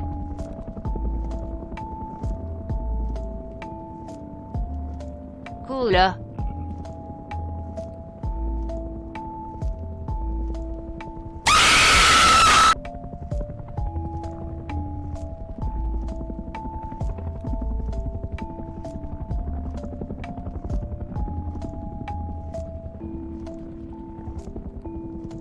Va te faire foutre. Va te faire foutre. Va te faire foutre. Va te faire foutre. Va te faire foutre. Va te faire foutre. Va te faire foutre. Va te faire foutre. Va te faire foutre. Va te faire foutre. Va te faire foutre. Va te faire foutre. Va te faire foutre. Va te faire foutre. Va te faire foutre. Va te faire foutre.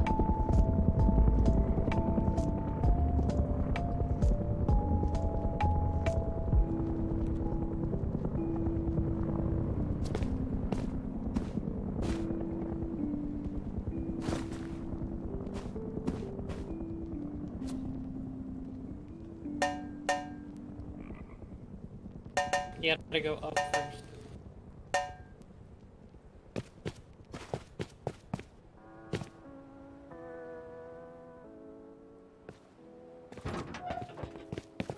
No, no, no, no.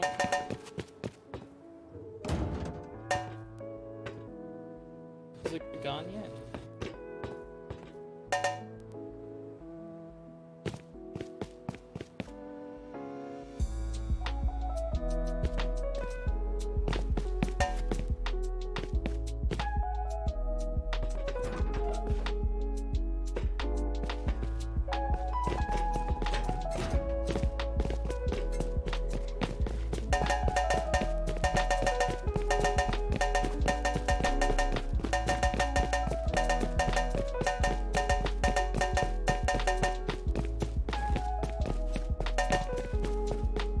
I got a minute left.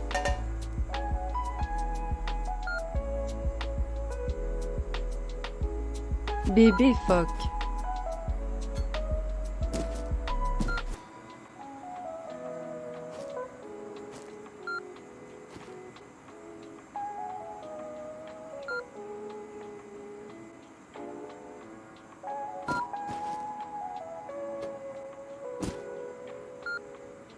Bébé phoque.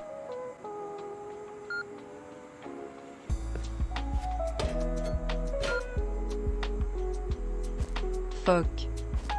Phoque. Phoque. Phoque. Phoque. Phoque. Phoque. Phoque. Phoque. Phoque. Phoque. Phoque. Phoque. Phoque. Phoque.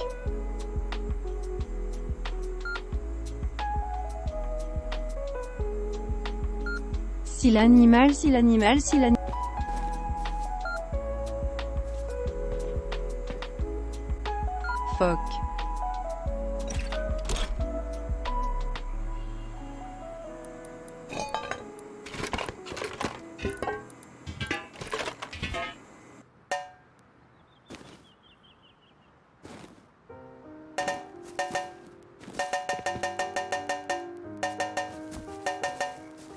What all did you get?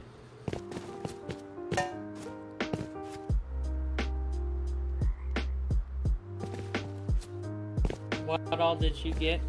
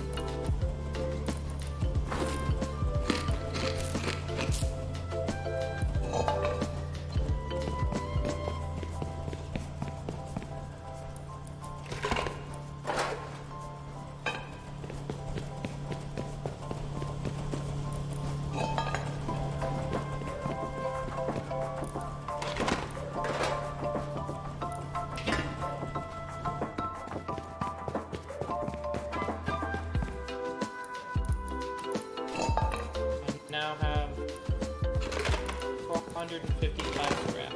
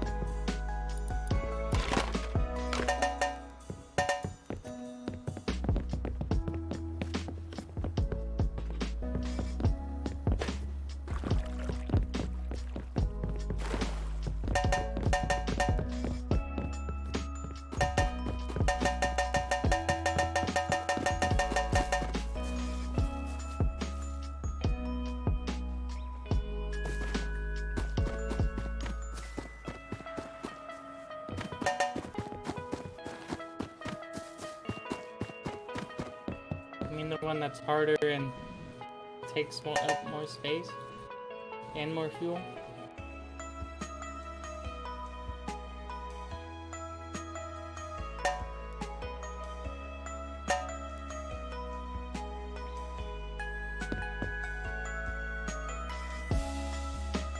If you really want that one, you can in the other one. There's 2 seats.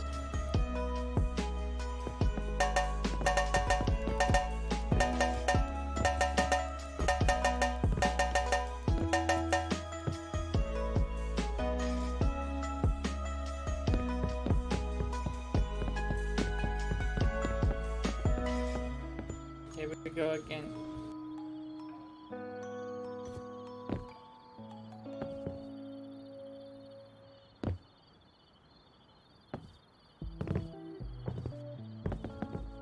It's not a seat.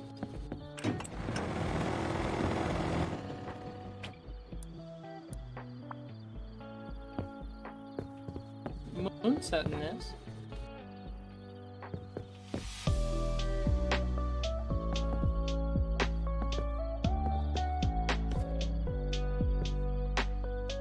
Like, can you get in at all? Maybe we have to take it out of here first. Hold on. I'll take it, like, right outside.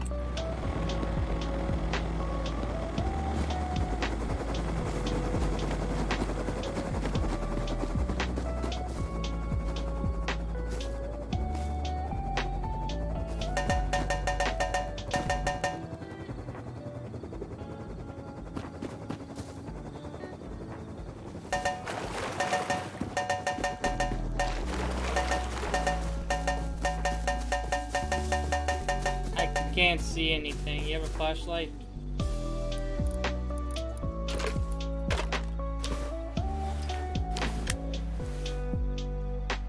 Don't swing it or you're gonna get shot. Am I even safe to leave right here? There we go.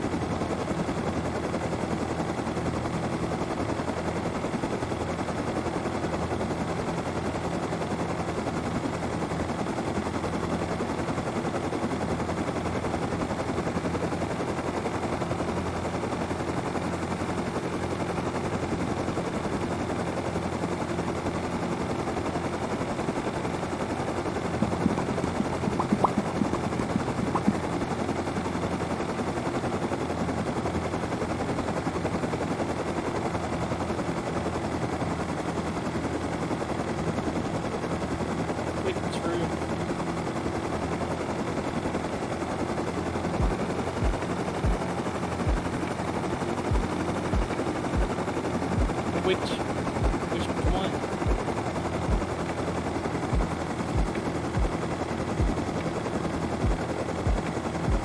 Which roof? The one that's open or the one that's just on top of the house?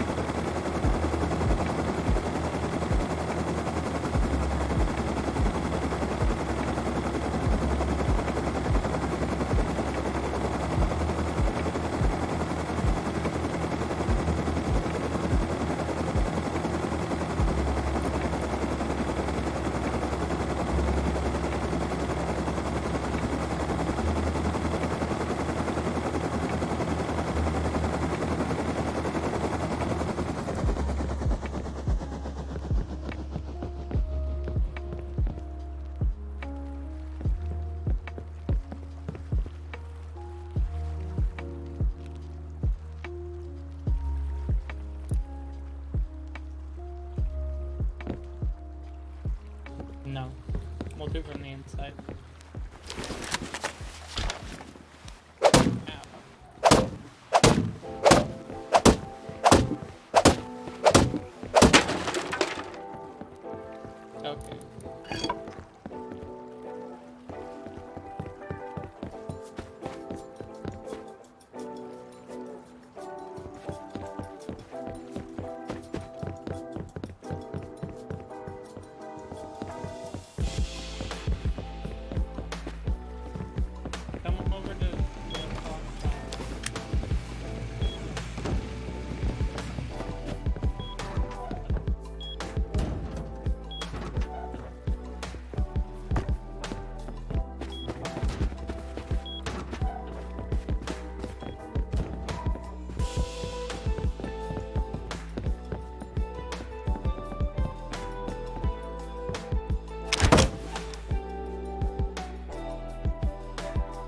not have rights to that?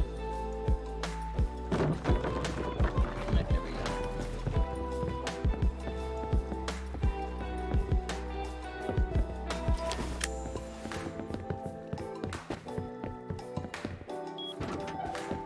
Can you also upgrade these stairs?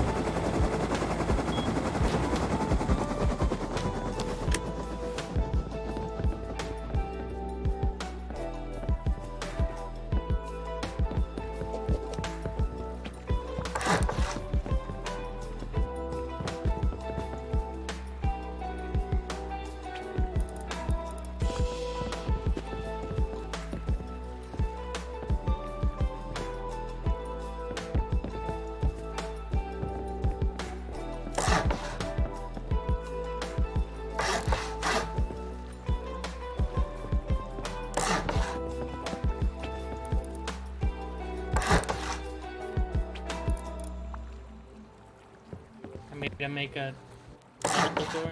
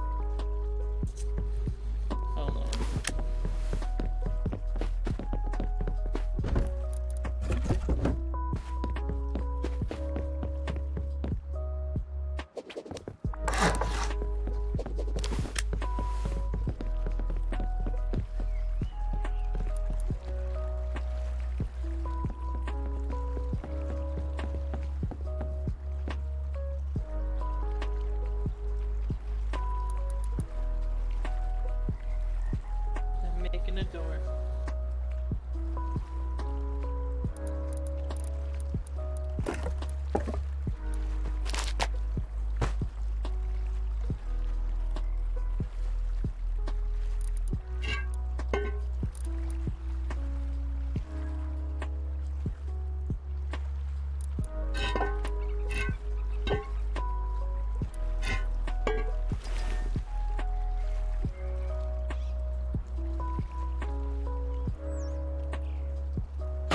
Needs to open out. Yeah.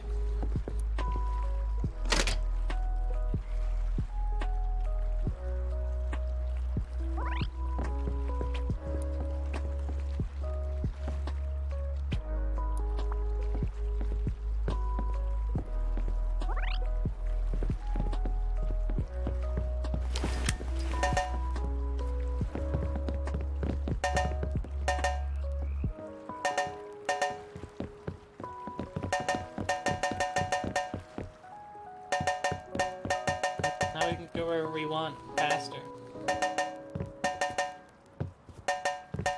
Where do you want to go?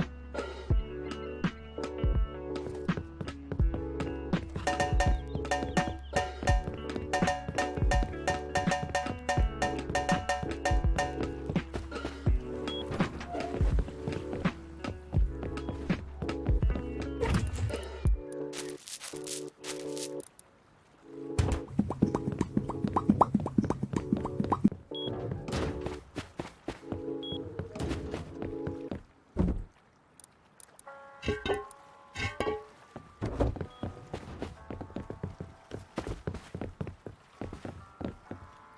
is a fun flight, so I put away all the stuff that I would not want to lose. I just have a pistol and pistol ammo and my clothes.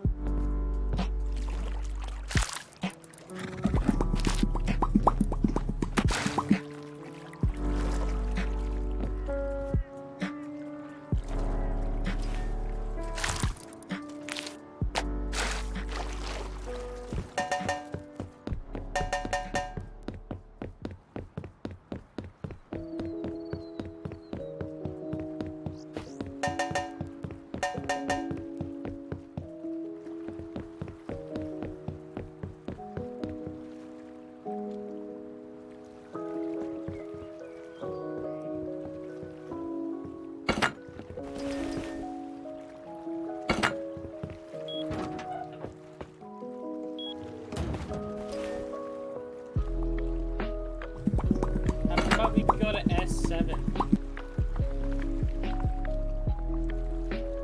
I wonder what's over there.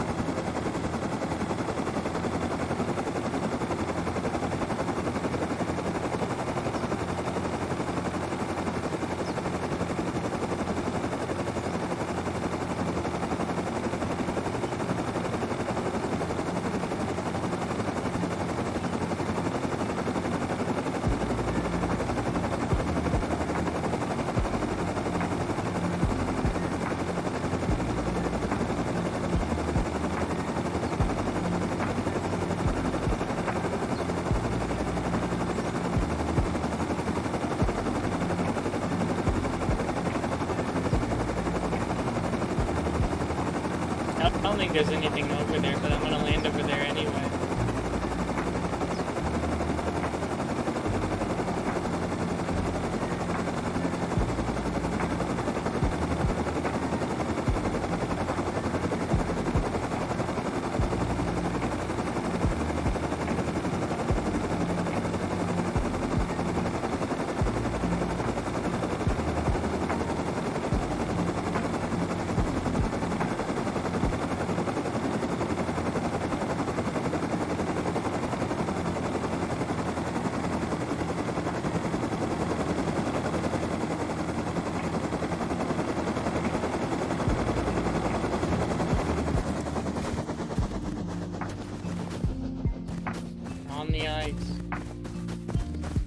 It'd be good for like a little secret base if we ever needed one, where we can store all of our like really good shit.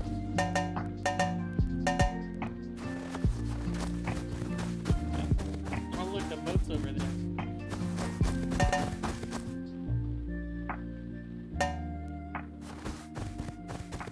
I don't know if I didn't bring any of my good guns, or we could have done the boat.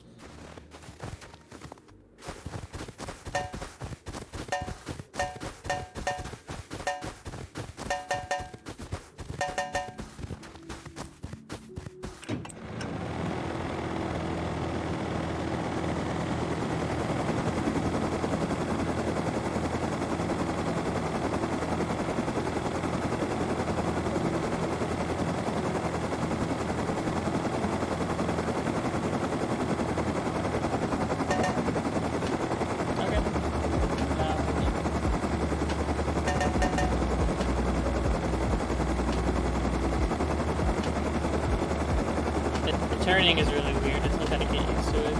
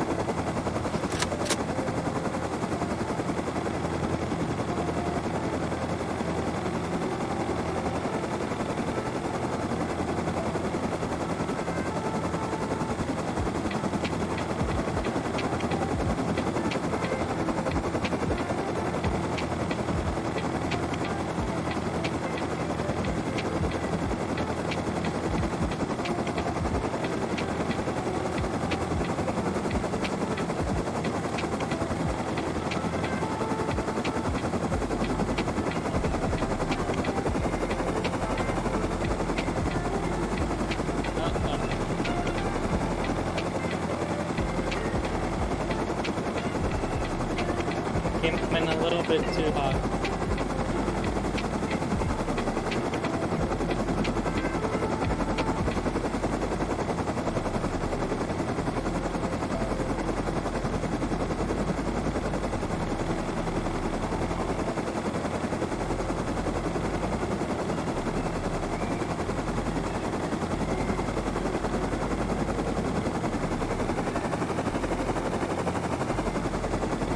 Yeah, there's no flat surface.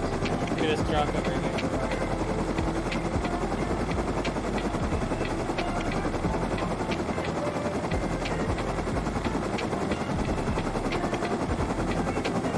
We can still try to get out. Yeah, you're right. I don't want to risk crashing. anywhere else you want to go?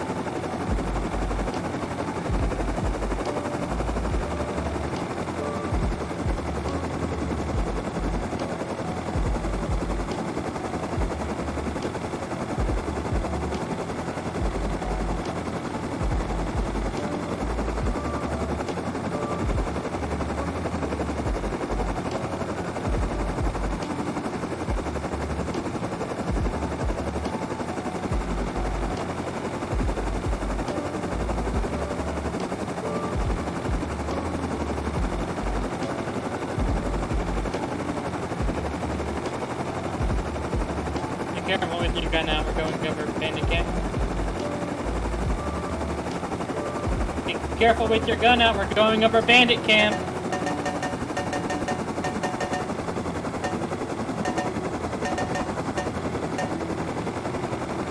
I like the old base. I think it's decaying.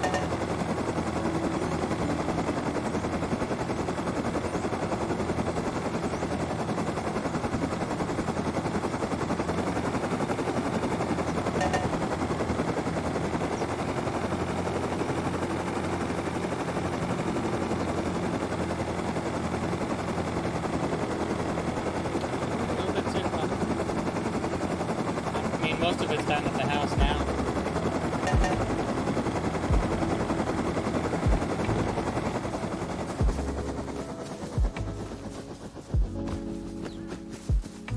Maybe, no, it's still 56 hours. I just thought it was decaying because of this part.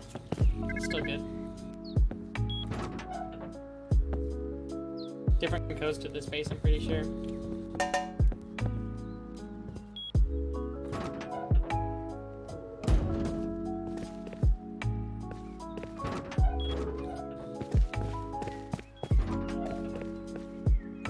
You can look around, take whatever.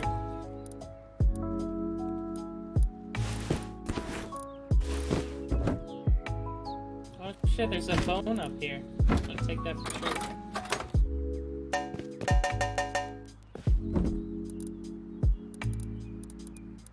Stone.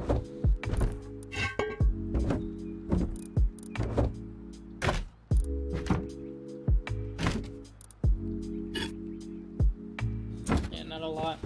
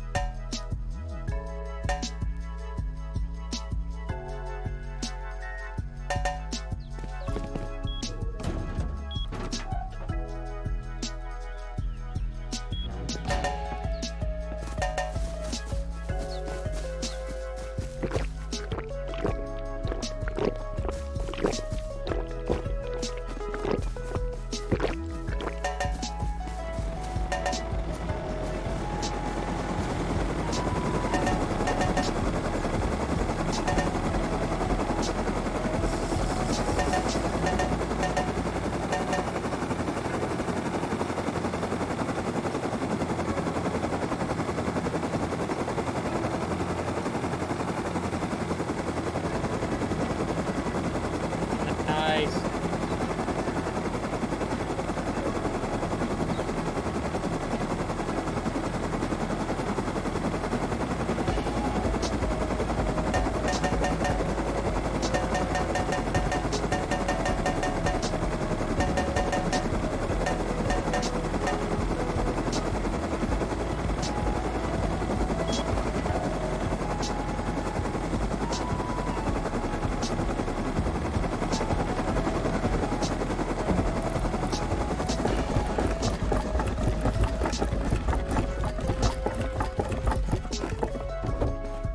It's a fun little trip.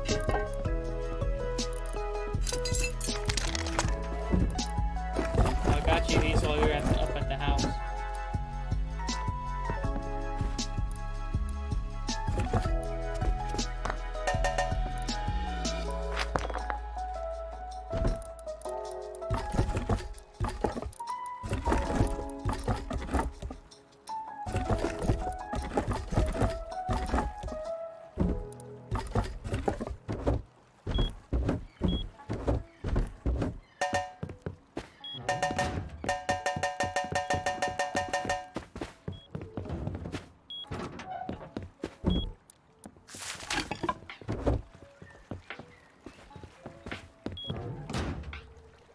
Is that it for our adventures today?